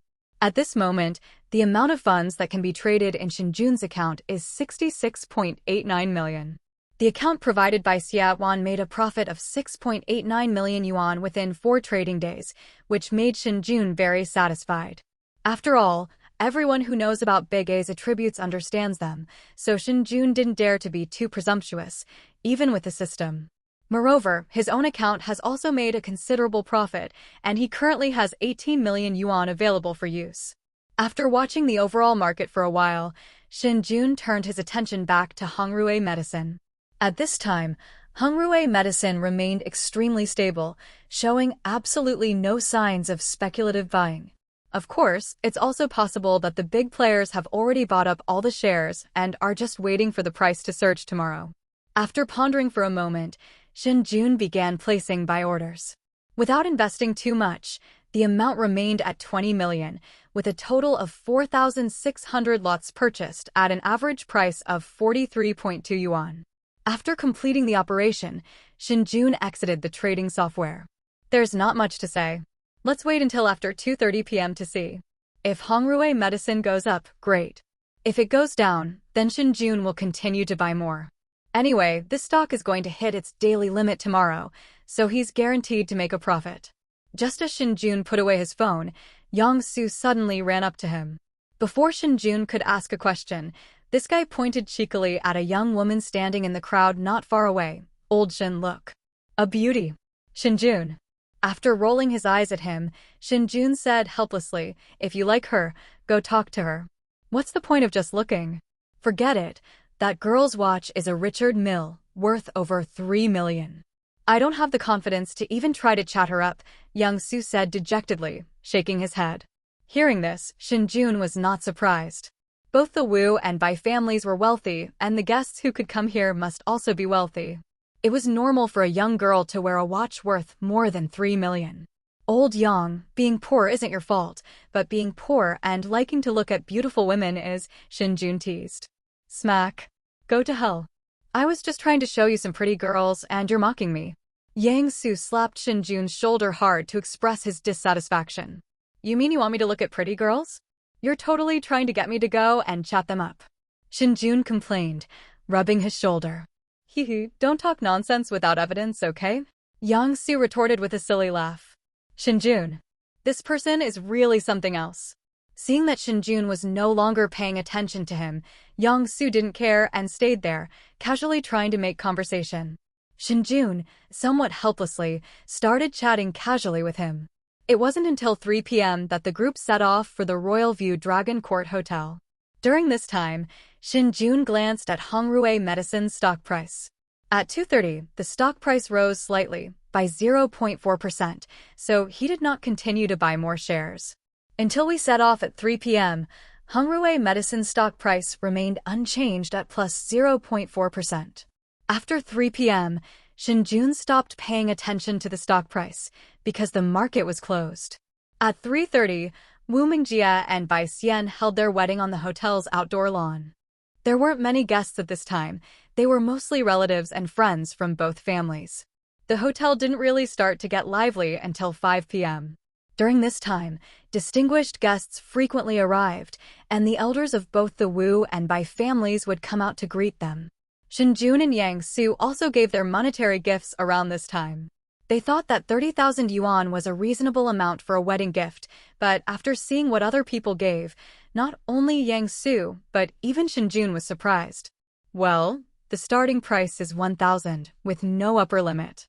The two stood there for 10 minutes receiving gifts. Apart from a very few who gave over 1,000 or 2,000 yuan, the vast majority of others gave 6,888 yuan, with the highest amount being 660,000 yuan. Keep in mind, it's only been 10 minutes. Shen Jun couldn't help but marvel at how many rich people there were in Shanghai. Following the seating chart, Shen Jun and Yang Su arrived at table number 2. Actually, Shen Jun didn't want to sit here. It was too much attention. But there was nothing he could do. They had a wedding seating chart, and he couldn't change his location even if he wanted to. At this point, there were already 6 people seated at table number 2, 4 bridesmaids and 2 groomsmen. When they saw Shen Jun and his companion approaching together, all 6 nodded in acknowledgement. Even though we're not very familiar with each other, we still need to show basic courtesy. After they sat down, The 4 bridesmaids whispered among themselves, while the other 2 groomsmen played on their phones. Shen Jun and Yang Su exchanged a glance and then started playing on their phones. This is not a suitable place to talk. As time went on, the wedding banquet officially began at exactly 6 o'clock. Under the guidance of the MC, the wedding banquet proceeded exceptionally smoothly. The hotel staff then began serving the dishes. The dishes included auspicious dragon and phoenix 8-flavor platter, matsutake mushroom and sea cucumber soup, and soy sauce and scallion grouper. These dishes were all quite expensive. The liquor served was matai, and the cigarettes were hidiangxia. The whole meal cost at least 50,000 yuan. Thank you all for taking time out of your busy schedules to attend our wedding. That's all for now. I'll drink this. You can drink as you please. During the wedding banquet toasting time, Wu Mingjia and Bai Xian were the first to arrive at Shen Jun's table. After everyone downed their drinks, Wu Mingjia pointed to the bridesmaids and laughed. These 4 beauties are all single. Old Shen, Old Yang, Brother Yuan, Brother Long, seized the opportunity. Bai Xian gently patted the goofy Wu Mingjia and said softly, "Everyone, just relax and enjoy yourselves. But this really is your chance." "Oh dear, our Xiaoxian has gone astray too," the bridesmaid sitting directly opposite Shen Jun teased. "No way, I was just trying to be helpful, okay?" Bai Xian teased. Just as the two were talking, Wu Mingjia started winking at Shen Jun and Yang Su. Shen Jun didn't have any particular thoughts. Of course, it wasn't that he wasn't interested in beautiful women, but rather that these 4 bridesmaids weren't his type. However, Yang Su was a different story. After receiving a signal from Wu Mingjia, he immediately took the initiative and started chatting with one of the 4 bridesmaids. Meanwhile, Yuan Ge and Long Ge, whom Wu Mingjia had mentioned, started chatting with the bridesmaids, while Shen Jun remained calmly seated, watching quietly. This scene made Wu Mingjia feel a bit disappointed, but because there were so many people, he couldn't say anything to their faces. Besides, it was time to toast, so he could only sigh at Shen Jun and continue toasting with Bai Xian. After the two left, Shen Jun ate while playing on his phone, listening to Yang Su and the bridesmaids chatting. Simply put, it's about multitasking. Just as Yang Su and his friends were chatting enthusiastically with the bridesmaids, one of the bridesmaids turned her gaze to Shen Jun. "Brother Shen." Upon hearing the voice, Shen Jun looked up and gazed at it with some confusion. Among those present, he was the only one with the surname Shen, and Shen Jun assumed the other person was addressing him directly. As for how the other party knew his surname, besides Wu Mingjia's title, there were also nameplates on the table. Just as he expected, the bridesmaid looked at him and smiled, asking, "What does Brother Shen do for a living?" The woman's name was Zhang Qian, which was clearly written on her name tag. "Just lying at home, doing nothing," Shen Jun replied casually. The wedding was almost over, and he didn't want to get too involved with her, since she wasn't his type at all. Upon hearing this, Yang Su and the bridesmaids immediately turned their attention to them. For a young person to say something like that, do they really have no sense of self-respect at all? Brother Shen doesn't seem like a typical otaku, Zhang Qian teased with a grin. Shen Jun, what was this woman thinking? He's already put it so clearly, how could the other person not understand? Shen Jun was self-aware. He didn't believe that people would fall in love with him at first sight. He wasn't that narcissistic. Especially since this woman is Bai Xian's colleague, how could a woman working in the Shanghai system possibly be interested in an outsider like him? At this moment, Shen Jun did not reveal his assets, which means that the other party must have a purpose. Those who praise me must have something to ask of me. Thinking about the other person's workplace, Shen Jun had some ideas in mind. "I'm really a homebody, the kind who just loafs around and waits to die," Shen Jun explained with a sincere expression. Zhang Qian. Others. Is this person crazy? Completely unyielding? Doesn't she understand the value of a single, eligible woman working in Shanghai's public sector? Zhang Qian's eyes flickered as she tentatively asked. Shen's family must be quite wealthy, otherwise his parents wouldn't have agreed to him being a homebody, right? Upon hearing this, the other 3 bridesmaids' eyes lit up. Yes, people who can hang out with Wu Mingjia must be from wealthy families, and wealth is their goal. Savings, loans, credit cards, etc. If these families are all well off, wouldn't their task be a piece of cake? Noticing the change in their gazes, Shen Jun secretly curled his lip. He really didn't understand why Bai Xian would choose them as bridesmaids. A wealthy heiress like her didn't even have a few rich friends? Or are all the wealthy heiresses already married and therefore can't be bridesmaids? However, Shen Jun didn't think much of Zhang Qian. It was normal for a bank employee to want to complete her task through friendships. Although her motives were strong, it wasn't really a big deal. Even Shen Jun had to praise the other party for their dedication. We have some assets at home, but that's just enough for me to live a life of leisure and idleness. Any more than that won't do. We're not in that situation yet, Shen Jun replied softly. Shen Jun's words left Zhang Qian slightly disappointed, but fortunately, she didn't have high hopes. After all, they had just met, and no one would speak too intimately with someone they barely knew. How about we add each other on WeChat, brother Shen? We can grab a bite sometime, Zhang Qian said, taking out her phone and placing it in front of Shen Jun. Okay. Shen Jun didn't refuse. It would be too foolish to refuse at this point. Following the example set by the two, Yang Su and the other two also added the bridesmaids on WeChat. Shen Jun was no exception. He also added the other 3 bridesmaids on WeChat. These days, we want to avoid as much trouble as possible. Shen Jun thought everyone would go their separate ways after dinner, but the wedding banquet lasted longer than he expected. The MC kept calling on elders from the Wu and Bai families to speak on stage, so Shen Jun couldn't leave even if he wanted to. He's the best man, and the banquet table has been arranged for him to be at the very front. How's he supposed to get there? Helpless, Shen Jun stayed there until the banquet ended at 9 o'clock before leaving. Wu Mingjie and Bai Xian did not reappear after leaving to offer a toast. However, Wu Mingjie did send him a message explaining why he couldn't come. She said that some elders wanted to see him and Bai Xian, and they would make it up to him and Yang Su tomorrow. Shen Jun didn't care about this. All he wanted to do was go back to sleep. I'm so tired.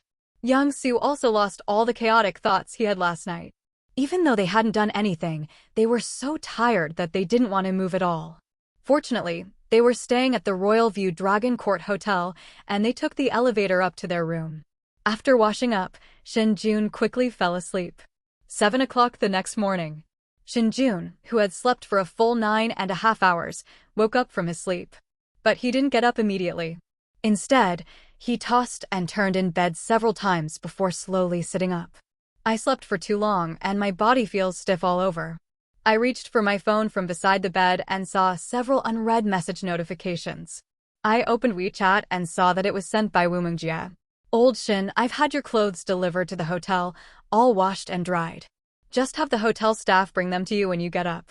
Also, don't leave today, you absolutely can't leave. I'll treat you to dinner with Yang Su tonight. Looking at the messages on his phone, Shen Jun couldn't find a single fault with them. Even something as simple as clothes is arranged so perfectly. No wonder he married a rich and beautiful woman like Bai Xian. After lying in bed playing on his phone for a while, Shen Jun finally got up to wash up. After washing up, I used the landline in my room to contact the hotel front desk and asked them to bring me my clothes. Less than 3 minutes after I hung up the phone, there was a knock on the door. Upon opening the door, a waiter pushed a small cart inside. He carefully placed Shen Jun's clothes and shoes before leaving. Well, the service was so good that he couldn't find a single fault with it. After changing his clothes, Shen Jun walked out of the room. A waiter standing in the hallway immediately said to him, Mr. Shen, Mr. Wu has ordered breakfast and lunch for you and your friend. Would you like to dine at our hotel or go out to eat with your friend? Shen Jun. Just a moment ago I thought Wu Mingjie was very thoughtful, remembering to bring his clothes over. Now that the case is solved, how could that stupid guy possibly have thought of these things? Whether it's clothes or breakfast, it was all arranged by Bai Xian. Wu Mingjie couldn't be that meticulous. No, it's not just Wu Mingjie. The vast majority of men really wouldn't think of this. I have to say, this guy really found a good wife. It's important to understand that Shen Jun's family background is far inferior to Wu Mingjie's and Bai Xian's. Leaving aside Wu Mingjie, Bai Xian doesn't seem to care at all, and even went so far as to arrange everything so meticulously. It's truly. With a wife like this, what more could a husband ask for? Bringing himself back to reality, Shen Jun said to the waiter, let's eat here. Okay. Would you like breakfast delivered to you or would you like to eat at the restaurant? The waiter asked again. Take me there to eat. This way, please. With that, The waiter extended his hand, inviting Shen Jun to walk towards the restaurant. The breakfast was plentiful, and Shen Jun ate with great satisfaction. Of course, a pleasant state of mind was the main reason why this meal was so enjoyable. Small favors are not important. What matters most is how it feels to be valued by others. It has nothing to do with anything else, it's just the sentiment. It was already 8 o'clock after we finished eating. It was still early, so Shen Jun decided to go out for a stroll. After all, this was Shanghai, a place of extravagance and decadence. He waved to the waiter who had been standing not far from him and casually asked, "Does the hotel have any bicycles?" Huh? The waiter was completely dumbfounded. In all his years in the industry, most people asked if there were any luxury cars available. This was the first time he had ever seen someone looking for a bicycle at a hotel. Never mind if there aren't any. Where can I find shared bikes outside? Seeing his reaction, Shen Jun understood that there probably weren't any bikes in the hotel, but he didn't take it seriously. He was just asking casually. If you want to go shopping, driving is definitely not an option. Parking is inconvenient, and traffic jams are terrible. Of course, this isn't just the case in Shanghai, it's the same in other cities as well. Taking a taxi is fine, but Shen Jun wants to ride his bicycle around by himself. Everyone says Shanghai has a very relaxed atmosphere, so he decided to give it a try. I'm sorry, Mr. Shen, there are no shared bikes near the hotel. However, some of our colleagues ride bikes to work. Shall I ask around for you? The waiter replied quickly after realizing what was going on. Is it convenient? Shen Jun did not refuse the other party's kindness. It's convenient for you. You're Mr. Wu's guest, so they'll definitely be available. Please wait a moment. With that, the waiter turned and went to find his colleague. Shen Jun scratched his head. This waiter was rather interesting. Mr. Wu's guest? That must be convenient, right? Doesn't this mean that even if it's inconvenient for a waiter to ride a bicycle, they still have to make things convenient? It really is. You've become a bad person. Sure enough, just as he expected, the waiter soon came over with another waitress. Mr. Shin, this is Hee-yoon. Just follow her. Thank you for your help. Shen Jun said politely to the waitress. You're too kind. Hee-yoon smiled and nodded. Mr. Shin, this way please. After hopping on his bicycle in the hotel's underground parking lot, Shen Jun began his shopping spree in Shanghai. Not long after Shen Jun rode his bicycle away from the hotel, the scene on the street left him speechless. He knew that people in Shanghai had a strong sense of relaxation, but what the heck was outdoor yoga? And everyone was wearing yoga pants? Playing like this so early in the morning? This is truly eye-opening. However, Shen Jun felt that it wasn't just him who broadened his horizons. Many people had as well, because this group of people doing yoga outdoors attracted 50 or 60 onlookers, who even took photos and videos. This shows that they also find this kind of scene quite rare. TSK. Without paying much attention, Shen Jun continued cycling towards other streets. Along the way, stopping and starting, Shen Jun saw many strange and unusual things. The biggest blunder was a woman riding a dog-shaped bicycle without handlebars. She was lying inside the dog's head, pedaling with her feet, swaying back and forth. It's a mystery how the traffic police in Shanghai allowed such a vehicle on the road. These scenes are absolutely invisible in the fog. I don't know if it's due to relaxation or something else. Shen Jun felt that this didn't seem like true relaxation, but rather a feeling that even relaxation was being rolled up. How should I put it? It's that kind of carefully crafted, exquisite feel. It felt really awkward. If you really have nothing to do, wouldn't it be better to sit outside and have a cup of tea or coffee? It really is. I don't understand. However, there is one thing Shen Jun has to admit. There are far more beautiful women in Shanghai than in Chongqing. Their clothing style has also become much more fashionable. Simply put, they wear revealing outfits. Even though it's morning, countless young women are strolling leisurely down the street, carrying handbags and holding cups of coffee or milk tea. Shen Jun leisurely rode his bicycle, enjoying the beautiful scenery. He had to admit, it was quite nice. However, Shen Jun's mood didn't last long before it was shattered. Hello, cycling is not allowed on this street. Didn't you see the sign at the street entrance? Just as Shen Jun was riding his bicycle to a traffic light intersection, he was stopped by a traffic policeman. Looking at the other person's serious expression, Shen Jun didn't know what to say. He watched some videos before coming to Shanghai, but none of them told him that bicycles are not allowed on some streets in Shanghai. Isn't this ridiculous? With a long sigh, Shen Jun said helplessly, "I'm sorry, I really didn't notice the no entry sign." "Is this your first time on this street or your first time in Shanghai?" the traffic policeman asked casually. "This is my first time in Shanghai." Shen Jun nodded. "Then be more careful next time. Many places in Shanghai don't allow bicycles." The traffic policeman nodded understandingly and continued, 50 yuan fine. Shen Jun, speaking with heavy breathing is not a good habit. He thought they were just going to let him go, but he ended up being fined. Seriously? Never mind, I shouldn't swear. It'll easily turn a small matter into a big one. After paying the fine, Shen Jun lost all interest in cycling around Shanghai. He doesn't need the 50 yuan. It's just that it affects his mood. He'll wait until he has time to stroll around Shanghai's night view. When we got back to the hotel, it was already 10 a.m. After returning the bicycle to Hyun, Shen Jun went back to his room.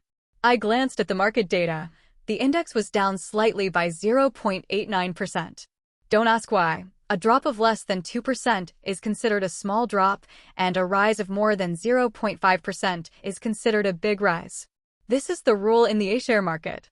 At this moment, Hungrui medicine surged by 5.6%, and Shen Jun casually placed an order for his holdings at the daily limit up.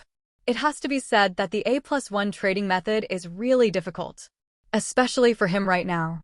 After finishing the operation, Shen Junin lay on the bed and started playing on his phone. Shopping and having fun are great, but lying down and resting is also an option. Noon. Bite.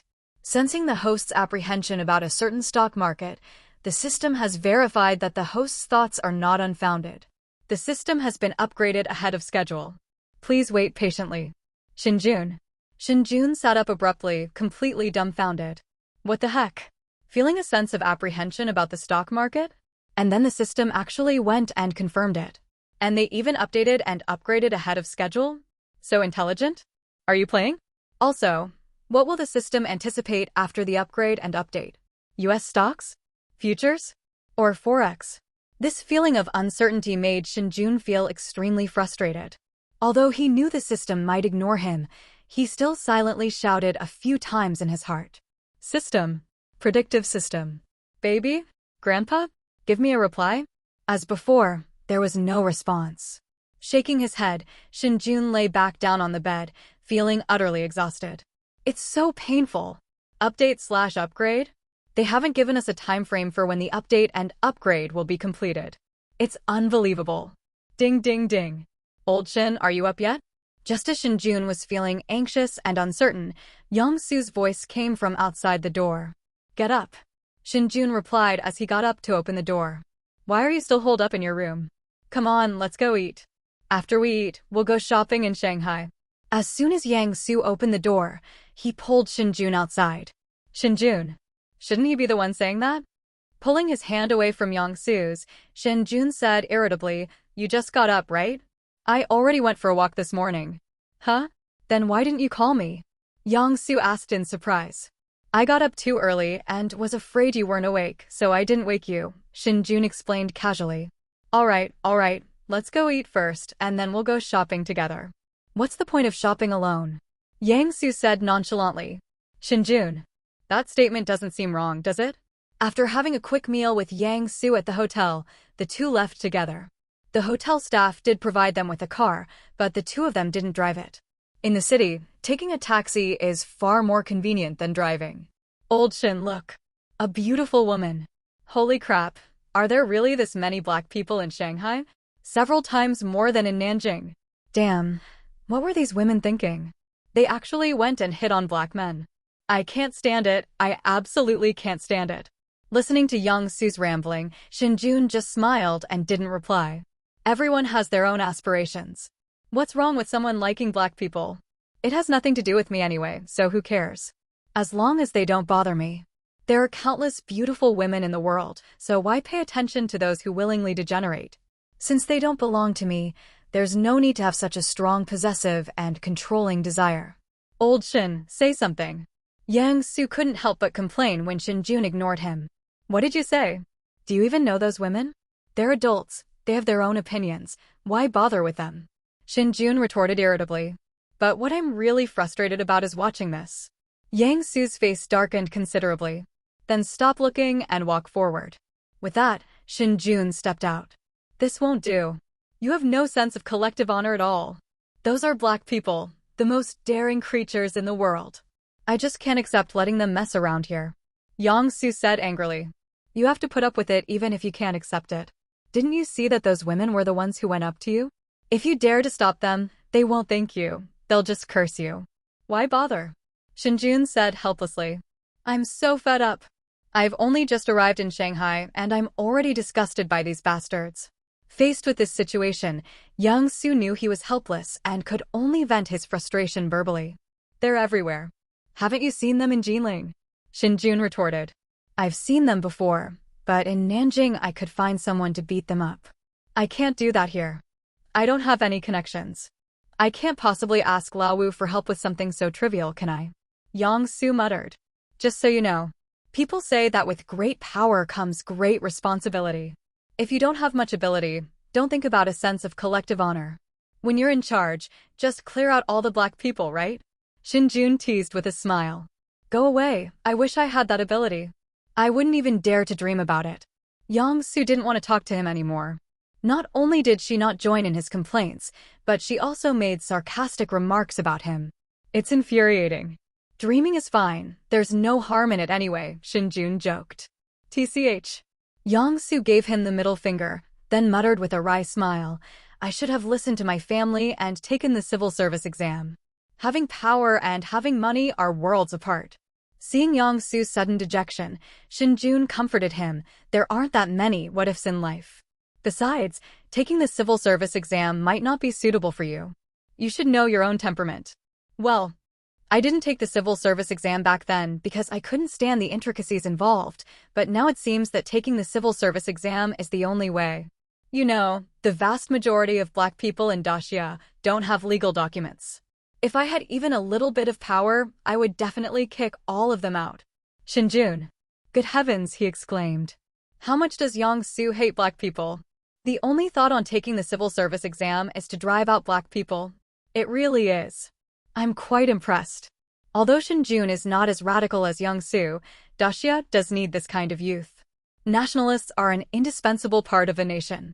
Although they are radical, it's not wrong. If they all turned into electronic pets, it would be a complete waste. Shen Jun comforted him, saying, since you've chosen this path, then keep going. Whether you rely on your parents or start your own business, it's your own life. But don't romanticize the path you haven't taken. Being overly concerned with gains and losses will ruin you. I know everything, but sometimes I just can't help it. With a long sigh, Yang Su complained, how can some people in this country have no sense of shame? Shen Jun. There's no way to respond to that. Stop complaining. What's the point of coming out to have fun? It's to relax. If you're so resentful, how can you have fun? Shen Jun interrupted Yang Su. This conversation shouldn't go on like this. It could easily cause problems. The main issue is Yang Su's personality. He's too impatient and irritable. If they keep talking like this, Shen Jun is afraid that this guy might actually turn around and start a fight. All right, let's not talk about this anymore. Yang Su nodded and changed the subject. What have you been up to lately? You're not really staying home like I told you, are you? Pretty much. I invested the money I had in stocks, and I was lucky enough to make some profit, enough for my daily expenses, Shen Jun explained softly. Holy crap? That's amazing! Yang Su exclaimed in surprise. When did you start playing the stock market? I haven't been playing for very long, and I've mostly been lucky. Maybe it's a newbie perk, Shen Jun said with a smile, jokingly. Indeed, beginners often have an easy time doing everything, but don't invest too much. Although I don't play the stock market, I've heard some things, and the A-shares market is very murky, Yang Su advised. I know, everyone knows what kind of person Big A is, but I was just messing around. It's nothing serious. Shen Jun's lies came out of his mouth without hesitation. That's fine then. With that, Yang Su waved his hand and said, come on, let me treat you to a glass of lemonade. Shen Jun. No way, you should at least buy me a milk tea. Lemonade? You're so stingy. Shen Jun said speechlessly. What kind of grown men drink milk tea? Lemonade is the best. It's thirst-quenching and healthy. Just listen to me. After saying that, Young-soo walked towards the milk tea shop not far away. Left with no other choice, Shen Jun had to follow. And so, the two of them spent the entire afternoon wandering aimlessly through the streets and alleys of Shanghai until Wu Mingjie called them. The Shanghai Central Building. The Shanghai Tower has a total construction area of 578,000 square meters, with 127 floors above ground and 5 floors underground. It has a total height of 632 meters, a structural height of 580 meters, and a base area of 30,368 square meters. It is the tallest building in Daxia and the third tallest building in the world. The main building is divided into 8 sections and 1 observation deck, consisting of the Shanghai Summit Observation Deck, J Hotel, Sky Lobby, Office Space, Conference Center, Shanghai Goods and Gift Stores, Shanghai Gift Shops, and a public street. The parking spaces are located underground, with a total of approximately 1,800 spaces. Take the elevator to the 118th floor. As soon as I stepped out of the elevator, I saw Wu Mingjie and Bai Xian standing not far away. "Hey La Wu, you've been neglecting us. You didn't even bother to come down and meet us," Young-soo teased as soon as they met. "Isn't it enough to treat you to a meal? Pick you up?" "Sure," Wu Mingjie retorted with a face full of disdain. "You're treating us here? I just checked the prices here. It's several hundred yuan per person. You're so stingy." Young-soo retorted. "Like a dog biting Lu Dongbin, ungrateful for a kind heart. This restaurant boasts the best view of Shanghai's nightscape. If it weren't for letting you experience the charm of Shanghai, I wouldn't have bothered eating here." Oh, young Master Wu, what a boastful tone." Young-soo laughed out loud. Go, let's hurry up and go. Let me tell you, although the food here isn't great, the scenery is really nice. It would be a real shame to come to Shanghai and not visit this place." With that, Wu Mingjie pulled Bai Xian inside first. Bai Xian smiled, nodded to the two of them, and followed them. Shen Jun and Young-soo naturally followed. And let me tell you, the view of Shanghai's nightscape from such a height was truly breathtaking. All the tables in this restaurant are identical, placed by the window, offering a breathtaking view. "So, did we come to the right place?" Wu Mingjie asked smugly, noticing that the two men's eyes were fixed on the ground below. "So, it's all right," Yang-soo said stubbornly. "Don't force yourself. This place is really nice. The scenery is beautiful," Shen Jun interjected. Old Shen really knows his stuff. Wu Mingjie was very satisfied after receiving the praise. Yang-soo scoffed, but didn't refute. Wu Mingjie originally wanted to press his advantage and mock him a bit more, but Bai Xian rolled her eyes at him and made him swallow all his words. Judging by that, he'll definitely be henpecked from now on. Shen Jun didn't joke about it, because he was really lucky that a woman like Bai Xian could become Wu Mingjie's wife. People with high emotional intelligence can truly avoid countless family conflicts. The dishes were served quickly, and everyone ate a few bites before putting down their knives, forks, and chopsticks.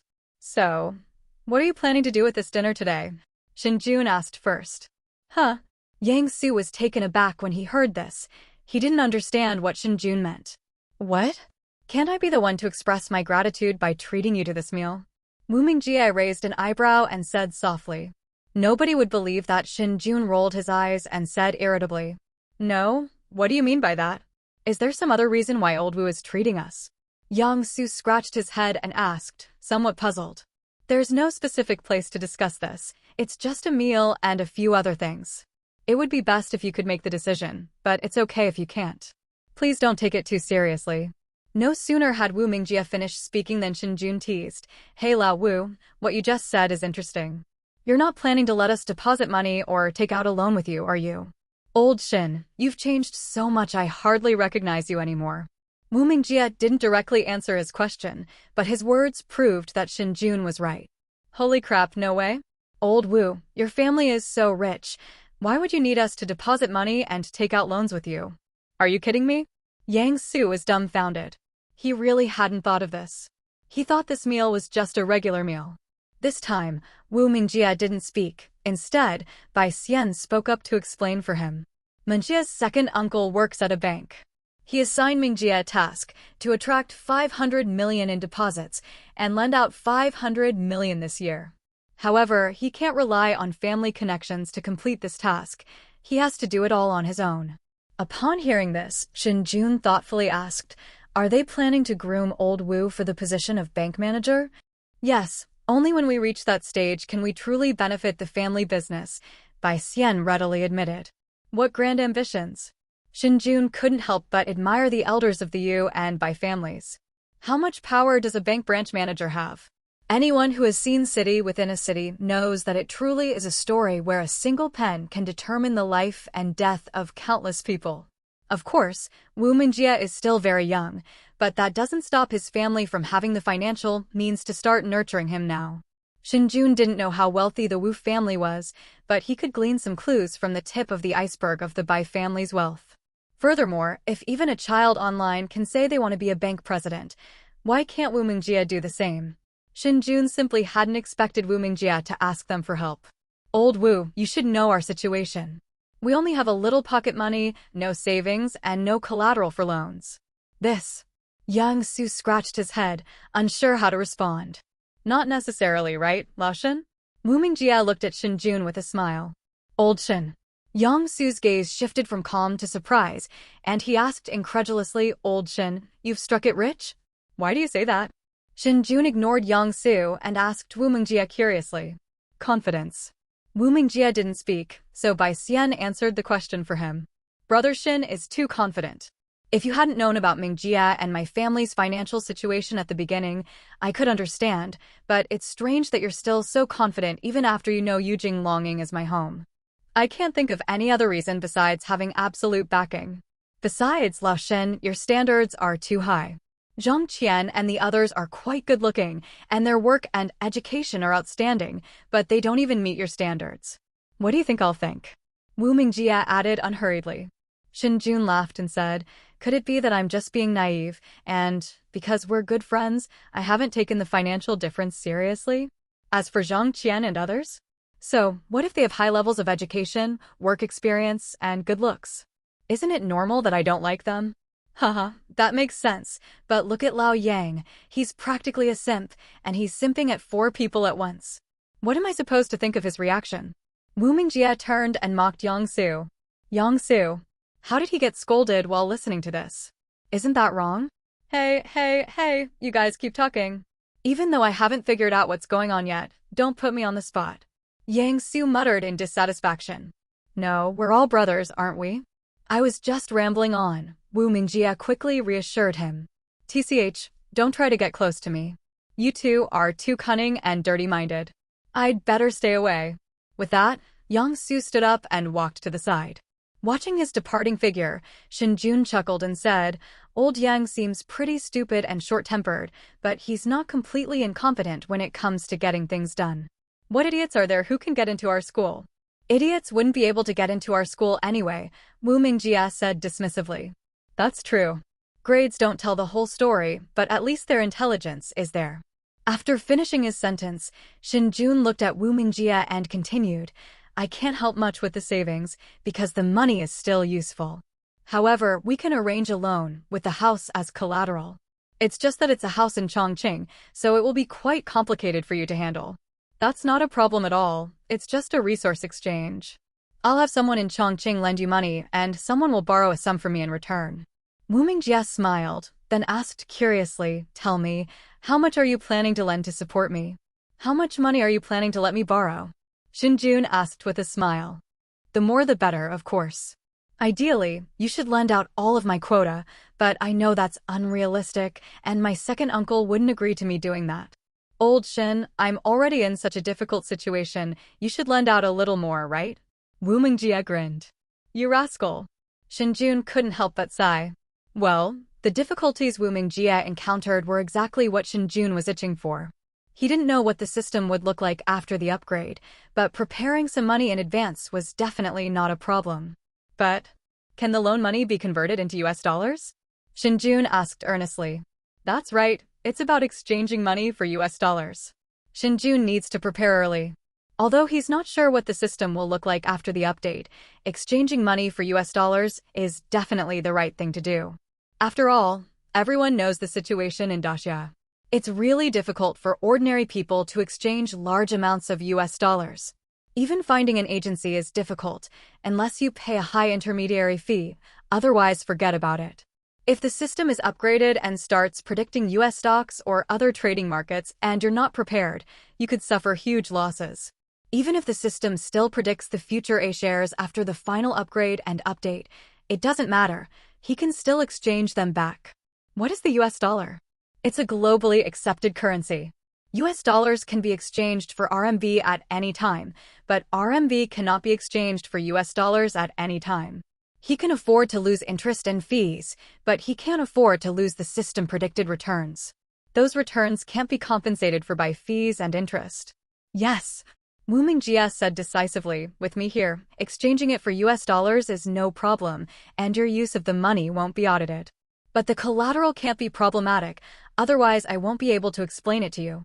Furthermore, I can only lend you 80% of the value of your property. You understand, my second uncle wants to test my abilities. He won't allow me to falsify anything in this regard. Yes, Shen Jun understood perfectly. It's just an elder training a younger generation.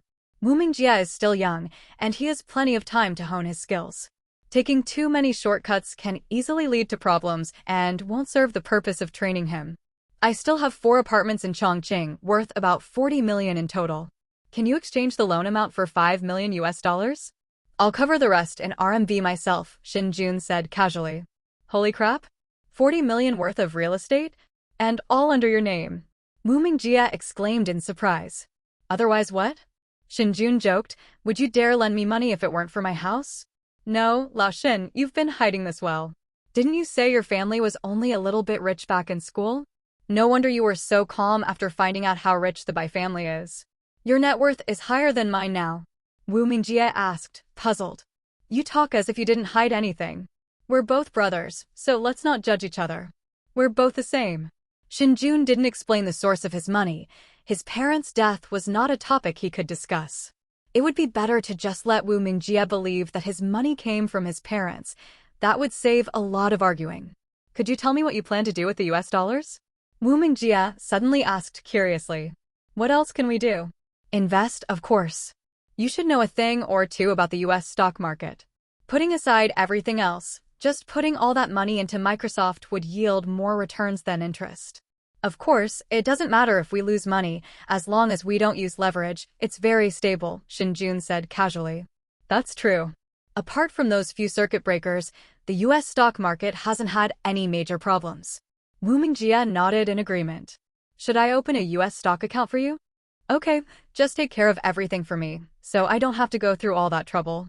Shen Jun had no reason to refuse. No problem, but Lao Shen, you really gave me a big surprise. I thought you could only borrow a few million or so from me, but I didn't expect you to borrow so much. I'm impressed. After settling things off, Wu Mingjie was in the mood for jokes. He was indeed very happy. Don't assume that lending is easy. For bank employees, it's actually quite difficult. Of course, there are many, even a huge number, people who want loans, but very few can pass the bank's verification process. Either they have poor risk tolerance or their collateral is inadequate. Otherwise, banks wouldn't have so many loan targets. Shen Jun found a comment circulating online to be quite true. Banks only lend money to wealthy people, and they don't lend to those who are truly in need of money. Because the risk is too great. You'd say rich people already have money. Why would they need to take out a loan? This is the bank's business. Just like Wu Mingjie at this moment, he only lends money to Shen Jun who has collateral, without mentioning that Yang Su should take out a loan. Well, banks are only good at adding to existing success. They won't offer help in times of need. Safety and security are the foundation of everything. They don't need exorbitant profits. A little interest is enough. As Mr. G once said in the classic Huxia novel The Way of Heaven, true businessmen only earn limited profits. Exorbitant profits are unsustainable. No sooner had Wu Mingjie finished speaking than Shen Jun retorted irritably, "Don't get too excited. That sounds awkward. I don't like learning foreign languages." Haha, foreign languages aren't so bad after all. Cough cough. Wu Mingjie's face stiffened, and he muttered somewhat hesitantly, "Foreign languages can't be learned, can't be learned." Bai Xian nodded in satisfaction, then looked at Shen Jun and said, "Then thank you so much, Brother Shen, for helping Mingjia with this great favor." "Don't say that. I just happened to need it, and Lao Wu also helped me out." "It's a mutually beneficial thing," Shen Jun said with a smile. "That's right, it's a win-win situation through mutually beneficial cooperation." Wu Mingjia nodded emphatically in agreement. "All right, I'm leaving now that I've finished my business. You two just got married, so stay and be lovey-dovey a bit longer." "I won't be a third wheel," Shen Jun joked, standing up. "Old Shen, you're really sensible. You truly deserve to be my godson." Wu Mingjia chuckled. "Go to hell. You're my adopted son." Before the other party could refute, Shen Jun walked over to Yang Su, who was standing not far away. "Have you finished discussing it?" Yang Su asked casually as Shen Jun approached. "We've finished discussing it, but are you really not going to get involved?" Shen Jun said softly. "I'd like to, but I really can't get involved. It's not my place to make decisions in my family," Yang Su said helplessly. "Any money will do, since Lao Wu brought it up," Shen Jun said, puzzled. "Old Wu's appetite is too big. I don't have that much. Saving up 100 or 200,000 won't make any difference. It's better not to mention it. Let's talk about it when I get back." "I'll definitely help if I can," Yang Su explained. "What are you saying?" "I'm not here to be Lao Wu's mouthpiece. We're just chatting casually." "Don't feel pressured," Shen Jun said, rolling his eyes in annoyance. "What are you thinking?" "I just wanted to vent to you because I'm under pressure. You've changed so much. It's making me feel a little suffocated," Yang Su said speechlessly. "All right, let's not talk about this anymore. Go back and rest." After receiving a response, Shen Jun turned his attention to Wu Mingjia and Bai Xian. "Then we'll be going. You two should go home too." "Okay, Lao Shen, Lao Yang, drive carefully." "Good." Monday, May 23rd. In the past few days, Shen Jun first had Wu Mingjia open several U.S. stock trading accounts and bank accounts for him in Shanghai, and then returned to Wudu to mortgage the 4 properties under his name. The amount obtained through the mortgage was 30 million. It was a little lower than Shen Jun had expected, but it wasn't a big deal. He still had money. At the current exchange rate, Shen Jun had to spend another 5.12 million of his own money to exchange for $5 million US. With the money, Shen Jun immediately felt relieved. "Everything is ready. We're just waiting for the system upgrade and update to complete." After deducting the $512 from his bank account, Shen Jun now has $21.32 million left. He had previously withdrawn all $18 million from his trading software and will no longer use that account for stock trading. The account Xia Wan provided currently has 68,886,000 yuan in available funds. The last time Hongrui Medicine hit its daily limit, he made 1.97 million yuan. If the system continues to predict the direction of the A-shares market, he will use the money to trade in the A-shares market. If the system changes its prediction, it doesn't matter. He can simply withdraw the profits and stop using leverage. He had done all the preparations he could and should do, and was just waiting for the system update and upgrade to be completed. But the system seemed to have vanished. Since the update and upgrade began on the 19th, there had been no news at all, which made Shen Jun somewhat anxious. Time flies by in the blink of an eye. June first arrived in the blink of an eye. Shen Jun's state of mind also changed during this period. At first, he was extremely anxious, but as the system failed to appear, Shen Jun actually relaxed. Even if the system is upgrading and updating, so what if it doesn't appear at all? Shen Jun now has enough funds to provide Shen Nan with a comfortable and affluent life, so being too anxious won't help. Moreover, Shen Nan is about to take the college entrance examination. Although she says that the college entrance examination is a piece of cake, she still becomes nervous. So much so that I call him every day to relieve stress. Under these circumstances, Shen Jun naturally wouldn't convey his anxiety to her. Until noon on June 5th. Byte. System update complete. New predictive directions unlocked. Anti-special network, July 1st, $63.50. Houghton House, July 1st, $130.85. Zijing Mining, July 1st, 13.5 yuan. Zhangma Transmission, July 1st, 15.73 yuan. Upon hearing the system notification, Shen Jun instantly stood up. his calm and composed state of mind shattered. However, he quickly realized that the system had actually predicted 4 stocks this time. It's not just predicting the next day, but almost a month ahead. Shen Jun took out his phone and quickly started searching for these 4 stocks. Fangta.com stock price today is $11.50 per share. Horton House's stock price today is $105 per share. Zijing Mining stock price today is 10.06 yuan per share. Zhongma Transmission stock price today is 6.89 yuan per share. Among them, Fangte.com and Horton House are U.S.-listed companies, while Zijing Mining and Zhongma Transmission are A-share companies. Founded in November 2000 in Delaware, America, Delaware is a leading provider of cybersecurity equipment and UTM cybersecurity solutions to businesses, service providers, and government entities worldwide. Fortinet is a leader in cybersecurity and the convergence of networking and security. The company's mission is to protect people, devices, and data everywhere. The company's integrated platform, Fortinet Information Security Fabric, delivers cybersecurity to where customers need it, across secure networks, a unified secure access service edge, and AI-driven security operations. Fangte.com currently has a market capitalization of $8.8 billion. According to the system's prediction, its stock price will reach its highest price of $63.50 on July 1st. In other words, this stock could see a gain of $52, or more than 5.5 times, within the next 26 days. A return of more than 5 times in less than a month. What does this mean? Soaring into the sky. Shen Jun glanced at the detailed information about Horton House again. Horton Housing Corporation is a Delaware-based company.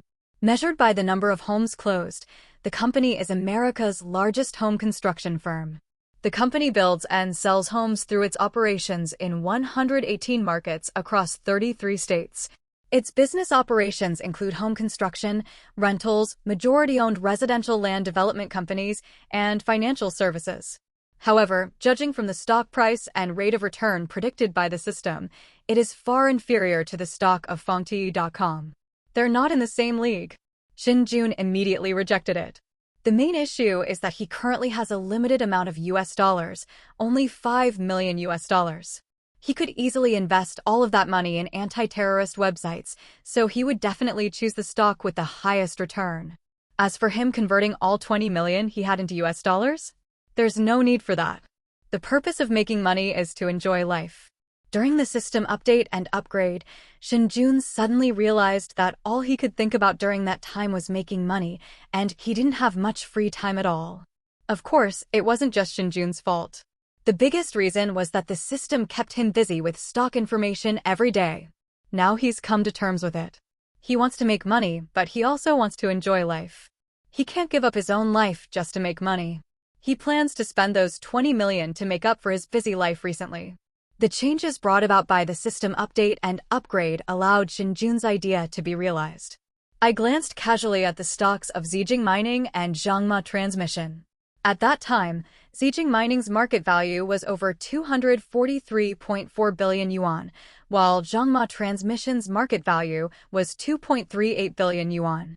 After a moment's thought, Shen Jun first placed an order on his U.S. stock trading software to buy Fangte.com with all of his $5 million US dollars in advance at a price of $12 per share.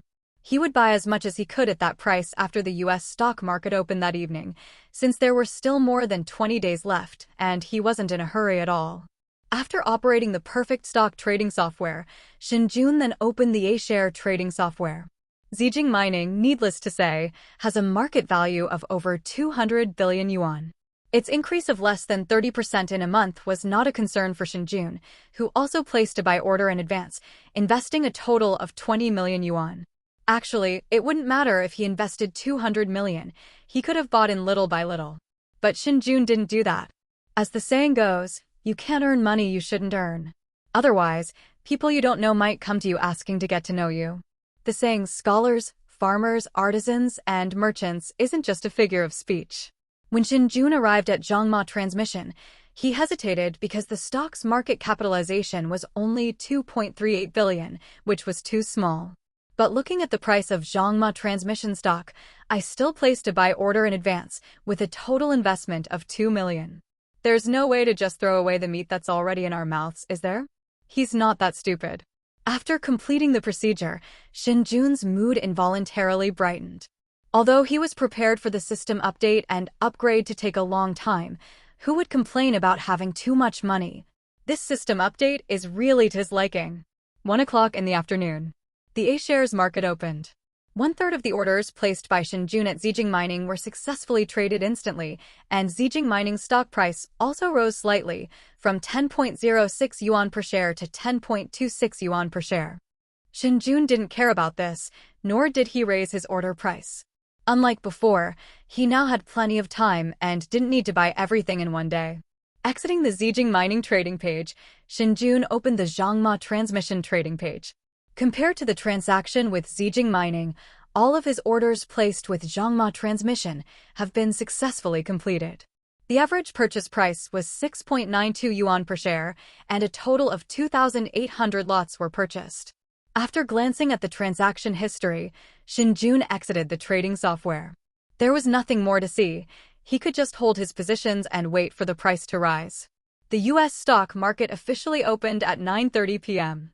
As soon as the market opened, Shen Jun witnessed the trading volume and turnover rate of U.S. stocks. His $5 million order was swallowed up in the blink of an eye. Oh, the transaction was successful. It didn't cause the slightest ripple. The average purchase price was even lower than the $12 he had placed the order for, only $11.70. Seeing this, Shen Jun was at a loss for words. Garbage. Even dogs wouldn't. No, he still owns shares in the A-share market, so we can't scold him. However, Shen Jun truly felt the gap between U.S. stocks and the Huxia A-shares market at this moment. He used to only see it online and at most complain about it, but now, after actually trading it, it was really... what a predicament. He had the system at his fingertips, but dared not act recklessly in the Huxia stock market, even feeling somewhat apprehensive. But in the U.S. stock market, it was like a dragon entering the ocean. At least he wasn't worried about becoming like the Grandmaster because he earned too much. As for the countless shady dealings within the U.S. stock market, what does that have to do with him? At most, they'll find an excuse to keep a portion of the money for themselves. They definitely won't find anyone in Daxia who knows him. TSK. I can't think about it anymore. Thinking too much can easily lead to problems. 10 p.m. Just as Shen Jun was looking at other U.S. stocks, his phone suddenly rang. Upon seeing the caller ID on his phone screen, Shen Jun immediately answered the call. Brother, what should I do if I can't sleep? Shen Nan's voice came from the other end of the phone. Her voice trembled slightly as she spoke, and Shen Jun could sense her unease and anxiety. What are you afraid of? It's just the college entrance exam. It's okay if you don't do well. Your brother will take care of you. Shen Jun joked to comfort him. What? I haven't even taken the test yet, and you're already saying I won't do well. Shen Nan said reproachfully. Didn't you say that yourself? You can't sleep because you're nervous, and the reason you're nervous is because you're afraid of not doing well on the college entrance exam, right? I'm saying this for your own good, you understand. Shen Jun teased. Brother, you. Shen Nan's little head was a bit slow to catch up. What's wrong with me? Is there something wrong with what I said? Shen Jun chuckled. I don't care, I just can't sleep. What do you suggest we do? Shen Nan muttered. Shen Jun. Indeed, women can be unreasonable regardless of age or the people they are dealing with. Should I pick you up now? You guys have a day off tomorrow anyway, Shen Jun asked helplessly. Isn't this a bad idea? Shen Nan hesitated. Hearing the girl's insincere words, Shen Jun chuckled and said, What's wrong with that? You have your college entrance exam the day after tomorrow. The teacher shouldn't say anything. Xiaonan, don't go. What will we do if you leave? I'm so worried I can't sleep. Yeah, don't leave. If even a top student like you leaves, we'll be even more worried. Just as Shen Jun was waiting for Shen Nan's reply, a chattering female voice came from the other end of the phone, all trying to persuade her not to leave school early. Huh? But? No buts. We can just stay up all night and study with you, okay? Anyway, tomorrow's a holiday. You'll have time to rest. Brother Xiaonan, don't worry, your Xiaonan isn't going home tonight. We're here for you. Hang up the phone quickly. Hurry up. Oh, okay. Shen Nan agreed after being persuaded by several classmates. Brother, I won't go back tonight. I'll go back tomorrow since it's a holiday. All right. Shen Jun hung up the phone without saying anything more. He couldn't help feeling nervous about the college entrance exam. Everyone has been through that stage, and everyone understands that it's impossible not to be nervous unless you have a very strong heart or don't care about the exam at all. Otherwise, nothing you say will help. Fortunately, Shen Nan's school only gave them 1 day off before the college entrance exam. If it were like other schools that gave them 3 days off, Shen Jun would have been in for a tough time. June 6th, 7:30 a.m. Brother, I'm back. Are you still sleeping? Wake up, brother, wake up. Hearing the noise outside the door, Shen Jun was completely alarmed. He knew it. This girl's return is never good news. But students preparing for the college entrance exam are really not to be trifled with. He stayed up very late last night watching the US stock market and has only slept for 4 or 5 hours so far. He was suddenly woken up and feels terrible. Shen Nan definitely didn't sleep much last night. I don't know where this girl gets her energy, it's really. With a long sigh, Shen Jun got up and opened the door. Brother, hurry up and wash up. We'll go get breakfast later, then check out my exam venue, and then go burn some incense and pray to Buddha. They say that temple outside the city is very efficacious. As soon as they met, Shen Nan started chattering away about what she wanted to do today. Shen Jun said, somewhat speechless, Xiao Nan, you have an exam tomorrow, aren't you going to study today? You know, even last-minute cramming can be effective. I studied until 2 a.m. last night, and I was so tired of studying that I felt like throwing up. I think it's better to go out for a walk to clear my head, Shen Nan explained. Shen Jun. Young people are young people. Their boundless energy is no joke. Although he's quite young, he's still a bit behind 17 or 18-year-olds. Oh dear, don't waste any time. I only have 1 day. Hurry up and go wash up and change your clothes. As she spoke, Shen Nan pushed Shen Jun towards the bathroom. Left with no other choice, Shen Jun had to wash up and change his clothes. At 9 o'clock in the morning, Shen Jun and Shen Nan arrived at Wudu No. 2 Middle School. This school was the examination venue for Shen Nan's college entrance examination. It was 3 kilometers away from their home, which was not too far. After briefly familiarizing themselves with the route from the school gate to the examination hall, Shen Nan hurriedly took Shen Jun by taxi to a temple outside the city of Wudu. This temple is not well known in Daxia, and it's not even particularly famous in Chongqing. Its incense offerings are very average, but it has managed to survive. When Shen Nan brought Shen Jun to the temple gate, Shen Jun's eyes widened in surprise. The temple was packed with people, and the entrance was completely blocked, a scene that was beyond his comprehension. When did this temple become so popular with worshippers? However, after he clearly saw the faces of those who came to burn incense and worship Buddha, Shen Jun expressed his understanding. Because among those who came to burn incense and worship Buddha, 50% were about the same age as Shen Nan, and the rest were mostly adults such as parents. I'm speechless.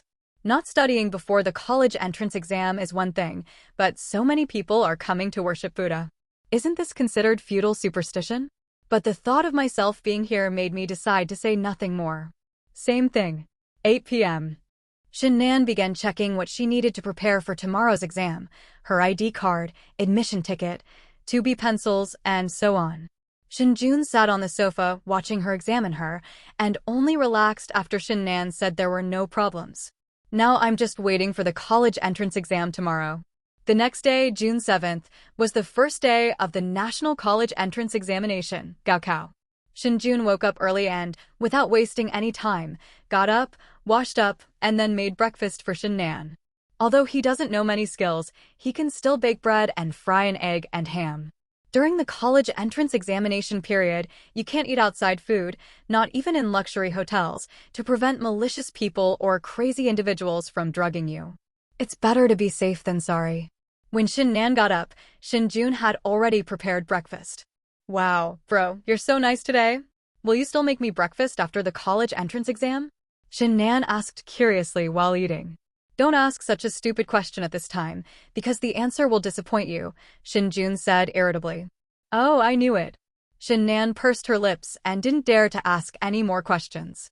After breakfast, it was 7:30. Instead of taking a taxi to the exam venue, the two opted for an electric scooter to avoid traffic congestion. Before 8 o'clock, Shen Jun carried Shen Nan to an intersection not far from the second middle school. It wasn't that Shen Jun didn't want to continue walking, but he was stopped by traffic police who said that no vehicle was allowed to pass through the school gate. Shen Jun expressed his understanding, parked his electric scooter on the side of the road, and took Shen Nan to the school gate. The school gate was already packed with people, with students taking the exam and parents dropping them off everywhere. Police cars, ambulances, and fire trucks were also visible all around. Two prominent signs stand in the center of the school gate. No honking. Parents of test takers, please stop here. As the clock struck 8 o'clock, the school gate slowly opened, signifying that the students were saying goodbye to their parents. Shen Nan waved to Shen Jun and then walked into the school. Shen Jun didn't give any special instructions. He trusted Shen Nan quite a bit. Of course, even if this girl fails the exam, it doesn't matter. She can always retake it. Even if she doesn't want to go to school anymore, it's fine. Shen Jun can afford to support her. After watching Shen Nan enter the school, Shen Jun did not linger at the school gate and walked back towards where the electric bikes were parked. He couldn't offer much help with the exams. It was up to Shen Nan to do his best. The most he could do was help with the food. Most parents shared similar thoughts with Shen Jun. After their children entered the school, many parents left the school gate. After finding his electric scooter, Shen Jun didn't go straight home. Instead, he went to a nearby supermarket to do some shopping. He bought some beef brisket, lamb, fish, shrimp, various vegetables, and some seasonings. When I got home, it was already 9:30 in the morning. Shen Jun immediately started searching online for chefs who could cook at his home. Yes, he wanted to find chefs who could cook at his home. He couldn't cook, but couldn't he just hire someone to do it? In today's society, if you have money, it's really convenient to do anything.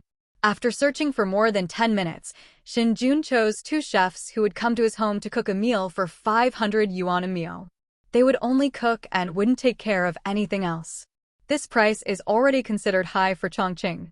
At 10:30, 2 chefs, a man and a woman, arrived at the house. Without much pleasantry, the 2 got to work. After all, it takes time to prepare the ingredients. At 11:10, the 2 began cooking. All the ingredients were provided by Shen Jun himself, and the meal was prepared under his watchful eye.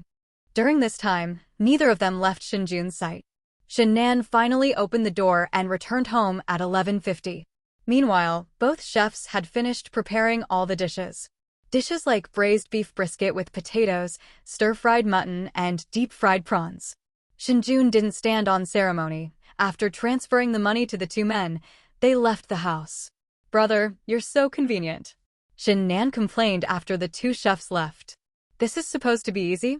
Do you know how much effort it took me to bring all this food home? If I wasn't worried about you getting sick and missing your exam, going out to eat would have been so much simpler." Shen Jun rolled his eyes and said irritably, "Stop talking nonsense, hurry up and eat. After you eat, go rest or study. Relax, relax, I'm totally confident," Shen Nan said smugly, pinching her fingers together. "If I don't get over 130 on this morning's Huxia test, I'll change my mind." "Shen Jun, isn't that a bit too arrogant? I really want to punch someone." "Forget it. We can't afford to mess with the students taking the college entrance exam. Let her be cocky. We'll deal with whatever comes up after the exam." After finishing their meal, Shen Nan rested for a short while before Shen Jun once again rode his electric scooter to take her to the school examination venue. Time flies. June 9th afternoon. The entrance to number 2 middle school was packed with people. Despite the disapproving looks from countless parents, Shen Jun, with his youthful and strong physique, managed to squeeze to the very front. "I didn't mean anything by it. I just wanted to see the test takers run out first." Whether in his past life or this one, Shen Jun didn't feel excited or thrilled when he walked out of the examination hall. Instead, he felt an indescribable emptiness. 10 years of hard work for the college entrance exam, and after the exam, life feels incredibly meaningless. But after seeing those students running wildly out of the school gates online, he suddenly felt that life was quite interesting. He just didn't experience the interesting part. Now, he can finally re-examine the post-college entrance examination situation from the perspective of someone who has been through it. After an unknown amount of time, The ring-ring sound suddenly rang out, and the parents standing outside immediately became excited. Influenced by the environment, Shen Jun's mood inevitably fluctuated. As the school gates slowly opened, countless young men and women rushed out of the school like the wind. Watching the students run, cheering, and shouting with joy, Shen Jun couldn't help but curl the corners of his lips into a smile. This is what young people should be like.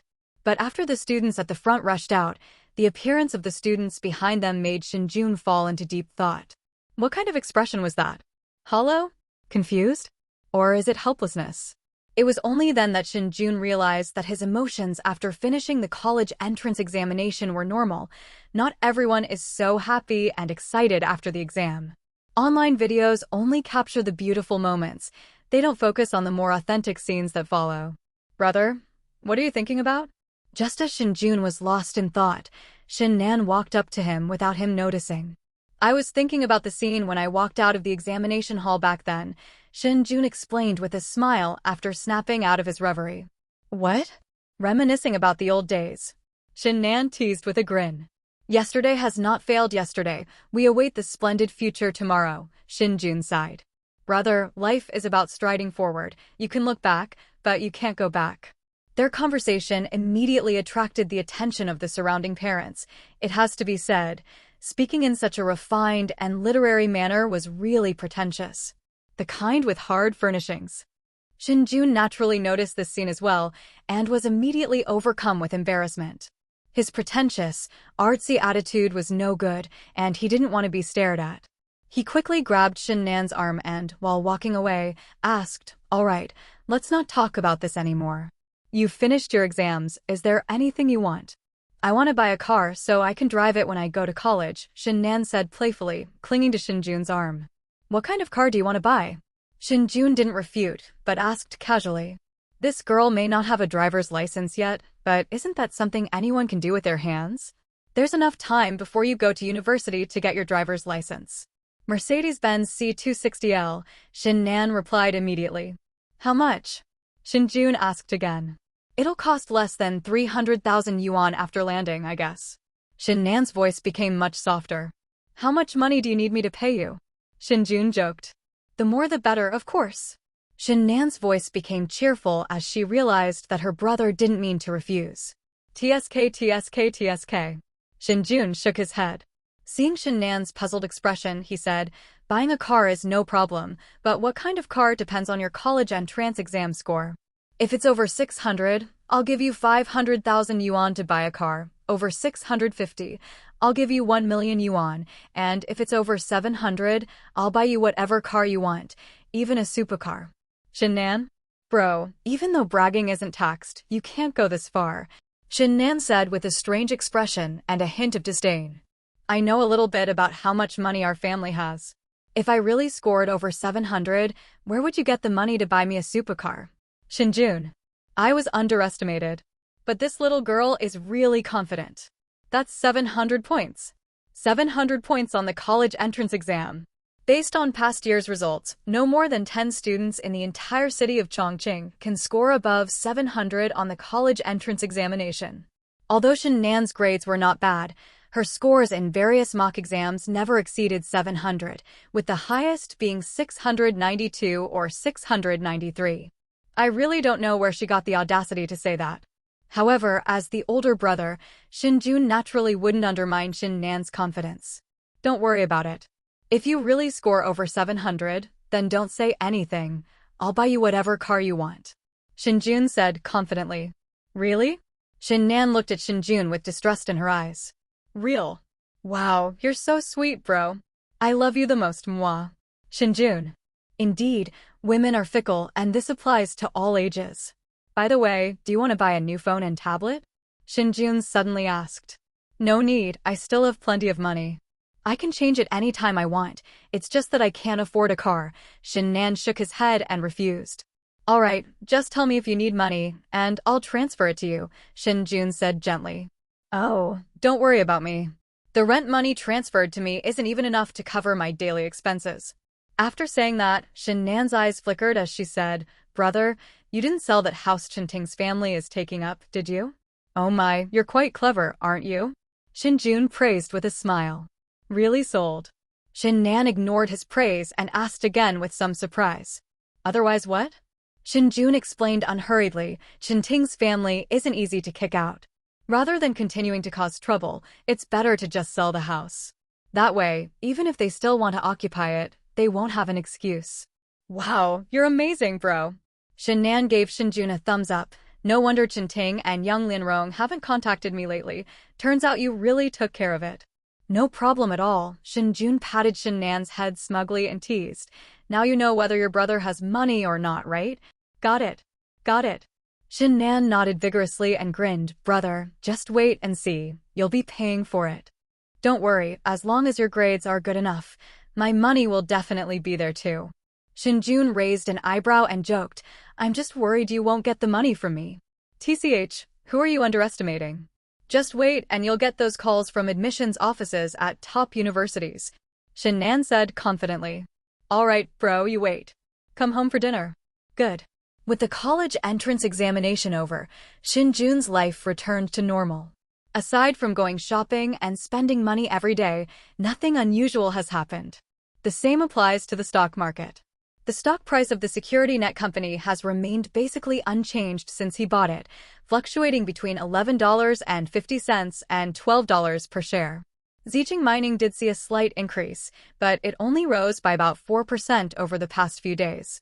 Among them, Zhongma Transmission saw the largest increase, rising from 6.89 yuan per share to 7.43 yuan in just a few days. But he invested the least amount of money in Zhongma Transmission. It really is. Well, after getting used to the benefits of daily 10% gains, Shen Jun really couldn't accept the calm in the stock market. However, faced with this situation, he had no choice but to wait. Humans are so contradictory. When we're busy every day, we want to rest, but when we actually rest, we feel particularly bland and listless. This is tricky. The peaceful life didn't last long. On June 16th, Zhongma Transmission's stock price suddenly began to soar. From the moment the market opened at 9:30 a.m., Zhongma Transmission immediately hit its daily limit, giving retail investors absolutely no chance to enter the market. Just when Shen Jun thought Zhongma Transmission was about to experience a surge in its stock price, the limit-up price was unexpectedly broken. Can you believe it? A stock that hit its daily limit up at the open actually opened up at the close. Something seems wrong with that, doesn't it? Even so, countless retail investors rushed in the moment Zhongma Transmission opened its trading board, waving their banknotes, seemingly oblivious to the fact that it was about to open. Shen Jun really couldn't understand this. Do they really ignore everything else when they invest in stocks? They seemed oblivious to the huge pit right in front of them and jumped right in. It was utterly absurd. Sensing danger, Shen Jun immediately sold all of his shares in Zhongma Transmission. This operation yielded a small profit of 400,000. It's not much, but it's better than giving it all back. As expected, when the stock market opened the next day, Zhongma Transmission's stock price plummeted by 6 points right at the open, and it was unstoppable, heading straight for the daily limit down. In an instant, shareholders of Zhongma Transmission were filled with groans of despair. Without any hesitation, Shen Jun immediately invested the 2.4 million yuan he had sold yesterday. The average purchase price was 7.60 yuan per share, and the total open interest was 3,150 lots. Shortly after Shen Jun made his purchase, Zhongma Transmission's stock price began to rise, but then quickly fell back down. Shen Jun understood that the bookmaker had begun accumulating chips in this matter. He immediately closed the trading software. There was nothing left to see. It was just the big players bullying retail investors. Shen Jun himself had no intention of standing up for them, so not looking at the market was the best option. Just hold your shares and wait for them to rise. 1 a.m. on June 22nd. While Shen Jun was idly watching the U.S. stock market, he inadvertently clicked on his holdings. You won't believe it until you see it, and what you find will shock you. At some point, Fomta.com stock price changed from $11.70 per share to $46.33 per share. The increase reached an outrageous 296%. Although Shen Jun had long been mentally prepared for the surge in internet prices, he still couldn't help but get excited after witnessing it firsthand. He couldn't help but be excited because the profit from his holdings had turned into $14.8 million. That's a net profit of $14.8 million. The trees are a vibrant green. Converted to RMB, that's over 100 million. US stocks are absolutely amazing. Given this level of increase, what can we compare it to in the A-shares market? I wouldn't trade my life for that. He worked himself to the bone for several days to earn a little over 10 million RMB, and now, in just a few hours, the US stock market has earned him over 100 million RMB. How's he supposed to feel about that? After calming himself down, Shen Jun began searching for the reasons behind the surge in anti-terrorist website activity. No matter the market, there are no stocks that rise or fall without a reason. If a stock suddenly surges or falls, there must be a reason. Although Shen Jun's phone didn't have a VPN, he had no secrets to hide regarding certain news about stock price surges or crashes. Therefore, he quickly found the reason for the sudden surge in the number of users on the anti-terrorist network. Vanguard Group issued an announcement after the close of trading yesterday. The details are quite simple. Vanguard Group invested $110 million in Fongtainet, increasing its stake in Fongtainet to 8.9%. As a result, Fongta.com stock price surged by 296%, reaching $46.33 per share. As for why Vanguard Group's mere $110 million capital increase caused Fongta.com's stock price to surge by 296%, that's because you don't understand the strength of the Vanguard Group. To put it simply, whether it's Tencent, Baidu, Ali, Microsoft, Google, or Apple, no matter how large a listed company it is, they all have to call him their sugar daddy. Vanguard Group is a giant behind giants. It appears on the shareholder lists of virtually every publicly traded company in the world that you can think of. Vanguard Group is the largest shareholder of companies like Apple, Microsoft, Disney, and McDonald's, and the second largest shareholder of companies like Tesla, Amazon, Coca-Cola, and Berkshire Hathaway. That's not all. Among a host of major domestic companies like Tencent, Alibaba, Baidu, and Green Group, Pioneer Group is also among the top 5 shareholders. The Vanguard Group is the world's second-largest fund management company, managing over $6 trillion in assets worldwide and serving more than 10 million investors. It is headquartered in Malvern, Pennsylvania. The Vanguard Group was founded in America in 1975. After more than 40 years of development, Vanguard has become one of the world's largest mutual fund management companies, with global ETF assets under management reaching $1.6 trillion. In addition to America, Vanguard's global operations span Australia, Europe, and other markets. In 2014, a representative office was established in Kyoto. In 2017, Vanguard officially established a wholly foreign-owned enterprise in Shanghai. Imagine such a giant suddenly increasing its stake in Fongta.com. What does this signify? That naturally indicates that this giant is optimistic about the future development of the anti-terrorist network. It would be outrageous if a company favored by such a giant didn't see its stock price rise. This is the power of true strength. According to the system's prompts, Fongta.com's stock price still has significant room for growth. All Shen Jun needs to do now is sit back and collect his profits. As time went on, Fongta.com's stock price surged again at 3:30 a.m. The stock price surged from $46.33 to $60.84, an even more outrageous increase of 420%. Shen Jun could no longer sit still. The system predicted that Fongta.com's stock price would reach its peak of $63.50 on July 1st. There are still 9 days until July 1st. Even subtracting 2 weekend days, there are only 7 trading days left. A gain of less than $3 in 7 trading days is less than a 5% increase at the current stock price of $60.84. Who can tolerate that? He didn't want the 5% profit margin.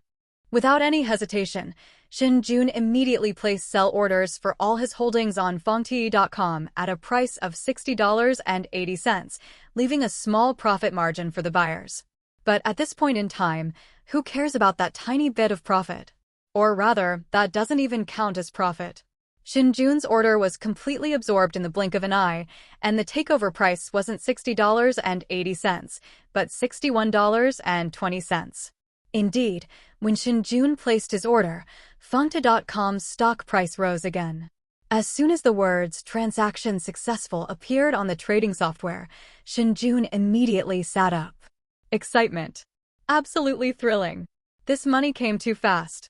Faster than I could have imagined or comprehended. Looking at the funds in his account, Shen Jun was almost losing control of his emotions. The account has a profit of 21.17 million US dollars, which is equivalent to 150 million renminbi. Earning 150 million renminbi in one night is like a dream come true. Although Shen Jun was a transmigrator with a system, he still couldn't help but get excited when he actually saw such a large sum of money. He's now a genuine billionaire. Just minutes after Shen Jun sold all his shares, Fangta.com's stock price began to fall, but not drastically, so Shen Jun did not buy back in. Just as Shen Jun was about to exit the trading software, he suddenly remembered another stock that the system had suggested, Horton House. He quickly opened his watch list, and when he saw that Horton House's stock price was 110.5, Shen Jun couldn't help but burst out laughing. A system is a system. Those two stocks it picked weren't chosen randomly. The system indicated that Horton House's highest price was $130.85 per share, while the current stock price is only $110.50.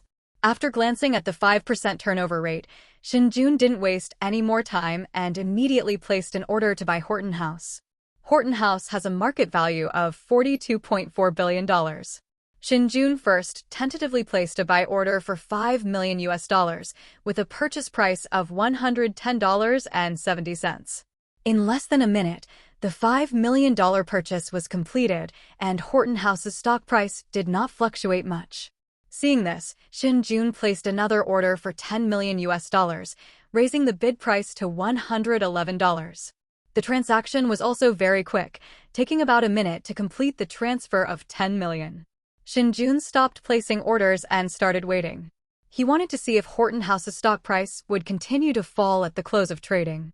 At 3:55, instead of falling as Shen Jun had expected, Horton House's stock price rose slightly to $111.20 per share. Shen Jun shook his head helplessly. He had hoped to earn more, but now he had to lose some too. Without further hesitation, he placed a buy order with the remaining $11.17 million in his account. Perhaps because the market was about to close, Shen Jun's buy order was executed much faster this time, basically within 30 seconds of him placing the order. Shen Jun did not continue to pay attention to the stock price, because the US stock market closed after his successful transaction. Sleep. Although Shen Jun became a billionaire, his life remained unchanged. Because the money hasn't arrived yet. There's a saying that goes, even with assets worth tens of millions, it doesn't count if you have livestock. Livestock cannot be considered actual wealth until they are sold. This is because the aquaculture industry is fraught with risks and uncertainties, including market price fluctuations, natural disasters, and diseases, all of which can affect farmers' profits or even lead to losses. Therefore, although livestock have value while they are alive, they can only truly be considered wealth after they are sold and generate income. The same applies to stock trading. Everyone knows how risky the stock market is. Although Shen Jun can guarantee that he will only make a profit and never lose money, it doesn't count if the money isn't in his hands. Shen Jun continues to live a peaceful and affluent life, guarding his 20 million yuan. However, this lifestyle did not last long before it was disrupted again. The results of the college entrance examination in Chongqing were released at 11 p.m. on June 24th. That night, Shen Jun and Shen Nan sat on the sofa waiting for 11 p.m. to arrive. However, compared to Shen Jun's composure, Shen Nan seemed a little nervous. Shen Jun could understand this. After 10 years of hard study, it was normal to be nervous at the final moment that would determine one's fate. Seeing Shen Nan constantly sending messages, voice messages, and even making phone calls on her phone, Shen Jun chuckled and said, "Didn't you already estimate your score?" "What? Don't you trust yourself anymore?" An estimated score is just that, an estimated score. Sometimes the actual score is quite different from the estimated score. Didn't your estimated score differ from your final score by 10 points during the college entrance exam? Shen Nan retorted irritably. "Shen Jun. That tone. I can't mess with that." Speechless, Shen Jun ignored Shen Nan and sat quietly on the sofa, turning the volume of the short videos he was watching to the lowest possible level. Shen Nan is now the eldest child in this family. As time passed, at exactly 10 o'clock, Shen Jun's phone suddenly rang. It was an unknown call from Kyoto. Before he could even answer the call, Shen Nan's phone rang. Upon seeing the scene, Shen Jun immediately thought of the online discussions about the competition for college entrance exam slots. She looked up at Shen Nan and saw that the girl was also looking at her. However, there wasn't much excitement in Shen Nan's eyes. Instead, there was a sense of something hard to describe. She seemed a little embarrassed and perhaps even a little apologetic and scared. The look in her eyes left Shen Jun completely bewildered. What on earth was going on? Brother. Shen Nan called out timidly. What's wrong? Shen Jun asked curiously.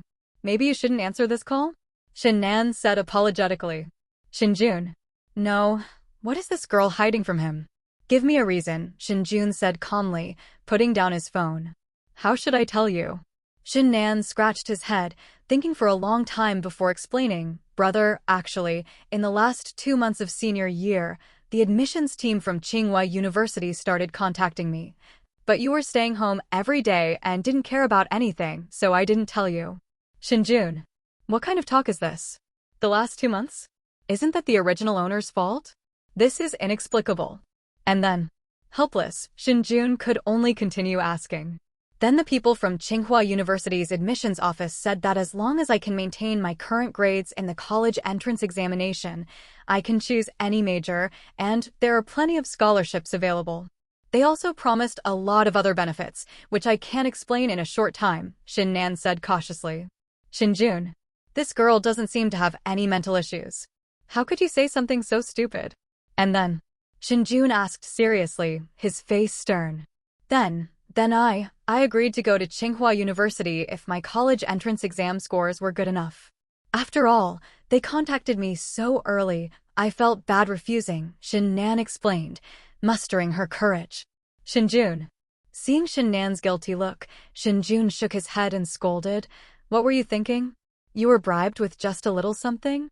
You agreed, fine, but you won't even let me contact other schools. What if you don't do well on the exam? Do you think they'll still care about you then? Utterly foolish. But, just as Shen Nan was about to say something, Shen Jun immediately interrupted her. There are no buts. What you need to do now is choose your major. Don't worry about the rest, I'll handle it. Oh. Shen Nan responded with a long face and then lowered her head, not daring to say anything more. My older brother has changed so much lately.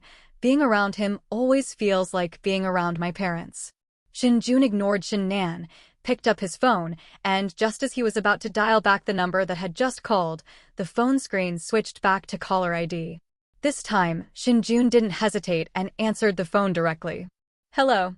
Hello, Brother Shen Nan. I'm Song Liani, a teacher from the admissions office of Kyoto University. Hello, I'm Shen Nan's older brother, Shen Jun. Have Shen Nan's college entrance exam results come out?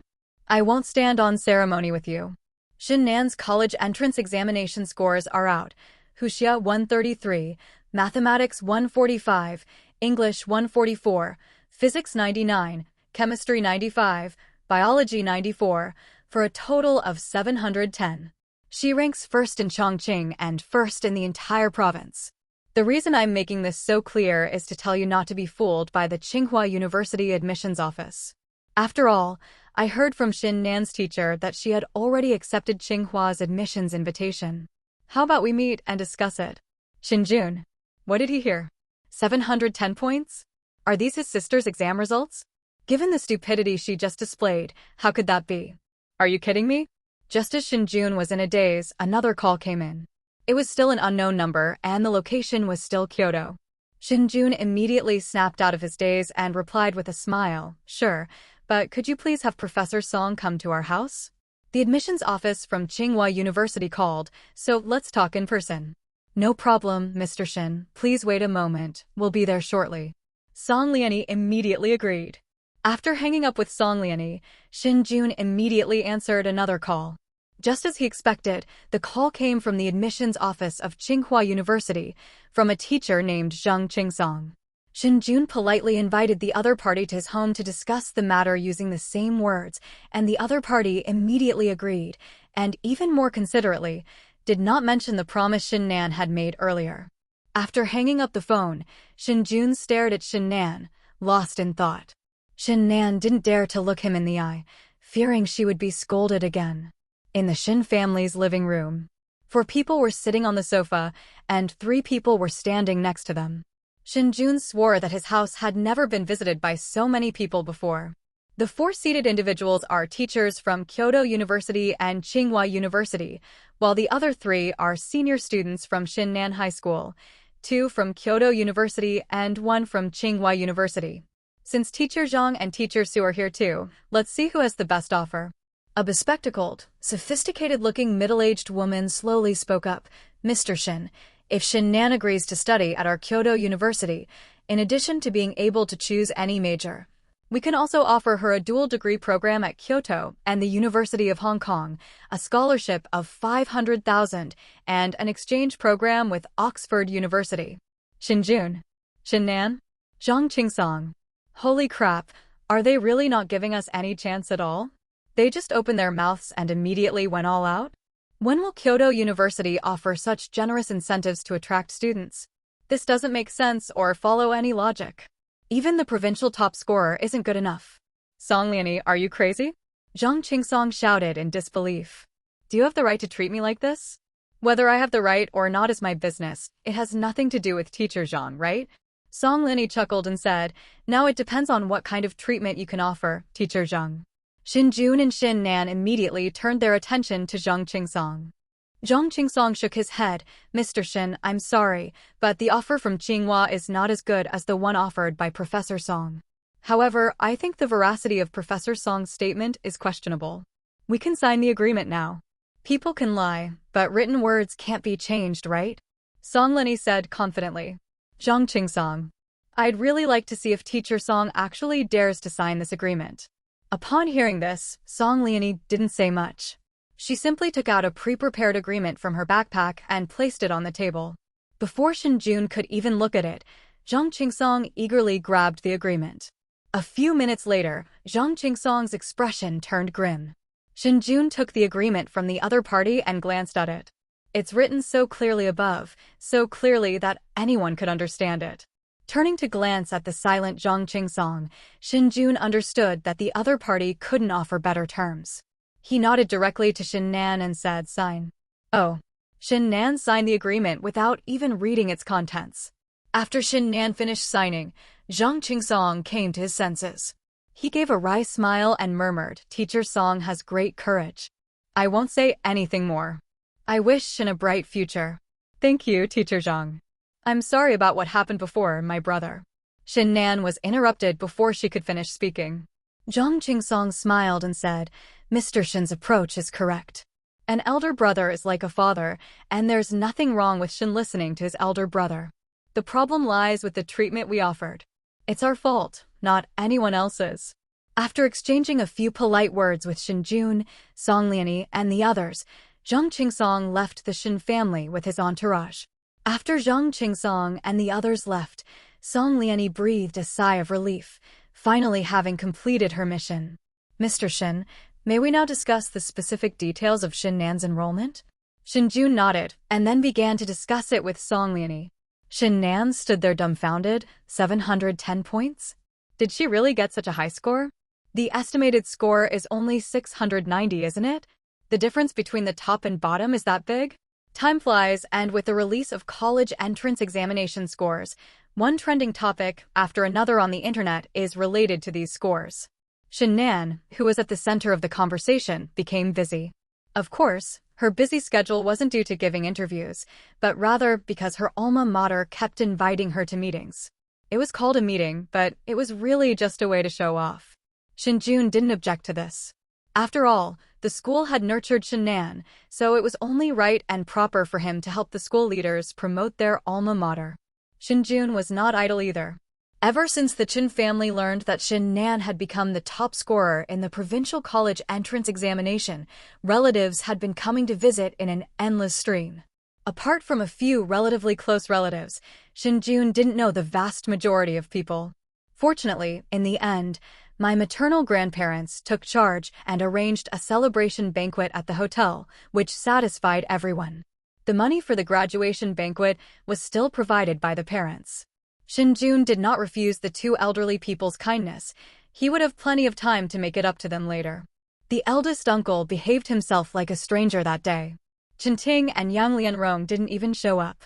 It seemed that the two of them were really afraid of Shen Jun. However, this suited Shen Jun's wishes perfectly. It would be best if the two families never interacted again. June 30th. Shen Jun liquidated all his holdings in Zijing Mining and Zhangma Transmission.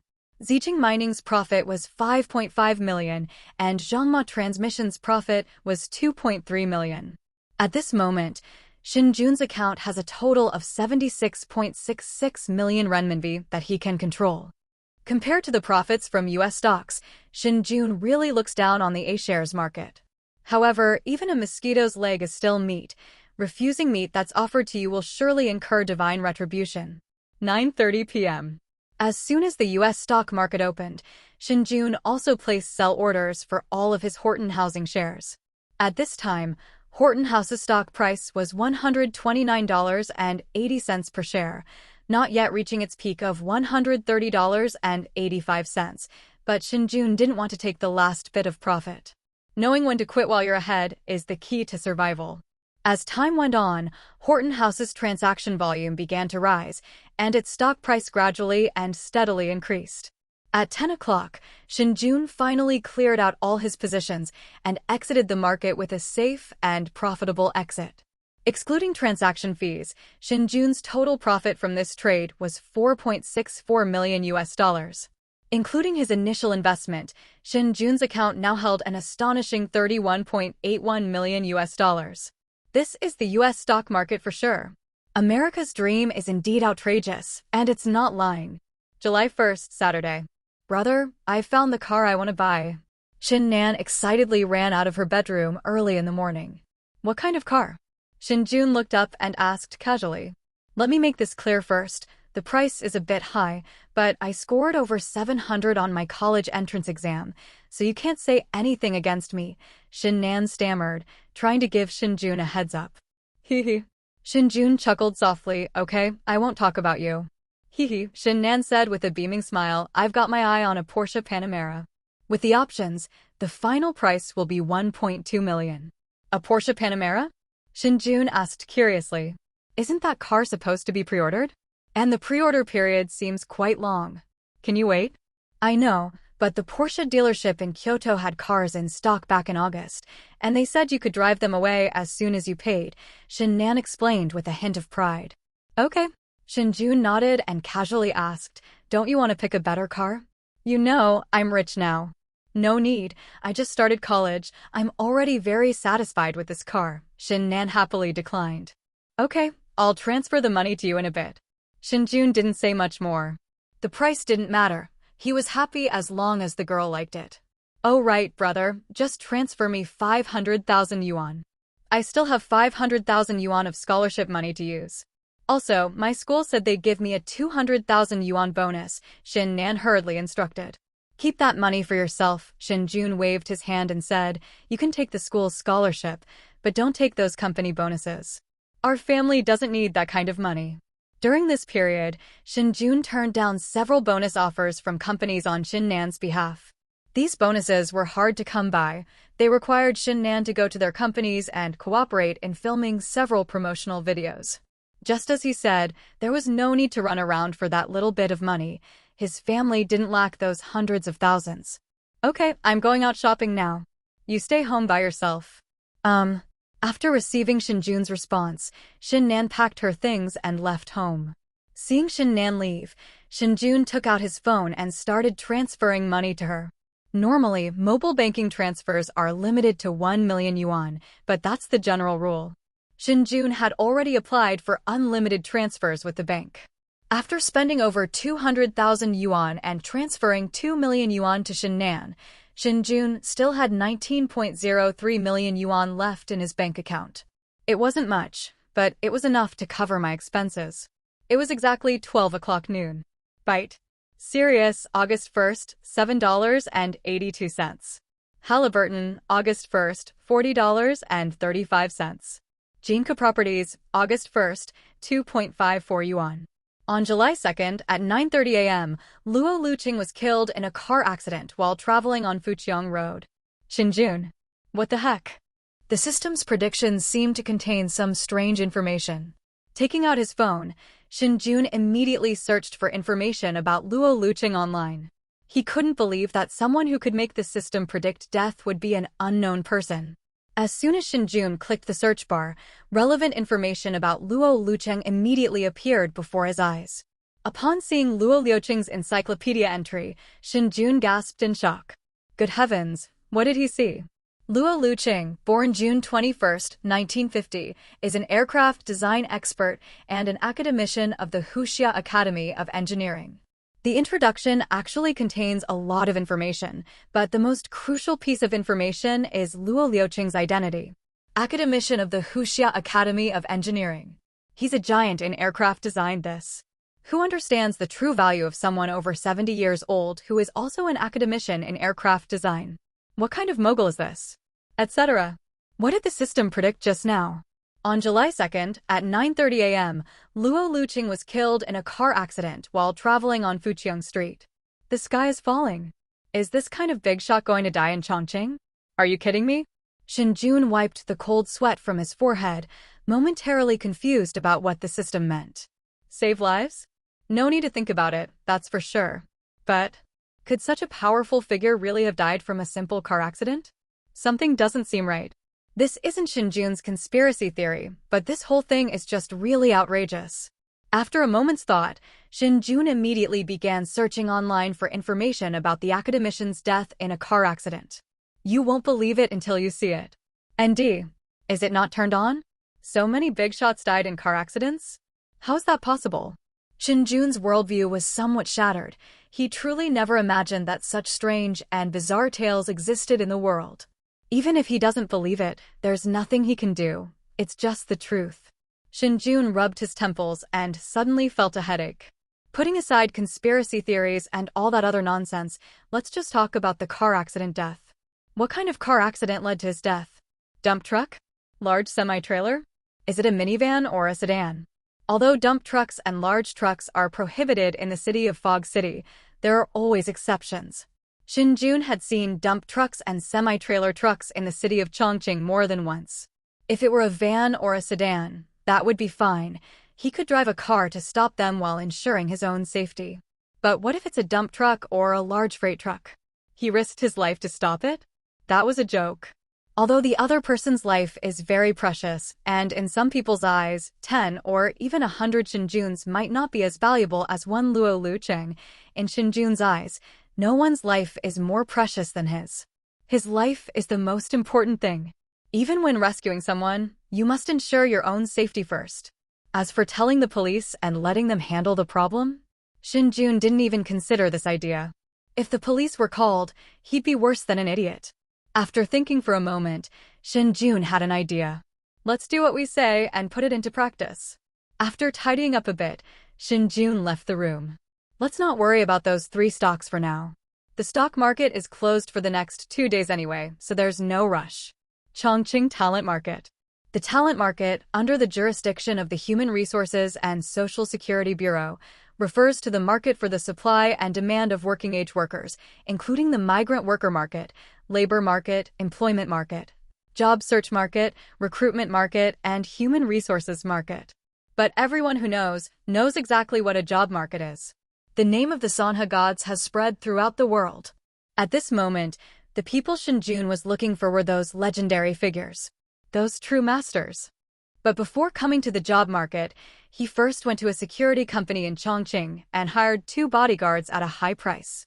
Although we live in a society governed by the rule of law and there are no desperate criminals in the job market, Shen Jun still hired 2 bodyguards for his own safety. The priority should be stability. By the time I arrived at the job market, it was already 1 p.m. Although job hunting hours at the job market are supposed to be around 3 or 4 a.m., there are still many people who haven't found work during the day. The moment Shen Jun appeared at the job market with two security guards, all eyes were on him. Young, stylishly dressed, and accompanied by a group of people, he was clearly from a wealthy family. What can such people do at the job market? Countless people rushed towards Shen Jun in an instant. Boss, what kind of workers are you looking for? Boss, I'm a carpenter and a bricklayer. What kind of workers do you need? Boss, I will. Boss? Old. Hearing these noisy and chaotic sounds, Shen Jun felt somewhat helpless. That was a bit hasty. He truly hadn't expected the job market to turn out like this. But since we're already here, let's see if we can find a real expert. Shen Jun waved his hand at the crowd and said, "Everyone, please don't crowd here. I'm not looking for workers, I'm looking for friends." Everyone? Looking for friends at the job market? Who the hell comes here looking for friends with bodyguards? Are you sick in the head? Everyone immediately turned and left, assuming it was just another idle rich kid coming to laugh at them. Such people do exist on ordinary days, but they are simply rarely encountered. After everyone had dispersed, Shen Jun breathed a sigh of relief and then wandered aimlessly through the market. The market wasn't big, and Shen Jun hadn't gone far before he saw the kind of person he was looking for. A shirtless young man was lying on his own cloth bag, playing on his phone. Without a doubt, this guy is a complete freeloader. Guabazai is a colloquial term from Guangzhou, referring to a group of people in Guangzhou who work in the city, live in poverty, and lack ambition. It is a derivative of the popular internet slang guabi or guabi. Nowadays, hanging wall boys is a general term used to refer to any group or group. "Hey buddy, wanna do some showmanship?" Shen Jun asked casually as he walked a short distance away from the young man. Upon hearing the sound, the shirtless youth immediately turned his gaze to Shen Jun. Upon seeing Shen Jun's attire and the two bodyguards standing behind him, the young man immediately shook his head and readily declared, "No way." "Shen Jun. Damn, is this what a pro is? Are you really that timid?" "Just one morning's work, and I'll give you 1,000 yuan, Shen Jun tempted. Although he wasn't sure if there were any other people like him in the job market, Shen Jun didn't want to let him go, especially someone so poor that he could only find anywhere to lie down. This is the kind of talent he needs most right now. They make their money and leave immediately. It takes at least half a month to find them again. If they have enough money, they can even lie low for half a year or even a year. Work all morning? Get 1,000? The shirtless young man was somewhat tempted. That's $1,000. Based on his daily spending of 20 yuan, he could lie down for 50 days straight. This. After hesitating for a long time, the shirtless young man finally gritted his teeth and said, "If I get beaten up, you'll have to give me more money." Shen Jun. Seriously, I'm speechless. For the first time, Shen Jun felt truly speechless. However, for the sake of his plan, Shen Jun nodded and said, "Okay, but do you know anyone who can find work? I mean someone like you?" Shirtless youth. Who are you criticizing? What does it mean to be like him? What's wrong with the guy hanging on the wall? Did that little rascal eat your rice and then talk like that? Oh, maybe we'll actually end up eating their rice. That's all right then. The shirtless young man nodded quickly and said, "Yes, I have many friends like me, but how many do you need, boss?" "There need to be at least 5 people among the 20 who can drive. If you can find them for me, I'll give you an extra 1,000 yuan, Shen Jun continued to tempt. "No problem, boss, just leave this to me. I can find everyone for you in an hour, no, half an hour." The shirtless young man patted his chest confidently. "Sure. Is there anywhere nearby where you guys usually have meals together? That would save me the trouble of looking for a place," Shen Jun asked casually. "Yes, about 200 meters west of the job market, there's a restaurant called a Liang Fried Rice. We usually eat there," the shirtless young man replied immediately. "Okay, let's go there. You go find someone, I'll go check it out first." With that, Shen Jun turned and left the job market. As for why Shen Jun didn't give the other party a little money to prove his sincerity? Stop kidding, Shen Jun is genuinely worried that this guy will run away with the money. Some shady characters can even sell their ID cards. Who would trust them anymore? Liang Fried Rice is a fast food restaurant. The sign outside clearly lists the names of all the dishes and their corresponding prices. Fried rice with egg, 4 yuan. Ham fried rice, 5 yuan. Cold dish, 2 yuan. Instant noodles, San Yuan brand. Looking at the prices of the food items, Shen Jun was stunned. When did prices in Chongqing reach these levels? He had seen the prices of meals for these wall-to-wall kids online, but those were all in urban villages across the country. The job market in Chongqing is located in a slightly more prosperous area within the second ring road. Can you really find food this cheap? Shen Jun's understanding was once again refreshed. Having lived 2 lives, he had never seen or eaten such inexpensive food before. I wonder how the shop owner makes a living. Hello, what do you want to eat? Just as Shen Jun was standing at the store entrance looking at the prices, someone hurriedly came out of the store. However, after seeing Shen Jun clearly, the person swallowed back the words he was about to say. It was obvious that Shen Jun's attire and appearance did not suggest that he was someone who ate at his restaurant. I'm waiting for someone. They'll be coming over for dinner soon, Shen Jun said casually. You hired workers to eat? Okay, I'll go prepare it right now and make sure the boss's workers have a hot meal as soon as possible. The shop owner nodded understandingly and then went back into the shop. Shen Jun didn't go in. Instead, he stood at the door and waited. About 10 minutes later, the shirtless young man came into Shen Jun's view. Looking at the large crowd following behind him, Shen Jun couldn't help but smile. He's definitely a top-tier talent. His network of connections is indeed extensive. Looking around, the vast majority of people were young, with the oldest being only in their 30s. Boss, I've brought all the men, exactly 20. The shirtless young man immediately boasted as he approached. Let's go eat first, everyone. We can chat while we eat, Shen Jun said, not giving anyone else a chance to ask a question. Thank you, boss. Thank you, boss. Thanks. Although it was already 2 p.m., Shen Jun was willing to bet that more than half of the people in this group hadn't eaten lunch. Just as he expected, after thanking them, the group immediately rushed into the small restaurant. The shirtless youth was no exception. In fact, he rushed forward even faster than the others. Shen Jun could understand this, since when he found the guy, he was just lying on the ground doing nothing. Those who end up sleeping on the streets are penniless. It's normal for them to go a whole day without food, let alone a meal. Instead of staying outside, Shen Jun waited until everyone else had gone inside before stepping into the small restaurant. As soon as he entered, everyone's eyes immediately turned to him. Let's eat first, then we'll talk, Shen Jun said with a chuckle. Thank you, boss. Thank you, boss. Everyone thanked them again. Fast food is fast food. The food is served quickly, and these people eat quickly too. After everyone had eaten and drunk their fill, it was already 2:30. After paying the bill, Shen Jun didn't talk inside the shop, but instead led everyone outside the restaurant. Even though their restaurant is small, it's still a place to eat. Once they've eaten and drunk their fill, there's no need for them to occupy the space and delay their business. Once outside, without Shen Jun even having to say a word, the shirtless youth organized everyone to stand in line. Their skill is so adept it's almost heartbreaking. Excuse me, does anyone have a car? Shen Jun asked casually after everyone quieted down. Upon hearing this, everyone stared at each other, exchanging glances, but no one uttered a sound. It was only because Shen Jun treated them to a meal that they started cursing at him. If you had a car, who the hell would want to be a wall-hungry car owner? I wasn't clear. Here's the thing. Tomorrow morning, I need you to stop vehicles at an intersection, dump trucks and large trucks. Not just stand at the intersection and stop them, but use your vehicles to stop them. After saying this, Shen Jun paused for a moment, and amidst everyone's puzzled gazes, he spoke again. If someone provides a vehicle, I will give that person an extra 1,000 yuan. If the car is damaged during work hours, we can go directly to the 4S shop for repairs. If you don't want it repaired, that's fine too. I will compensate you according to the 4S shop's damage assessment. Upon hearing this, everyone's eyes widened immediately. Should compensation be based on the 4S dealership's damage assessment? Didn't it already get sent?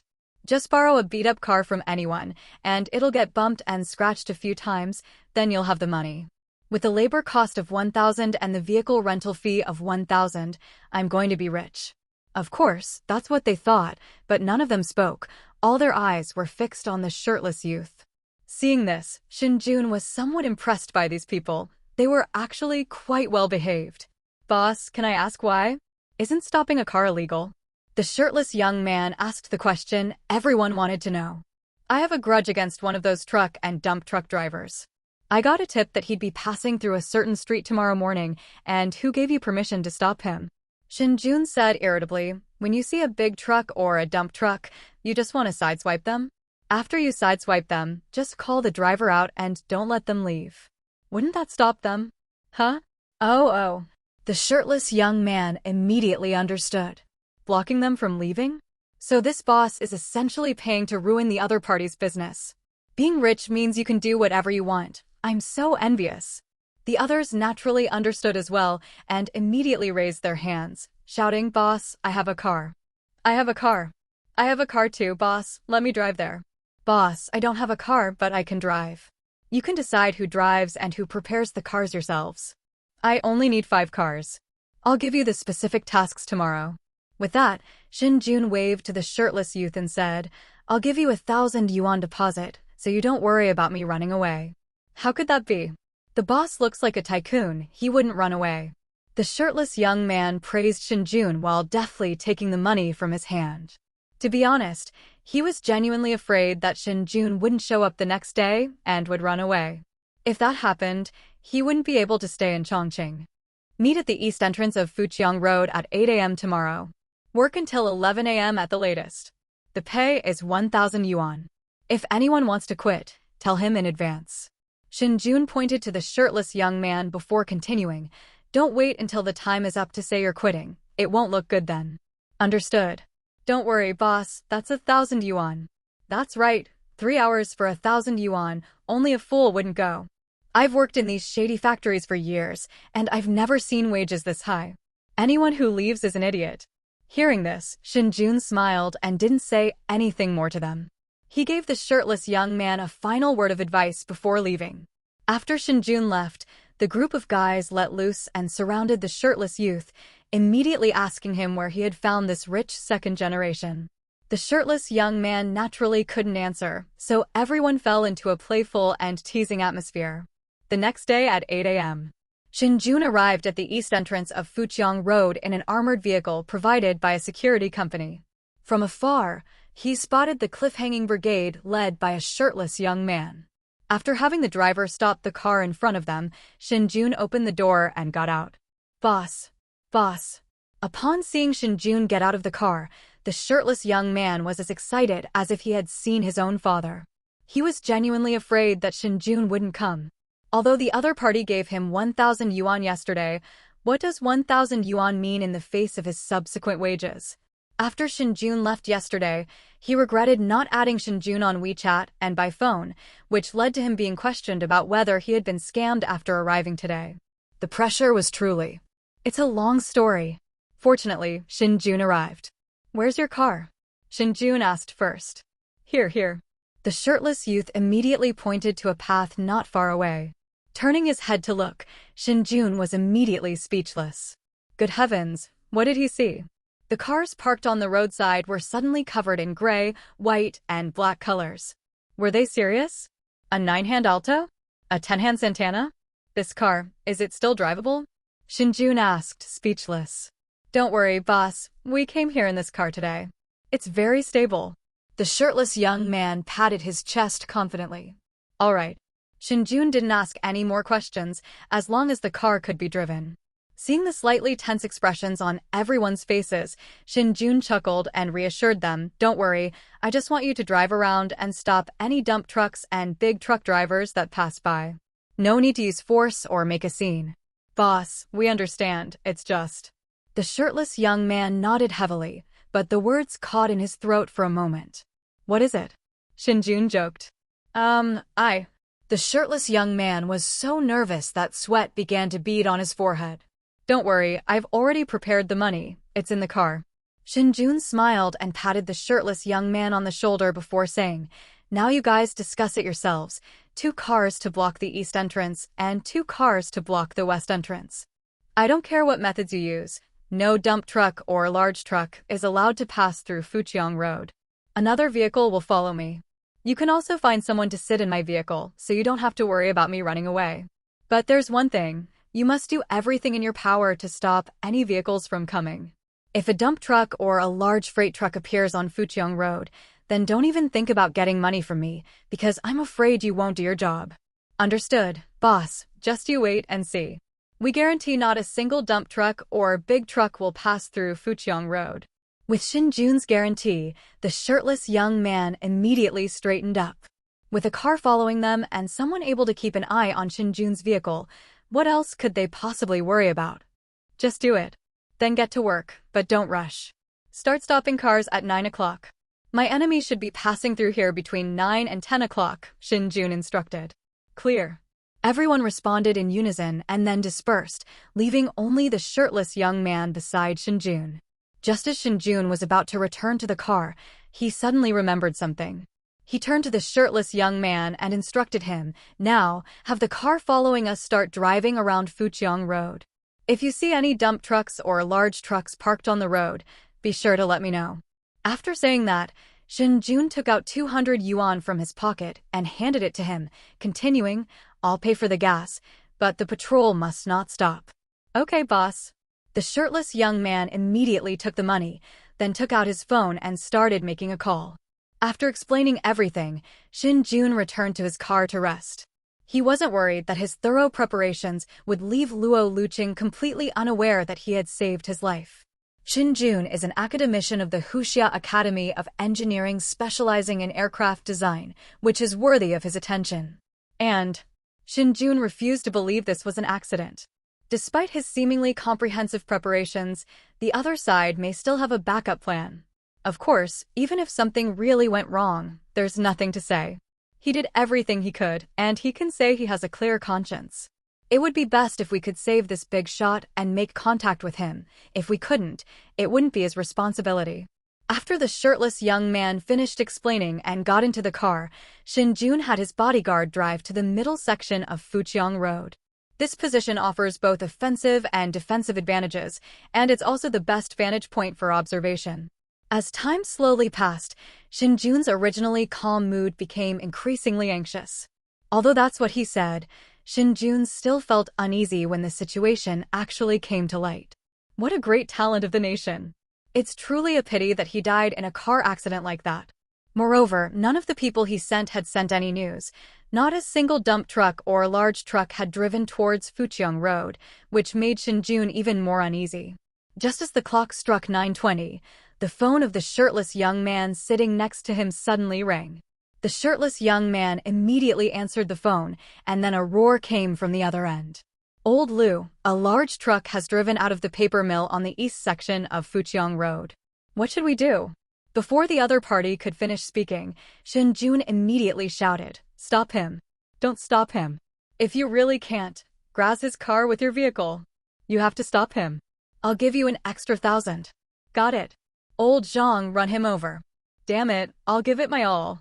Fight my A*****. That big truck just started moving, it's super steady, ram it." Excited conversation came from the other end of the phone, followed immediately by the sound of brakes slamming together. "Holy crap! That's exciting! This has blown up. Wow! Quickly ask the boss what to do next." We stop them. We stop them. What should we do next, boss?" The phone call hadn't ended, and after the sound of brakes hitting the brakes, an excited voice came from the other end of the line again. "Drag the driver out of the car. Don't let him leave. Make him pay for it." "Yes." After the other party hung up, Shen Jun immediately instructed the shirtless young man, "Have those 4 cars at the east and west intersections drive in side by side, slowly. Don't worry about blocking the road, it's not illegal. I'll give each of them an extra 1,000. The person who drove the car will get an extra 2,000. "Got it, boss." The shirtless young man immediately responded loudly, and then he started making phone calls. Fuqiang Road is a 2-way 4-lane road, and 4 cars are enough to block all the vehicles behind them in their respective lanes. Even if someone tries to crash into you from the oncoming lane, you can't. Because those 4 cars were all in the first row in their respective lanes. Shen Jun timed the accident perfectly, preventing the car from committing a suicidal crash. After the shirtless young man finished his phone call, it was already 9:25. The time frame predicted by the system is almost here. Shen Jun opened the car window and looked out at the road. There weren't many cars passing by on Fuqiang Road at this time. At 9:27, Shen Jun again ordered the shirtless youth, "Make their 4 cars collide in pairs to block the road. They can only leave when I say they can." "Huh?" The The shirtless young man was completely bewildered. What kind of request was this? What the hell? Call them now. I'll give each of them an extra 1,000, not counting the repair costs. Shen Jun roared. I understand. The shirtless young man was startled and quickly started making a phone call. At 9:29, the entire Fuqiang Road was deserted, with only 2 or 3 cars driving slowly. This was within Shen Jun's expectations because Fuqiang Road is located on the 3rd ring road of Chongqing, and few people usually ride electric bikes or bicycles through this area. Just as Shen Jun was about to breathe a sigh of relief, a car suddenly drove out of a car window tinting shop directly in front of him. At this point in time, why the hell would a car suddenly appear? Is this a scheme orchestrated by certain individuals or perpetrated by innocent civilians? At this point, Shen Jun couldn't care less about anything else.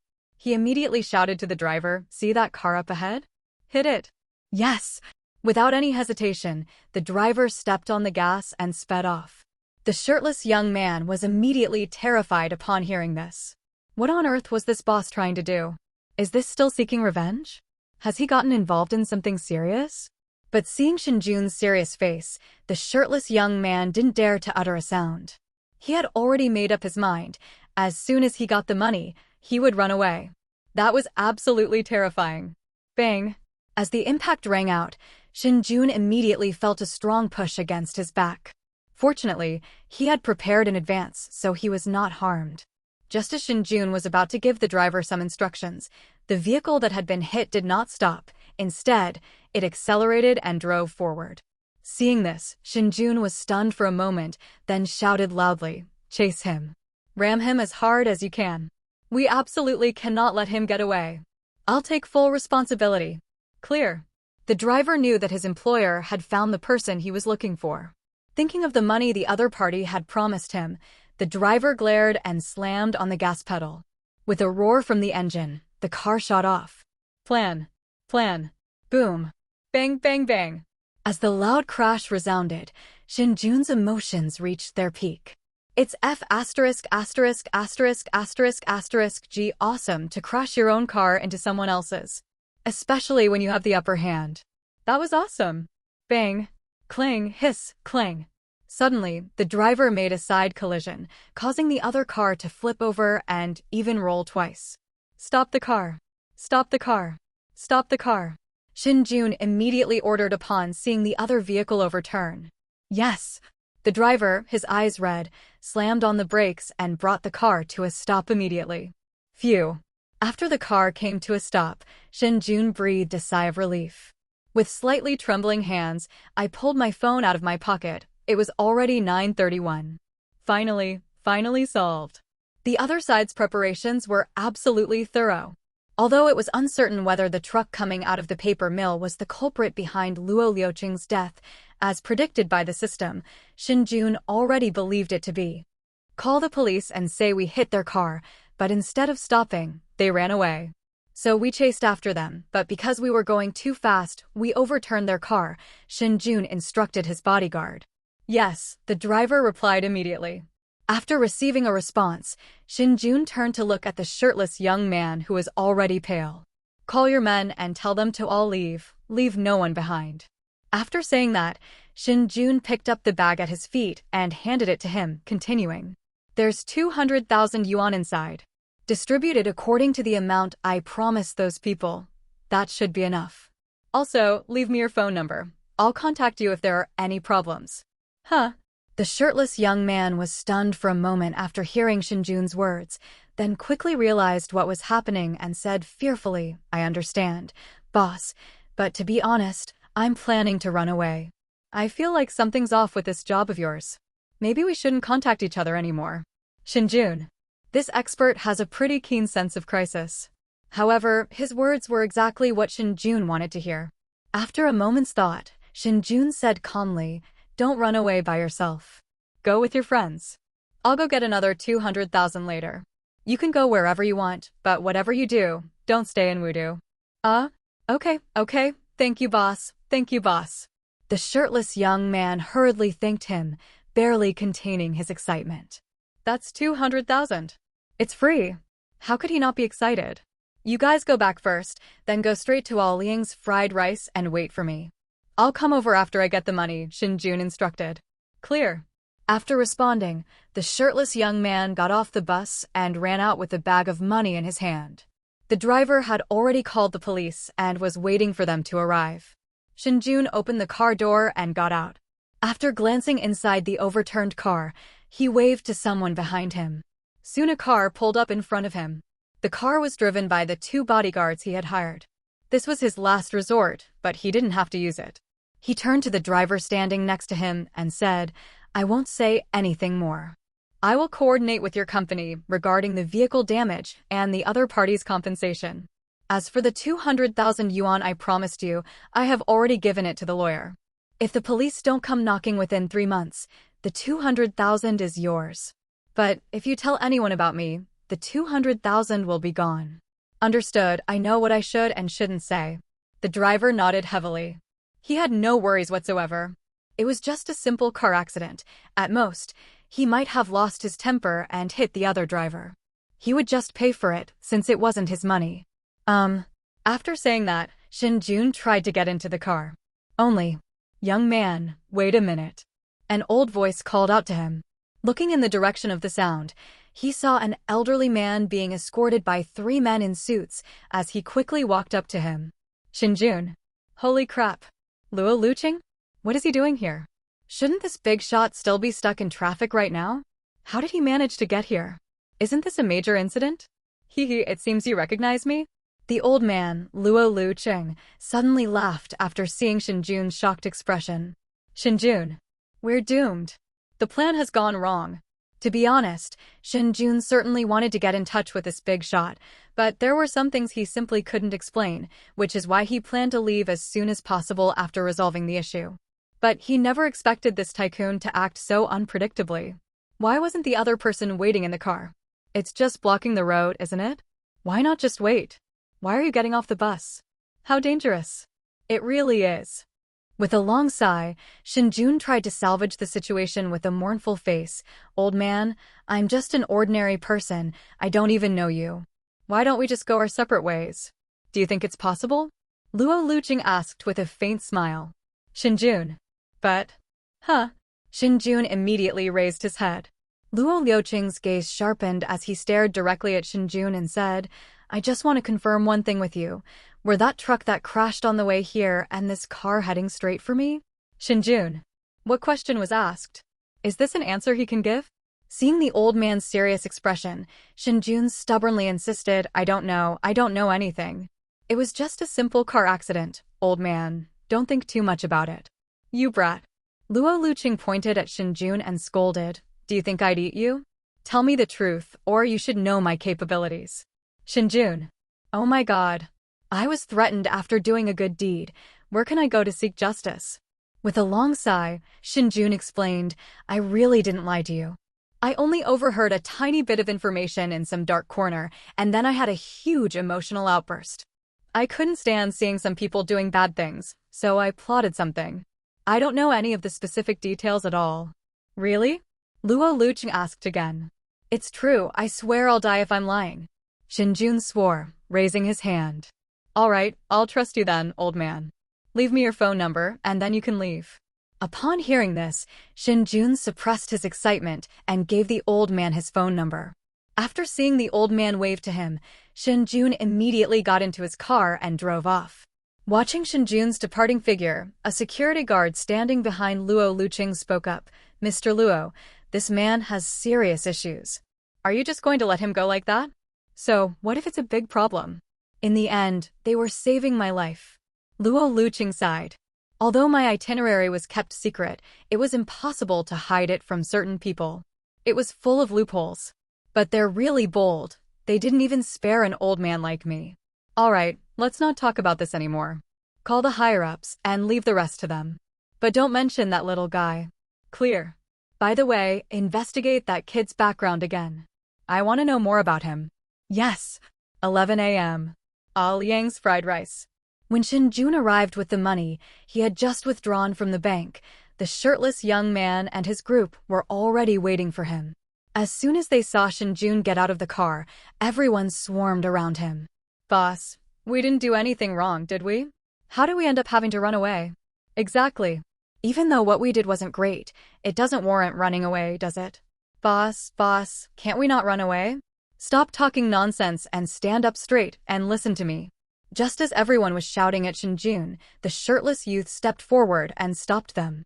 Just as Shen Jun was about to speak, a young man wearing glasses asked somewhat reluctantly, "Boss, is it really necessary to leave Fog City? It's fine with you, whether you go or not is up to you. But those who leave the Fog City can get a 10,000 yuan travel fee from me. Those who don't go won't get one," Shen Jun said as he unzipped his backpack. Huh. Everyone froze in place upon hearing this. They thought the extra money was a reward from Shen Jun, but they never expected. What, you still think I'd give each of you 10,000 yuan for nothing? Shen Jun laughed when he saw the strange expressions on everyone's faces. That's really greedy. No, we know how hard it is to earn money, the shirtless young man shouted again. I already told you, this is the money for running away. Keep it if you want it, leave if you don't. We're all in the same circle, don't be ungrateful. What are you saying? We're all savvy guys. I need the money. A young man in a white shirt was the first to step forward and agree. I'm running away too. I need the money and I'm running away. With this extra 10,000 yuan, I can live comfortably in Guangzhou for a year. I need the money. That's right, they want the money and run away. Hearing these words, Shen Jun chuckled and said, "Take the money and leave. It won't take long. I didn't give that much money anyway. But for the next 3 months, I don't want to hear anything about you in Chongqing. After 3 months, it's up to you. Of course, you can choose to take the money and hide somewhere in Chongqing, but just don't let me find out or you'll know what I'm capable of." As Shen Jun finished speaking, everyone shuddered. Damn, being rich is really something. They could be buried in money, but they couldn't do anything about Shen Jun. Unless a common man's rage can spill blood 5 steps away. But that was when they were desperate. Now, Shen Jun has given them a large sum of money to run away, and for 3 months at that. This is already a great thing. Asking for more would be a bit dissatisfying. As unemployed individuals, they understand the importance of contentment and compromise. Otherwise, those shady agents wouldn't dare to openly bully them. All right, 10,000 yuan each. Take it and leave. I have a lot of things to do. After saying that, Shen Jun began distributing money to everyone. These people acted quickly. After receiving the money, they thanked Shen Jun and ran away, afraid that he would take the money back. The shirtless young man was the last to collect the money. Shen Jun naturally understood the other man's intentions, but he wasn't stingy with the money. After all, this guy had indeed done him a great favor. After taking another 20,000 yuan from the car and handing it to the other person, Shen Jun then instructed him, "To be honest, if you can avoid coming back to Wudu, then don't." "Understood, boss." The shirtless young man nodded emphatically before thanking him. "Thank you, boss." He's gone. After saying that, Shen Jun got into his car and left. Office of an Air Force school on the outskirts of Chongqing. Tada. Enter. Mr. Luo, we have news about the person you asked me to investigate, but... The person who came was the security guard who had spoken to Luo Luqing before. Hearing this, Luo Luqing looked up and asked curiously, "But what's wrong?" "You should see for yourself. That person's background is a bit scary." The security guard placed the documents he was holding on the table. Now Luo Luqing was even more curious. Just how powerful must Shen Jun be to make his security personnel say such things? Luo Luqing immediately reached out and took the document. When he opened the first page, his pupils contracted. What's going on? 5 confidential seals? How's that possible? A young man living in Chongqing has 5 security seals. Keep in mind that he only had 5 security seals during the most crucial period. Luo Luqing gently placed the file down, knowing that it contained no useful information. Rubbing his temples, Luo Luqing asked softly, "Tell me, what exactly happened?" The security personnel immediately replied, "After you instructed me to investigate that young man, I immediately contacted the investigation team in Chongqing and began investigating based on his appearance. According to the information provided by the Chongqing investigation team, the young man's name is Shen Jun, a local of Chongqing. Everything seemed normal at first, and Chongqing has all his records.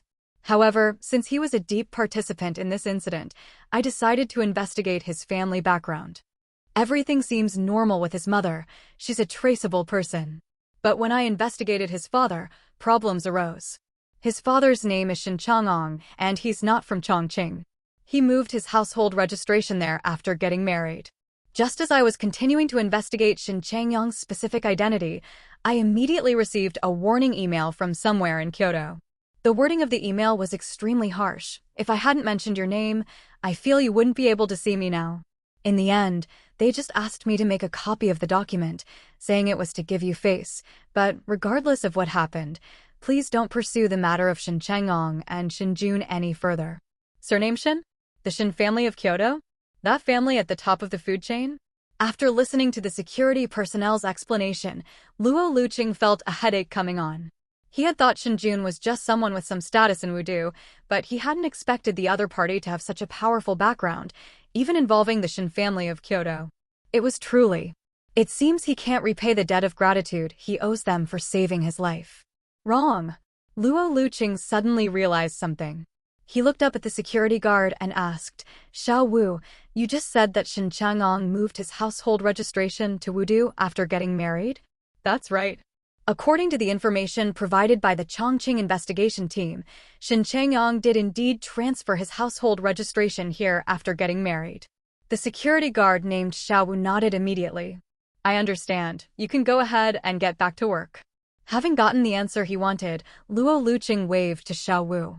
After Xiao Wu left, Luo Luqing took out his phone and made a call.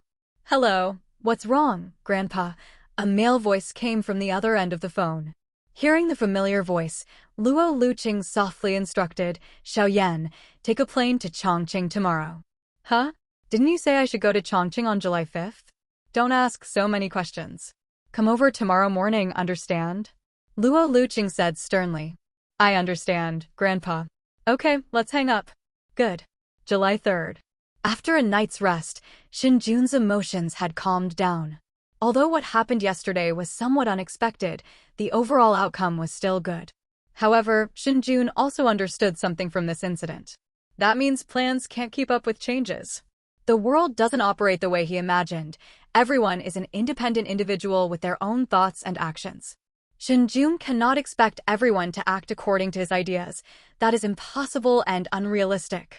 Shaking his head, Shen Jun stopped thinking about those things. This was a lesson learned. He would just remember it in the future. Always leave yourself a way out before helping others otherwise. Shen Jun took out his phone, opened the trading app, and casually checked Jinka shares. Jinka Properties has a market capitalization of 6.5 billion yuan and a share price of 1.11 yuan. Without hesitation, Shen Jun immediately placed a buy order with a total purchase amount of 5 million.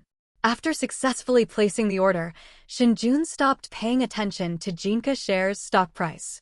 It's just a small-scale operation, not worth his time and energy. The most important thing is still the US stock market. That's where you can really make money. After resolving the matter with Jinka Group, Shen Jun was thinking about what to do today when his phone suddenly rang. Seeing the unknown caller ID from Kyoto, Shen Jun casually answered the phone. Hello. Hello, Mr. Shen. My name is Luo Xinyan, and I am Luo Liuqing's grandson. I'm calling to ask if you're available tonight. I would like to invite you to dinner as a token of my gratitude.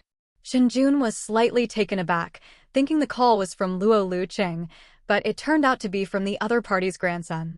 However, the old man was quite understanding of the young man's thoughts. He knew that Shen Jun had nothing to say to him, so he asked his younger family to contact him. After a moment's thought, Shen Jun replied, I have time. I'll be waiting for Mr. Shen at 8 p.m. tonight at Jiang and Watertown. Mr. Luo, you're too kind. I will be on time. Okay, goodbye, Mr. Shen. After hanging up the phone, Shen Jun couldn't help but rub his forehead. To put it another way, he wanted to establish a relationship with the other person, but he didn't want to get too involved with them. The main problem is that he simply can't explain the fact that he saved Luo Luqing. If it was an unexpected accident and he saved the other person, then there's nothing to say. Based solely on that life-saving grace, he could thrive in the country. But the truth is that Shen Jun didn't save Luo Lucheng because of a sudden accident, but rather he saved him through a planned scheme. The two are worlds apart. After much deliberation, Shen Jun decided to play it by ear. After all, he was Luo Luocheng's savior, and the other party wouldn't dare to make things difficult for him. Of course, some intelligence agencies are exceptions. When it comes to a national talent like Luo Luocheng, I don't know if I can keep my actions a secret. However, he has no regrets.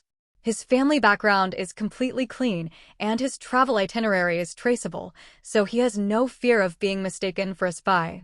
If Shen Jun himself wasn't clean, he would never risk his life, even if it meant being beaten to death. That's an idiot. As night falls, the foggy city transforms into a dazzling and bustling metropolis. In today's society, most people work like slaves in their companies during the day, and the evening is when they let loose and release stress. Whether it's a big city or a small town, each place has its own unique charm at night. At 7:30 p.m., Shen Jun took a taxi to the Jiang and Water town that Luo Zhenyan had mentioned. Don't be fooled by the fancy name of this place. It's actually a private club, the really high-end kind. As a native of Chongqing, Shen Jun had heard of this place more than once, but he had never been there. It's not a matter of money, but rather that the entry requirements for this place are very difficult. It's a membership-based referral system. Although Shen Jun is now considered a wealthy man, he neither owns a company nor has any connections, so he has never been here before.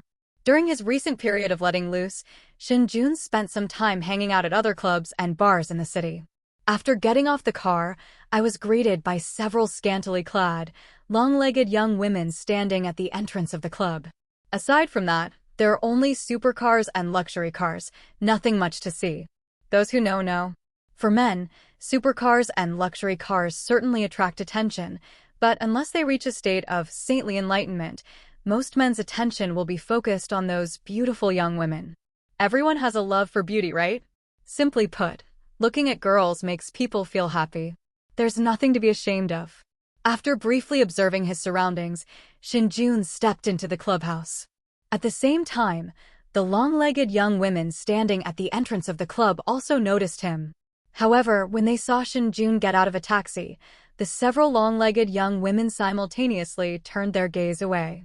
It was obvious that Shen Jun, who arrived by taxi, wasn't their type. Shen Jun naturally noticed the young ladies' actions, but he didn't pay them any mind. They were already waiting at the entrance of the club, so they were obviously the type to treat people differently based on their status. Clothes make the man, and a saddle makes the horse. Respect the clothes first, then the man. There's nothing more to say about that. Just as Shen Jun reached the entrance of the club, a young man in a suit quickly walked over and stopped him, smiling as he said, "Hello, sir. This is a private club. Please show me your membership card." As soon as the young man in the suit finished speaking, the group of long-legged young women immediately turned their attention to this side. They also wanted to know if this person who had arrived by taxi was qualified to enter the club. If we can get in, then we'll see. If we can't, that'll be interesting. Shen Jun naturally had no idea what the other person was thinking, and even if he did, it wouldn't be a big deal, since they were from completely different worlds. He smiled at the young man in the suit and said, "My name is Shen Jun. Luo Zhenyan invited me here. If you haven't received a notification, I'll call him now." Upon hearing Shen Jun's words, the young man in the suit was slightly taken aback. He then quickly bowed and apologized. "I'm sorry, Mr. Shen. Mr. Luo has already informed me. I'm truly sorry I didn't recognize you." "It's all right, just take me in." Shen Jun waved his hand dismissively. "Okay, Mr. Shen, this way please." With that, the young man in the suit extended his hand in invitation. Handsome, wait a minute." Just as Shen Jun was about to enter the club, several long-legged young ladies immediately jogged towards him. They certainly saw the young man in the suit's attitude towards Shen Jun, and they all understood that they had missed out on a big fish. But it's not too late to remedy the situation now. Unfortunately, not everyone in this world will act according to their ideas. Shen Jun ignored their words and strode into the clubhouse. He wasn't so desperate as to choose those people.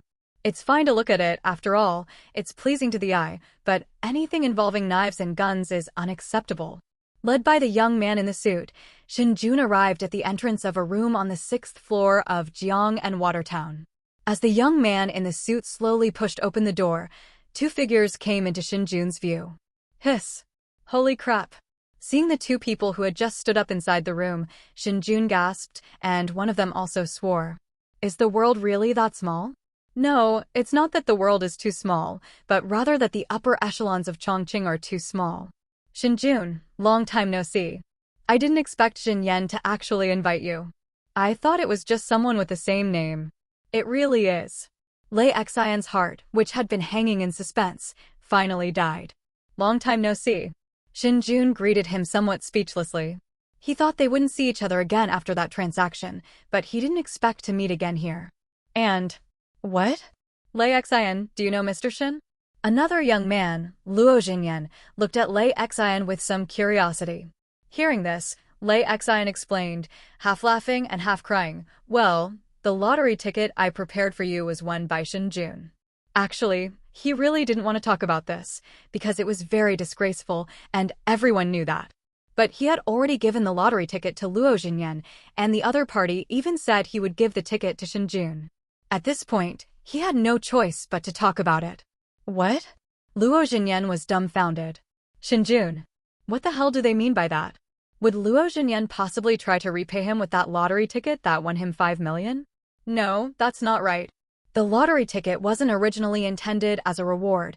Lei Xian planned to give it to Luo Jinyan. Only. Holy crap. Shen Jun suddenly thought of something. Luo Jinyan didn't come to Wudu because of Luo Liuqing's accident. He had been planning to come to Wudu for a long time. Lei Xian received the news in advance, which is why he spent a lot of money to buy that 5 million lottery ticket, all for the purpose of giving it to Luo Jinyan. In other words, many people actually knew Luo Liuqing's itinerary. So who leaked it? Does this involve Lei Xian? Don't be fooled by the fact that Lei Xian and Luo Jinyan are waiting for him together, seemingly close. The 5 million yuan lottery ticket Lei Xian prepared for Luo Jinyan reveals that their relationship isn't as good as it seems. I can't think about it, I can't think about it. The more I think about it, the more damn complicated it gets. Damn. After clarifying everything, Luo Jinyan looked at Shen Jun with a complicated expression. Mr. Shen, you have truly broadened my horizons. Shen Jun, this is bad news.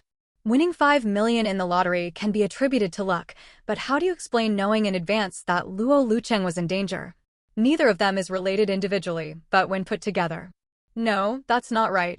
No, that's not right. No, that's not right. Lottery? Luo Liuqing is in danger? Damn it.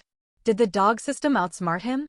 Recalling the intelligence demonstrated during the system update and upgrade, Shen Jun's face instantly darkened. But what exactly is the purpose of all these things the system does? Find him a backer? No, absolutely not. The vulnerability is too huge. It's so easy to expose Shen Jun. So what exactly is the reason? Why does the system keep pushing him towards the forefront of controversy? What benefit would this bring to it? Or is this lousy system trying to use someone else to kill itself? What good would killing yourself do for it? Shen Jun's mind raced quickly. He suddenly remembered that the 10 million yuan compensation after his parents' deaths had been turned into 50 million yuan. Why did the other party suddenly increase the compensation amount just as he was about to sign the letter of understanding? Why did they spend 50 million on a problem that could have been solved for 10 million? 40 million in cash is a huge sum, not to mention for an individual, even for a large corporation. Why would the other party give such a large sum of money at that time? There's no such thing as a free lunch in this world. Everything has a price tag. Shen Jun had a flash of inspiration. He immediately thought of the original owner's father, Shen Chang'an. Shen Changyang never told the original owner of this body even a little bit about the Shen family. Did he not have parents? Or is he dead? Based on the intelligence demonstrated by the system, there's definitely something wrong with the Shen family. Bite. Breaking news. At 9 p.m., the host was involved in a fatal car accident at the Dying Road intersection. Shen Jun. Just as Shen Jun was deep in thought, the system suddenly spoke up, and it dropped a bombshell on him, leaving him completely stunned. Emergency situation? Dying Road intersection? Isn't this the intersection you have to pass through to leave the Jiang and water towns? Damn it. Lei Xian, that B asterisk asterisk asterisk asterisk asterisk D is suspicious. Absolutely suspicious. He had just met these two people when the system notified him that he was going to die in a car accident? That's F asterisk asterisk asterisk asterisk asterisk G ridiculous. So brazenly? Aren't you afraid that law enforcement will investigate and expose them? Or was the other party simply emboldened and fearless, and therefore using Shen Jun as a scapegoat to scare others? Don't rush. Don't rush. Some things still need to be verified. Shen Jun raised his head and gave Lei Xian, who was standing next to Luo Jinyan, a deep look before speaking to Luo Jinyan. Life is unpredictable. There's always a small group of people in this world with incredible luck. Unfortunately, you two have just met one. Hehe, Mr. Shen's words are quite interesting. Luo Jinyan was amused by his words. Indeed, Shen Jun is really lucky. After all, not everyone can win a 5 million lottery ticket. Lei Xian flattered from the side. There's nothing I can do. Heaven has been kind to me, so I can only swallow my pride and accept it, Shen Jun joked. Haha, Mr. Shen, no, I'll still call you Shen Jun. We're about the same age, Luo Jinyan chuckled. What do you think? What else is there to say? Just call me Shen Jun. Shen Jun nodded and said, but let's not talk about sensitive topics today. Can we just chat and have a few drinks? No problem, you're the guest today. Whatever you say goes. Luo Jinyan agreed. In that case, I'll have them bring out the drinks and food. Seeing that the two had already agreed, Lei Xian immediately waved to the young man in the suit standing outside the door and said, bring over all my treasured drinks. Understood, Mr. Lei. The young man in the suit turned and went to prepare his things. Is Brother Lei the owner of Jiang'an Watertown? Shen Jun asked curiously. Brother Shen, you flatter me. I only own a small share. I can't be called a boss, Lei Xian said modestly. Shen Jun, don't listen to him. Lei Xian has half the shares in this club.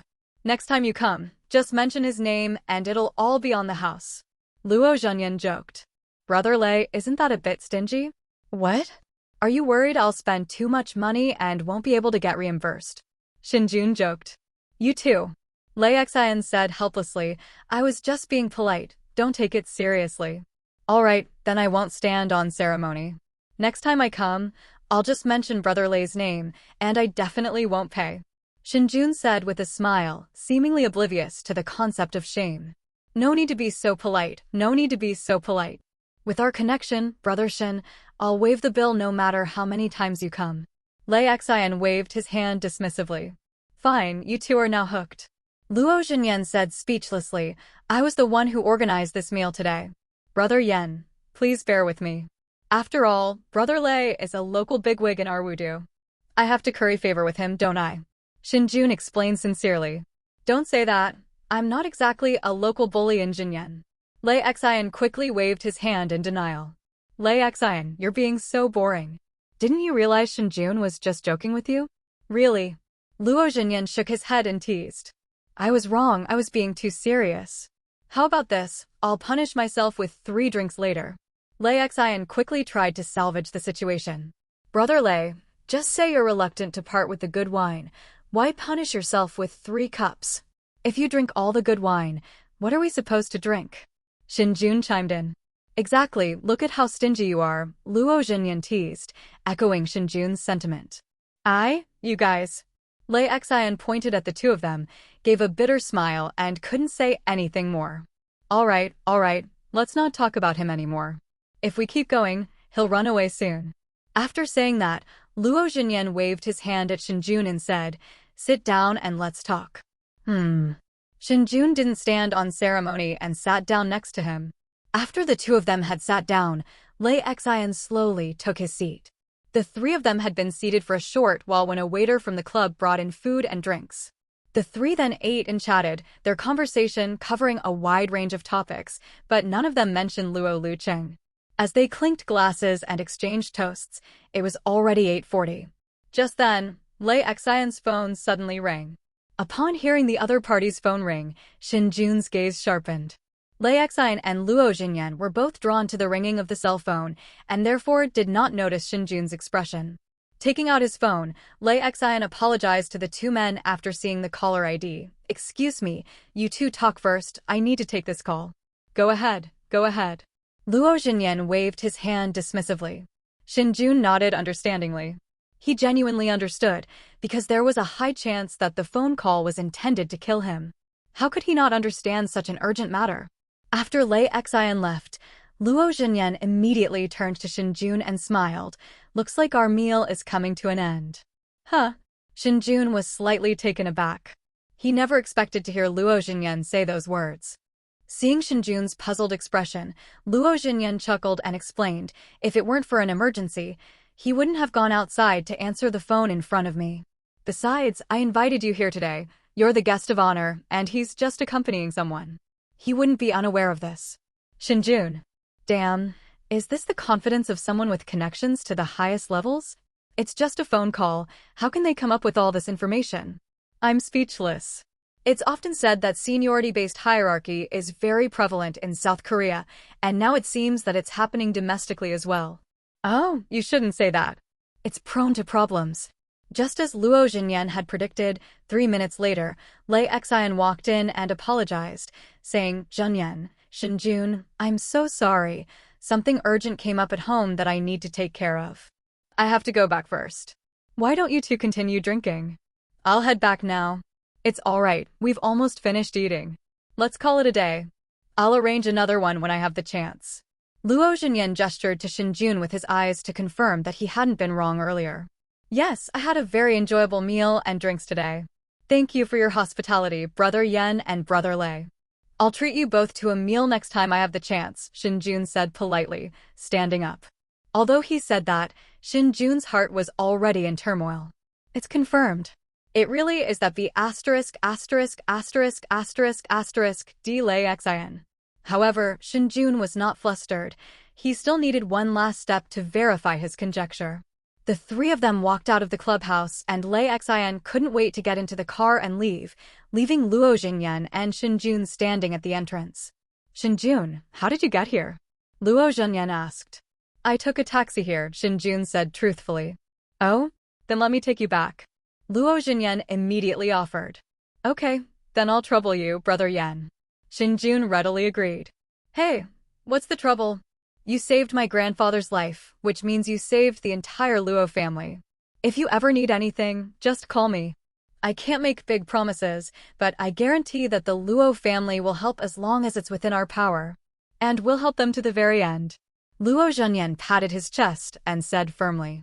Shen Jun smiled and said, Okay, I won't stand on ceremony with Brother Yen. All right, that's enough. Come on, get in the car, I'll take you home. With that, Luo Zhenyan got into the car that was already waiting at the door. Good. Shen Jun, where do you live?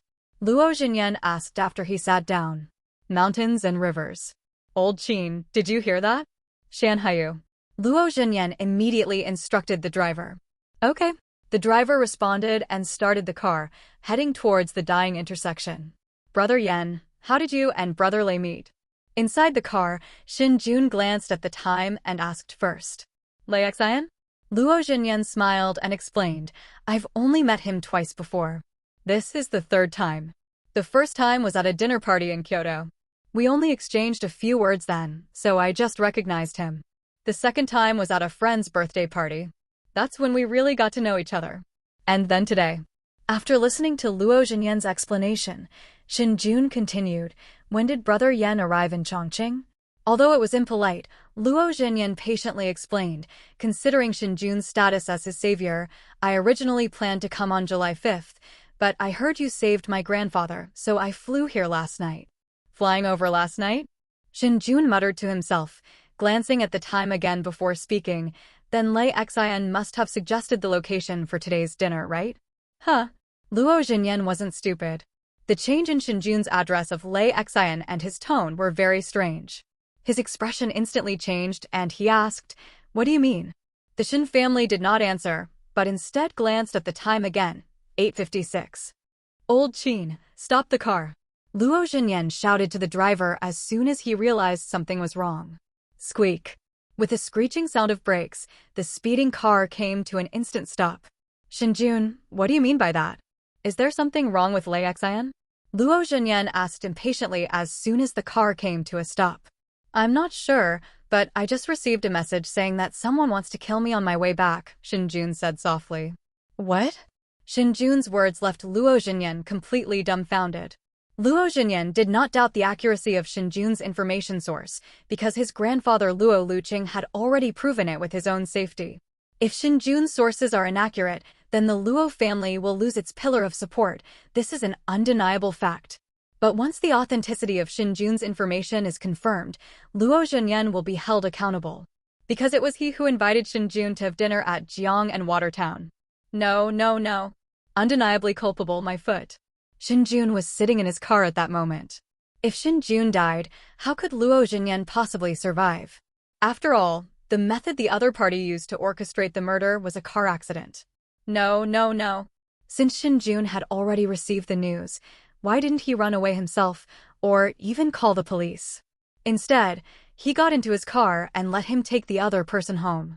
Shen Jun, are you testing me? Luo Jinyan suddenly realized. What are you saying, Brother Yan? Shouldn't I be testing you? Your life is your life, and so is mine. Shen Jun laughed. Luo Jinyan. He really couldn't respond to that.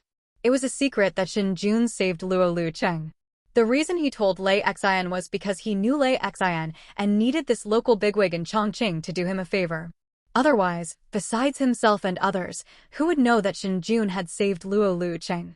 Now that Shen Jun has gotten himself killed just for having a meal with him and Lei Xian, it would be strange if he didn't suspect him and Lei Xian. Doing a good deed can lead to one's death. Based on this alone, Shen Jun cannot be too careful. Only, with a long sigh, Luo Jinyan said harshly, I understand. Don't worry about what happens next. I guarantee you, on behalf of the Luo family, that the Luo family will give you an explanation for this. He didn't ask Shen Jun about his source of information. He had only just met Shen Jun, and it was a big no-no to reveal too much too soon. People who easily show their cards don't live long. Shen Jun naturally agreed. He also wanted to know Lei Xian's background. Being able to have 2 meals with someone like Luo Jinyan and even get to know him is not something an ordinary person can do. He must have a powerful background supporting him. Even so, the other party still insisted on making an example of Shen Jun to scare others. No, not Shen Jun, but Luo Luqing's savior.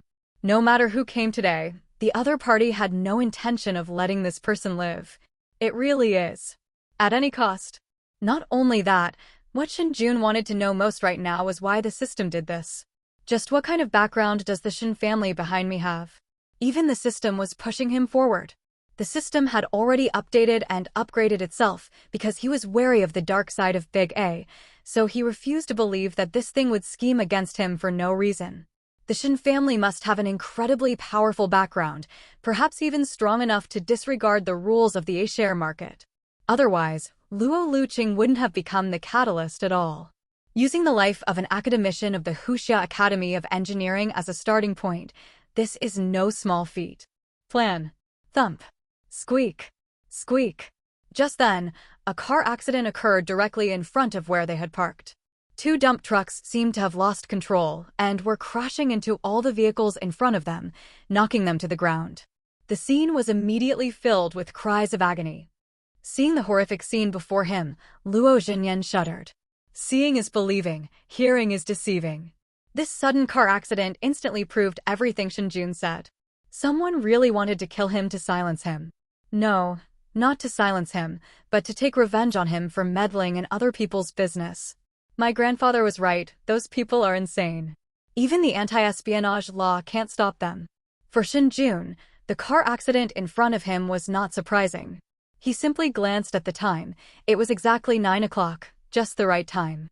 However, he slowly released his grip on the handrail. This is getting interesting. The car Shen Jun was in hadn't even reached the intersection, yet the accident still happened. Was it an attempt to kill him, or a warning? Or perhaps the driver didn't receive the message in the last few minutes. Although there are countless possibilities, Shen Jun has to admit one thing: he has been exposed. Exposed to the eyes of those spies. But Shen Jun wasn't particularly scared. He was only curious. What kind of background does the Shen family have? Those who can disregard the rules are most likely the ones who create the rules otherwise. Old Qin, take a detour. Luo Jinyan only panicked for a moment before returning to normal. After making a phone call, he instructed the driver to continue taking Shen Jun home. Understood. The driver responded and drove over the flower bed beside the road. Shen Jun could even hear the sound of bricks and stones scraping against the bottom of the cart. Perhaps because the car was of such high quality, even the bricks and stones scraping against its undercarriage didn't stop it from driving over the flower bed and out of the way. I won't say anything more. I'll definitely give you an explanation by tomorrow morning, Luo Zhenyan solemnly assured Shen Jun. I hope Brother Yan keeps his word, Shen Jun replied casually. He no longer cared about what would happen next. Compared to those spies who would stop at nothing, he was more interested in knowing the background of the Shen family. If he didn't know this, Shen Jun really couldn't sleep. The journey home went smoothly without any unexpected incidents. After exchanging a few polite words with Shen Jun, Luo Zhenyan couldn't wait to get into his car and leave. He still had many things to do. The car accident wasn't the most important thing. The most important thing was that my father was still in critical condition. If even someone like Lei Xian has been infiltrated, then what can we trust? He had no choice but to be anxious about this. Upon returning home, Shen Jun immediately called his grandmother. Others may not know Shen Changyong's background, but his maternal grandparents should know something about it. Although it was already late, the call was answered shortly after it was dialed. Hey, Xiaojun, why are you calling Grandma now? Grandma's voice came from the other end of the line after the call connected. Grandma, I want to ask you something. Shen Jun asked without hesitation, does my father still have any relatives? Huh? Upon hearing this, the old man paused slightly, then hurriedly asked, what, did they look for you? Or for Xiaonan? As soon as the old man spoke, Shen Jun understood. The Shen family really existed. He hesitated for a moment before saying, no one contacted me or Xiaonan, but something unpleasant happened today, and according to them, I was caught in the crossfire. What? The old man exclaimed in disbelief. How is this possible? Who's so bold as to cause you trouble? Are they out of their minds? Haven't we learned our lesson from before? Shen Jun. It's confirmed. The Shen family does indeed have a significant background, and it's quite impressive. Otherwise, given my grandmother's experience, she wouldn't have said something so absurd. Are you out of your mind? Listen to this. Is this something an elderly person would say? Grandma, what do you mean by that? Shen Jun asked softly. Well, the old man sighed deeply before explaining, I'm not very familiar with your father's relatives. He never told me or your grandfather about them. When he married your mother, not a single person from his side came. I asked him before, but your father only said he had no relatives left.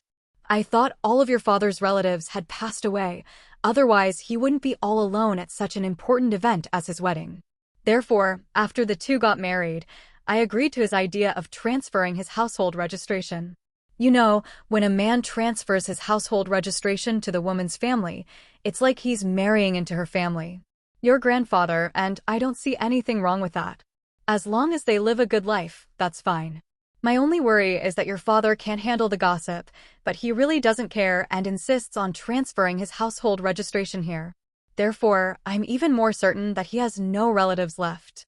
Your father and mother lived a good life after they got married, and they quickly bought a house on their own. Therefore, your grandfather and I never paid attention to those things again. It wasn't until after their car accident, when someone from the Shen family suddenly came to my door, that I learned your father wasn't without relatives. He had simply cut off contact with them. As for the reason, they didn't say. Someone from the Shen family has come knocking? The Shen family member asked curiously, how come I didn't know about this? It's not just you who doesn't know. Nobody knows about this. The person from the Shen family only met with your grandfather and me once. He told us not to be too sad, and that we didn't need to worry about avenging your parents. He would handle it. Then he left, the old man explained. Revenge. Shen Jun was stunned. He really didn't know about this. Not to mention him, even the original owner of this body didn't know about it. After receiving the compensation, the original owner listened to his maternal grandparents and uncle and aunt, used the compensation to buy a house and stayed at home. From then on, he paid no attention to anything outside. That's right, it's revenge. The old man's voice rose slightly. Before the Shen family contacted us, your maternal grandfather and uncle already knew the identity of the person who ran over your parents. His name is Fu Dongying. Do you know that pharmaceutical group in the Chongqing Development Zone? It's their business. I'm not sure how much the Fu family's assets are, but their pharmaceutical group is a listed company with a market value exceeding 10 billion. Based on this alone, the Fu family is like the heavens in this city of fog. We can't afford to offend them. Therefore, after learning about the Fu family's background, I agreed to let you sign the letter of understanding. Don't blame Grandma, because our family can't afford to offend them. If we don't get some compensation, your father and mother will have died in vain. Your grandfather, and I didn't have any other thoughts at the time. We just wanted this money so that you and Nan could survive. Hearing this, Shen Jun finally understood why his grandparents had made the original owner sign a letter of understanding. Ordinary families really had no choice when faced with such a behemoth. Even if the original owner doesn't sign the letter of understanding, it won't make any difference. Given the other party's strength, with a little manipulation, it won't be long before they can get out of there safely. There's no need to question this, because some people have already proven it with facts. Just as Shen Jun was lost in thought, the old man continued to explain what happened next. But after the Shen family arrived, the Fu family immediately increased the compensation amount. At the time, I thought that what the Shen family meant by revenge was just making the other party pay more money. I never imagined that a month later, the entire Fu family would be in jail, supposedly because the drugs their pharmaceutical group developed and sold contained deadly substances. That's when I realized the Shen family must have a very powerful background. Otherwise, the Fu family wouldn't have suddenly collapsed and gone to jail. After all, it was a pharmaceutical group with a market value of over 10 billion. How could the Fu family just go to jail like that? And the entire Fu family is in jail, while the other executives of the pharmaceutical group are completely unscathed. This looks exactly like the Shen family avenging your father. The old man had barely finished speaking when a tidal wave of emotion surged within Shen Jun's heart. A family business with a market value of over 10 billion was shut down in just 1 month? What kind of powerful background and status would it take to accomplish that? That's tens of billions, not millions. Which company with a market capitalization exceeding 10 billion doesn't have a powerful backer or connections? It couldn't have gone public without a powerful backer. No wonder the system keeps pushing him into the limelight. If Shen Jun acknowledges him as a relative, what is there to fear? Damn, this system is practically sentient. It's even less tolerant of being mistreated than Shen Jun. Seriously, speechless. By the way, Xiao Jun, who's trying to get your attention again? Tell Grandma. Grandma still has that Shen family member's phone number. The old woman suddenly shifted the topic to Shen Jun again. Shen Jun readily spouted lies, reassuring the old man, "It's nothing serious. I can handle it myself. I just wanted to know if my Shen family still has any relatives. Don't worry. All right, then you must call Grandma if anything happens." The old woman didn't ask any further questions. The child had grown up, and she couldn't interfere too much, especially since Shen Jun had said that what he encountered involved the Shen family, so she was even less able to intervene. I understand. You should get some rest then. I'll hang up now. Good. After hanging up the phone, Shen Jun glanced at the time. It was already 10 p.m. Shen Jun immediately opened his trading software and began searching for the 2 stocks, Sirius and Halliburton. Although a lot happened today, nothing can stop Shen Jun's determination to make money. Even if the Shen family has a powerful background, it won't work. Shen Jun is still unable to contact the other party and can only rely on his own efforts. And Shen Chang'an had not contacted the other party for more than 20 years. Before this, Shen Jun did not even know that the Shen family existed. Under these circumstances, whether the other party would recognize him or not was another matter. It's better to rely on yourself than on others. Only what you have yourself is truly reliable. After searching for Sirius and Halliburton, their stock prices immediately came into view. Sirius, with a market capitalization of $15 billion, is currently trading at $4.03 per share, representing a change of minus 0.8%. Halliburton, with a market capitalization of $27.6 billion, is currently trading at $32.02 per share, representing a change of minus 0.32%. Based on the system's predicted prices, Sirius's highest price is $7.82 per share, and Halliburton's highest price is $40.35 per share. The contrast is obvious. Sirius's price increase was far greater than Halliburton's. However, Shen Jun currently has a lot of funds, so it's unrealistic for him to go all in on Sirius. It would make him too vulnerable to being targeted. Although Shen Jun was very bold, he was not stupid. The system predicted that Sirius and Halliburton would reach their highest prices on August 1st, so Shen Jun didn't need to rush. He could just buy a little each day, which is called building a position in batches. First, he placed a buy order for $500,000 worth of Sirius shares, and then placed another buy order for $1 million worth of Halliburton shares. As for why we bought Halliburton instead of buying Sirius in batches? Stop joking. That's over $30 million US. Even buying it in batches is no good. That's practically suicide. Unlike last time, he can only take one bite of this piece of meat. Eating too much is unrealistic. As time went by, Shen Jun gradually turned his funds into leverage. What Shen Jun didn't know is that after he hung up the phone, his grandmother on the other side of the city couldn't sleep. Olympic City Park Residential Community. Was that Xiao Jun calling? An elderly woman in pajamas asked softly, leaning against the headboard. Yes, he said he might have been affected by the Shen family, so he called to ask if I knew anything about the Shen family. Grandma nodded. They've been caught in the crossfire because of the Shen family? The old man, Shen Jun's maternal grandfather, asked with some doubt. How could that be? Although I don't know the Shen family's background, their enemies wouldn't be able to find Xiao Jun, would they? I'm not quite sure. Grandma shook her head and sighed, but Changyong's death will definitely bring some bad things and changes, you know that. Alas, our poor daughter, we don't even know if that accident was an accident or… Grandpa sighed deeply, feeling quite sad. What's the point of saying all this now? Grandma said, her face grim. Don't I love my daughter? But the dead can't be brought back to life. What I'm worried about now is Xiao Jun and Nanan. This. Grandpa's face darkened as he spoke of the two. If I could, I truly wouldn't want Xiao Jun and Nanan to have any connection with the Shen family. Those big families are too ruthless. They're practically inhuman. Sigh. Grandma sighed deeply, her face pale. It's bad enough that all the adults in the Fu family are locked up, but what about those innocent children? How could they bring themselves to do that? Who says otherwise? Grandpa muttered to himself. Two children who knew nothing, just gone like that? If my second son and I hadn't been keeping an eye on the Fu family's news, no one would have known. 5 people died in a car accident, but there's been no news from the local area. It's really… Grandma's face darkened further. She muttered, I think those members of the Fu family in prison are probably gone too. Definitely, they didn't even spare the children, let alone the adults. Grandpa shook his head dejectedly. If Xiao Jun and Nanan were to acknowledge the Shen family as relatives, how could things possibly turn out well?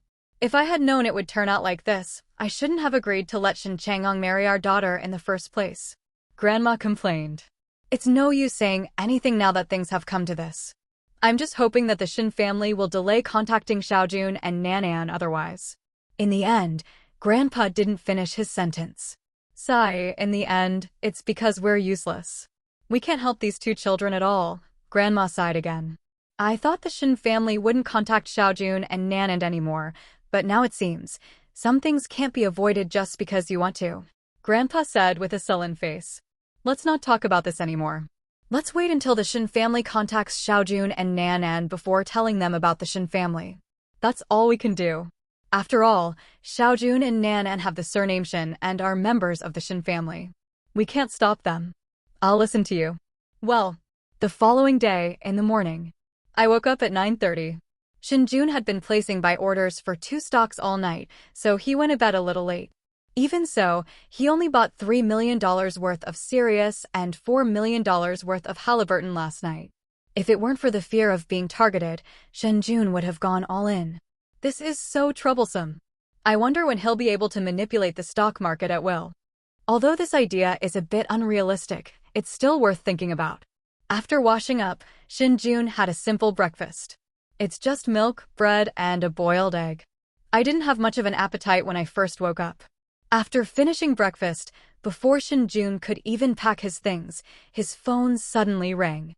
I took out my phone and glanced at the caller ID. It was an unfamiliar number, registered in Kyoto. This made Shen Jun wonder, could it be Luo Lucheng calling him? Or…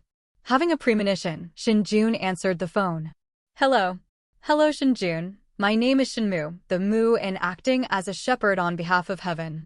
By seniority, you can call me cousin. The deep male voice was somewhat cold and arrogant. The shepherd who patrols on behalf of heaven? Oh, this so-called cousin is so arrogant. It's important to know that the term, acting on behalf of heaven to inspect and manage a region, is not something an ordinary person can use. It can be understood as representing the emperor or heaven to manage and inspect a region. If Shenmu had simply given a normal self-introduction, there would have been nothing to say. However, the way he emphasized that particular word, coupled with his arrogant tone, made Shen Jun realize that the other person was not easy to get along with. I'm sorry, I've never heard of having a cousin like you in my family, Shen Jun replied softly. So you know about the Shen family, right? Shenmu immediately found the information in Shen Jun's words. I just found out last night. Shen Jun didn't hide the fact that he knew about the Shen family, because it was pointless. Since you know, then come to the water towns of Jiang'an now. You should understand what I mean. With that, Shenmu hung up the phone. Seeing the phone abruptly disconnected, Shen Jun was shocked. The other party was incredibly fast. Lei Xian made his move last night, and although it failed, with the Luo family, including Luo Jinyan, taking the fall, the news shouldn't have reached the Shen family's ears. But now the situation is that the Shen family not only found out, but they even sent people over. What kind of power does that demonstrate? Shen Jun thought about many things for a while, but he still decided to go and see the water towns of Jiangnan. After all, it concerned his own safety. If it weren't for the system's reminder, I might be dead. After quickly tidying up, Shen Jun went downstairs, hailed a taxi, and headed towards the water towns of Jiangnan. When the taxi reached the intersection of Dying Road, the scene before Shen Jun's eyes left him speechless with shock. The intersection of Dying Road was blocked off by traffic police, and several traffic police officers were also stationed on the road leading from Dying Road to Jiang and Watertown. Several other traffic police officers patrolled back and forth on motorcycles to prevent anyone from accidentally wandering in. What level of security measures are these? Absolutely outrageous. Sir, as you can see, the road is blocked.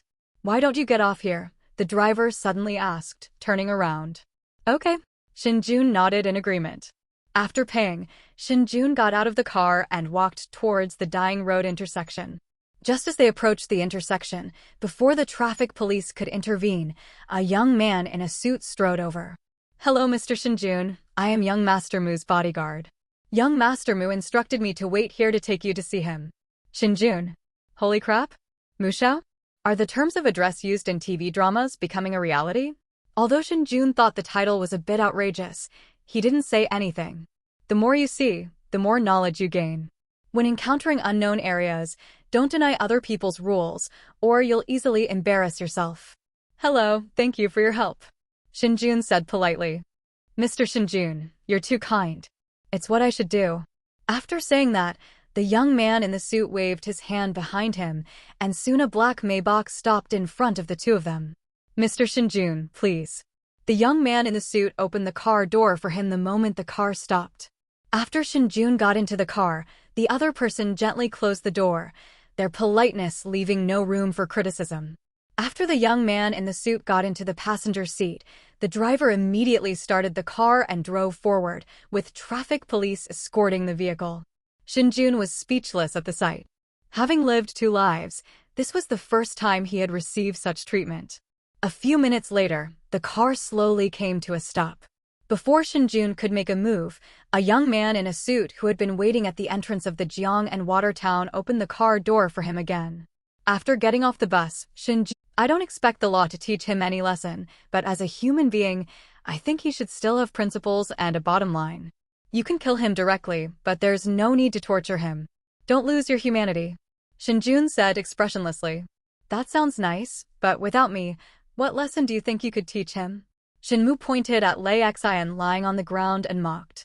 Leaving aside whether he's a spy or not, Shenmu, do you think it's difficult to find someone in this world who is about to die from illness and needs a large sum of money to support their family? Shen Jun countered.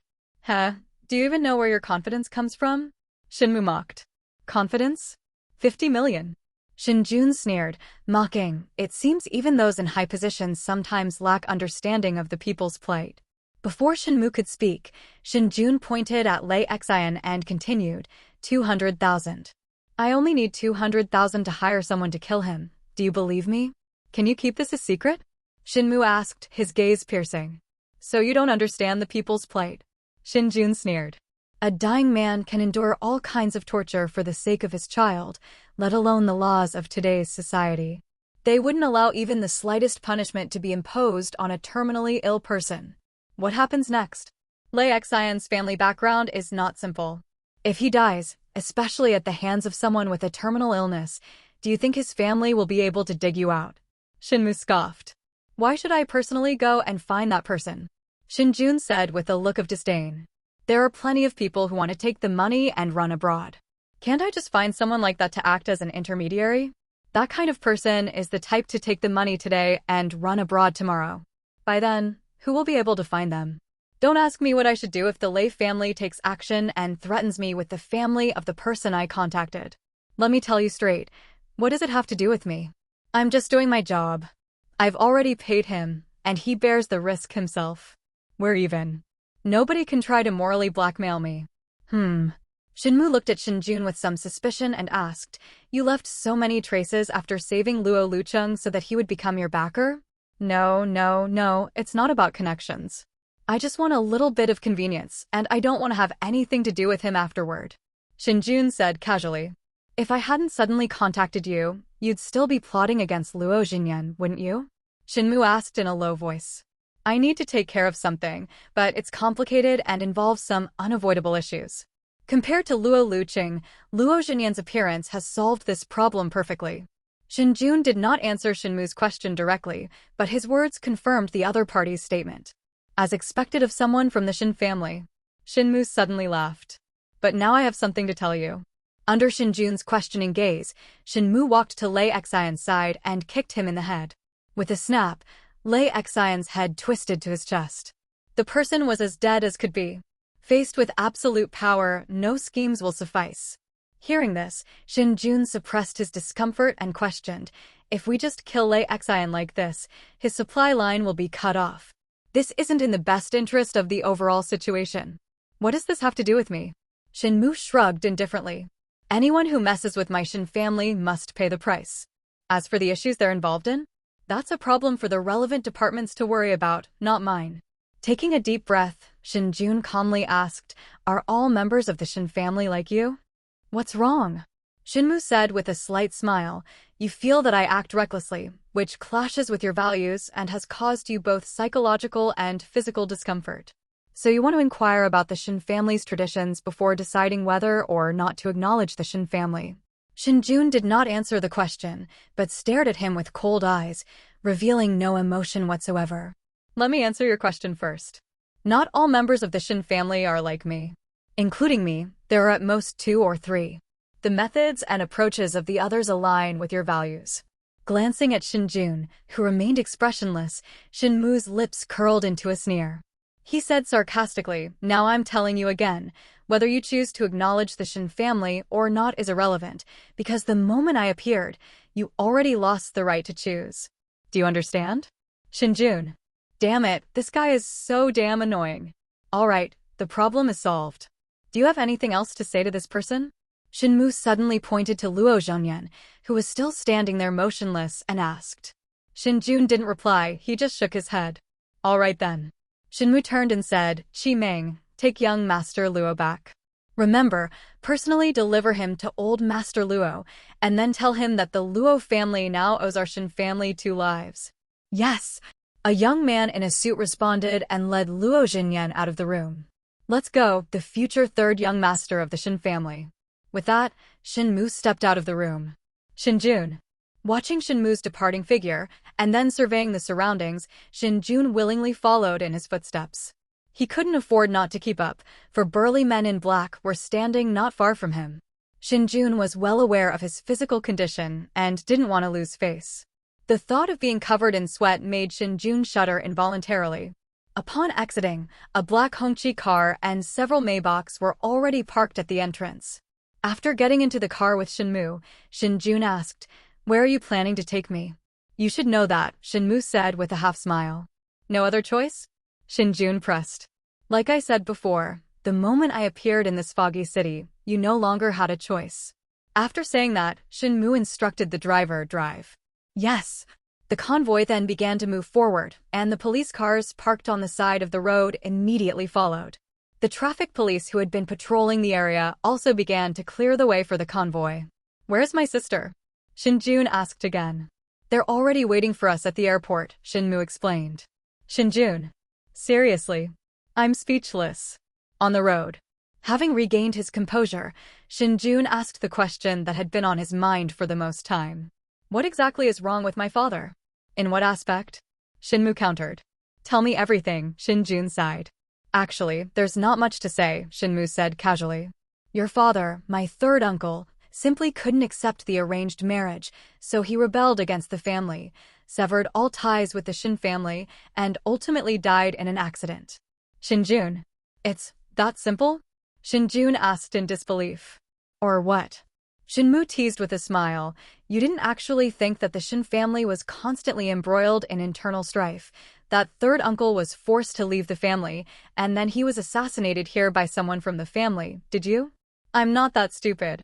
Shen Jun frowned. I just didn't expect my father's reason for leaving the Shen family would be like this. He didn't finish his sentence, but Shen Mu understood.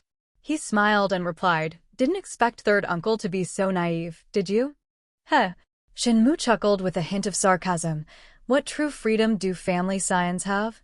Having received countless resources from the family, they say they don't want to be bound by it at the last moment. To be honest, third uncle does have a slight problem with his head. Speaking ill of my father and your third uncle to my face, is this the upbringing of the Shen family? Shen Jun sneered. Why can't I say? Shen Mu scoffed. Do you know the damage your father's sudden change of heart has caused to the Shen family? Before Shen Jun could reply, Shen Mu continued, Marriages between powerful families involve the exchange of countless resources and interests. It's not like he can simply say he doesn't want to be bound by them. He wants freedom? Huh. Where were you before? Shen Mu sneered and continued, but under the old man's strong pressure, my Shen family had to pay several times the resources to give them an explanation. Otherwise, do you really think your family could have lived peacefully in Fog City for so many years? Shen Jun. Damn, I can't respond to that. A son should not speak ill of his father. Furthermore, if Shen Chang'ong were to accept the arranged marriage, then Shen Jun and Shen Nan would no longer exist. With a long sigh, Shen Jun changed the subject, asking, What became of the Fu family? What do you think? Shen Mu asked calmly. Based on your methods and statements just now, the Fu family should all be gone, right? Shen Jun said in a deep voice. Smart. Shen Mu praised her before explaining, drunk driving proves her upbringing is problematic. Since there's a problem, it's only natural that the son should pay for the father's debts, and similarly, it's only natural that the father should pay for the son's debts. We've just broadened the scope of this repayment a bit. Shen Jun. Should children be responsible for their parents' debts? Hee. That be asterisk asterisk asterisk asterisk asterisk D is provoking him. After learning everything about Shen Chang'ong, Shen Jun ignored Shen Mu and had no desire to deal with him anymore. Just say what you want to say. Why are you trying to imply something? Pooh.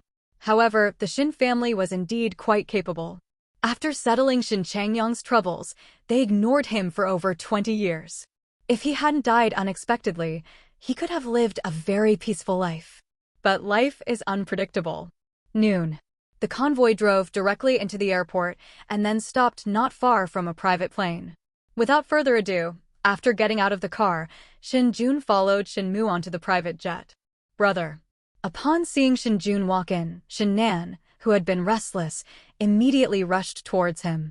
Unlike Shen Jun, who was already somewhat prepared, Shen Nan truly knew nothing about the Shen family's affairs.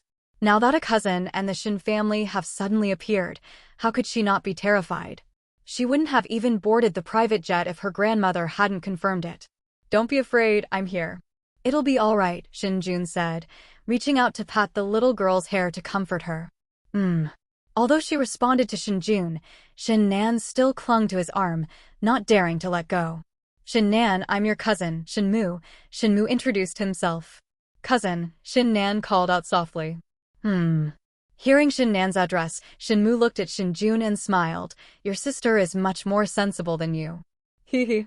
Shen Jun chuckled and then pulled Shen Nan to sit in the airplane seat. Shen Mu didn't take it seriously. After his conversation with Shen Jun, he already regarded the other party as an equal. When facing an equal, one doesn't hold back as much in their words. After all three were seated, the plane took off shortly afterward. After a brief period of fluctuation, the plane quickly stabilized. An hour later, the plane landed at Kyoto Airport. As expected, several vehicles were already parked on the tarmac, waiting for their arrival. After getting into the car with Shen Mu, Shen Nan suddenly nudged Shen Jun's arm and gestured for him to look at his phone. Shen Jun immediately took out his phone and found that the girl had sent him a message. Grandma told you to be careful of the Shen family.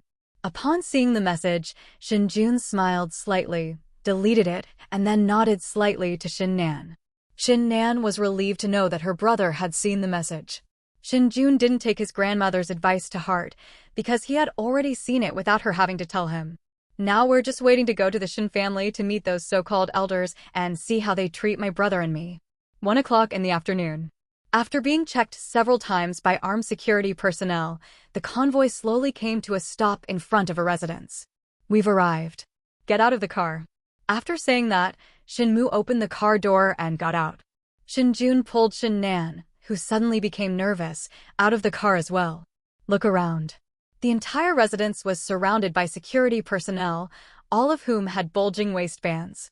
Even if Shen Jun were stupid, he would know what the bulge on a security guard's waist meant. Despite this, Shen Jun did not show any sign of panic.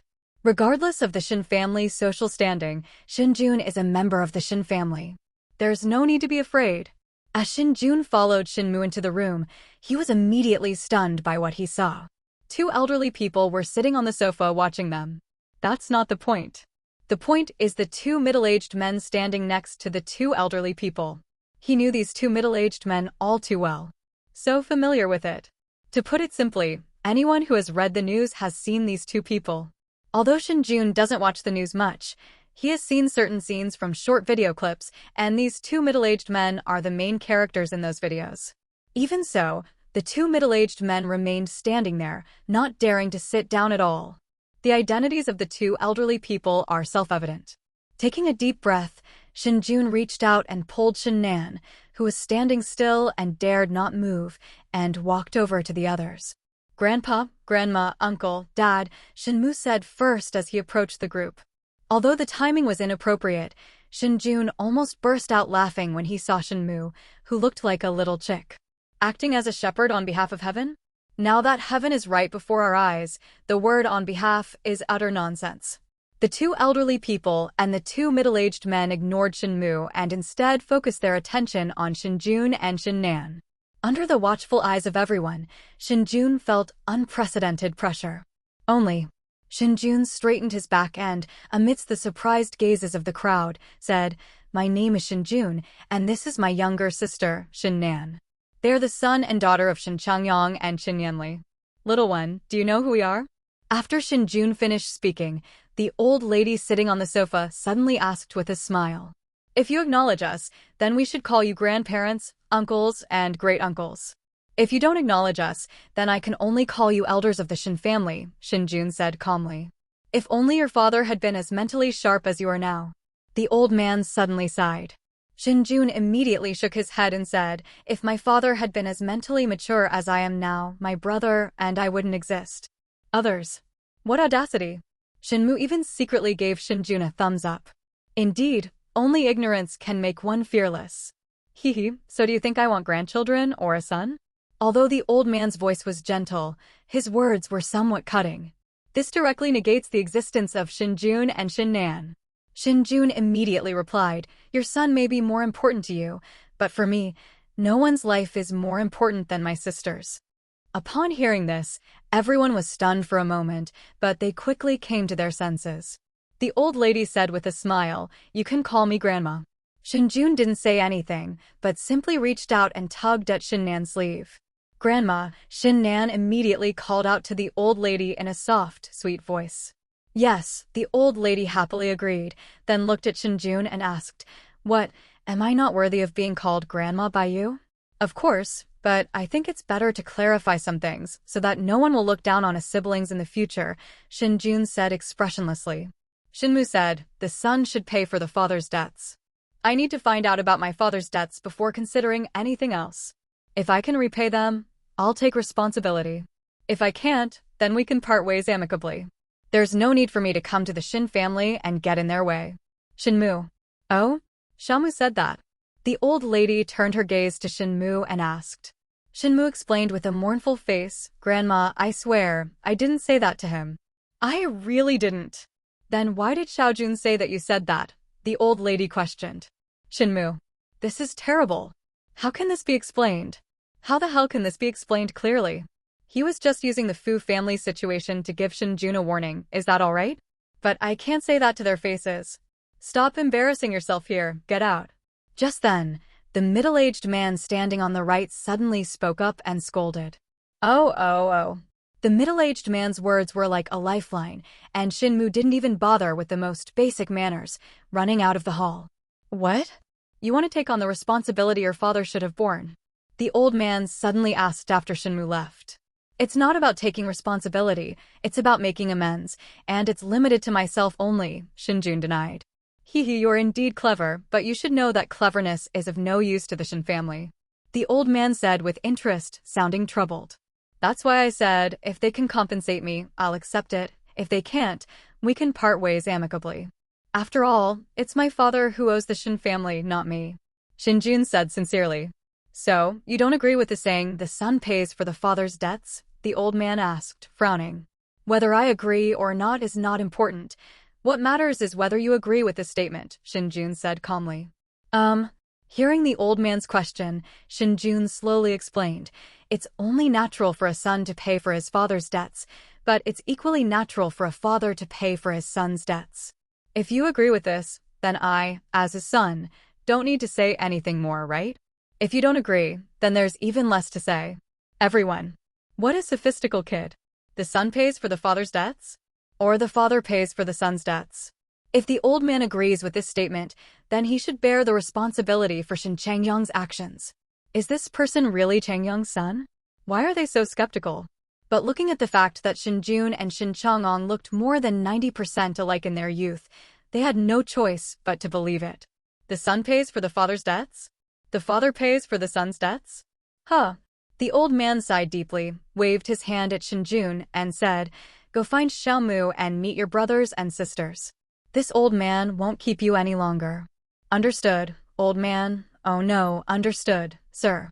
With that, Shen Jun pulled Shen Nan away from the hall without giving anyone time to react, leaving the six of them looking at each other in bewilderment.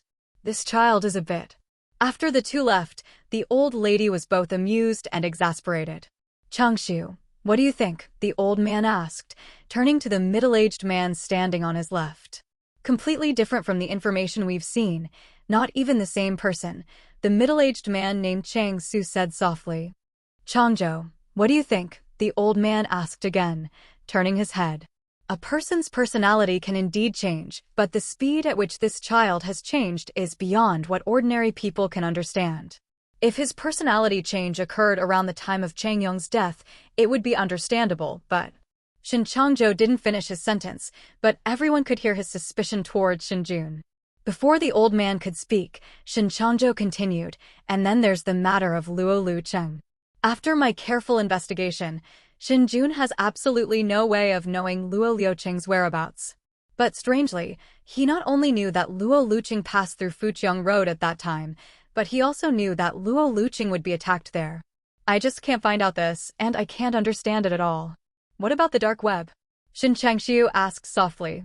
We've also investigated. In Chongqing, only 10 people registered dark web accounts, but during that period, none of those 10 accounts were ever logged in, Shen Changzhou explained. Could there be any unknown websites that you haven't detected? Shen Changshu continued to ask. It's possible, but unlikely. Shen Changzhou nodded, then shook his head, saying, Brother, you know, ever since the incident in Chang'an, I've prioritized the safety of these two children. During this period, Shen Jun did not log into any suspicious websites. However, nothing is absolute, and I cannot be completely certain whether he contacted outsiders through other people's devices or networks. But the probability of him contacting outsiders through these two methods is no more than 10%. Upon hearing this, the old man fell into deep thought. After an unknown amount of time, the old man raised his head and slowly said, "Don't worry about so much. As long as Shen Jun is a child of the Shen family, that's enough. Let him have secrets, that's fine. The Shen family isn't afraid of ambitious people with secrets." Understood. Shen Changxiu and Shen Changzhou nodded simultaneously. Shen Changxiu then asked, "Should we let this child pursue a career in government? Or should we let him remain a leisurely youth? It's up to him to choose. If he wants to pursue a career in politics, then the Shen family will support him. If he doesn't want to, then there's nothing more to say. The choice is his as long as he's safe," the old man replied softly. "Okay, then we'll be going now. There are still many things to take care of." As soon as Shen Jun walked out of the hall, he spotted Shenmu standing not far away. He beckoned to him, and after Shenmu approached, Shen Jun smiled and said, "The old man asked you to show us the younger generation of the Shen family." Shenmu gave him a somewhat resentful look before gritting his teeth and saying, "Fine, I'll personally take my cousin to meet the members of the Shen family." "Don't make that face. After all, you're Shenmu, the Imperial Shepherd, a very powerful person in Fog City. How can you speak like a complaining woman? This doesn't fit my impression of you," Shen Jun said sarcastically. "Shenmu, he's never been treated like this in all these years." But he really couldn't do anything about Shen Jun. The old man hadn't seen his grandson for over 20 years, and even if the old woman didn't say anything, she would have to protect him for a while. He might be a king or queen outside, but in the Shen family, in front of the old lady, he was just a grandson. If I embarrass Shen Jun now, given his petty and narrow-minded nature, I'll definitely be the one who suffers in the end. Suppressing his anger, Shenmu said impatiently, "Stop talking nonsense and come with me." "All right, then young Master Mu, please lead the way," Shen Jun asked cheekily, extending his hand in invitation. Shenmu. The same words, which he would have heard with respect from his own subordinates, sounded only mocking coming from Shen Jun. That guy is so petty. He'd learned his lesson. He'd avoid contact with that B**************** D as much as possible in the future. He was just too infuriating. Hello, everyone. As we wrap up this video, I want to share a quick note. I have a Patreon account. If you'd like to support me and enjoy on-demand audiobooks, you can become a Patreon member. Alternatively, you can check out my Google Drive link, which has 500+ novel audiobooks available through my Ko-fi or Patreon shop. I appreciate your support.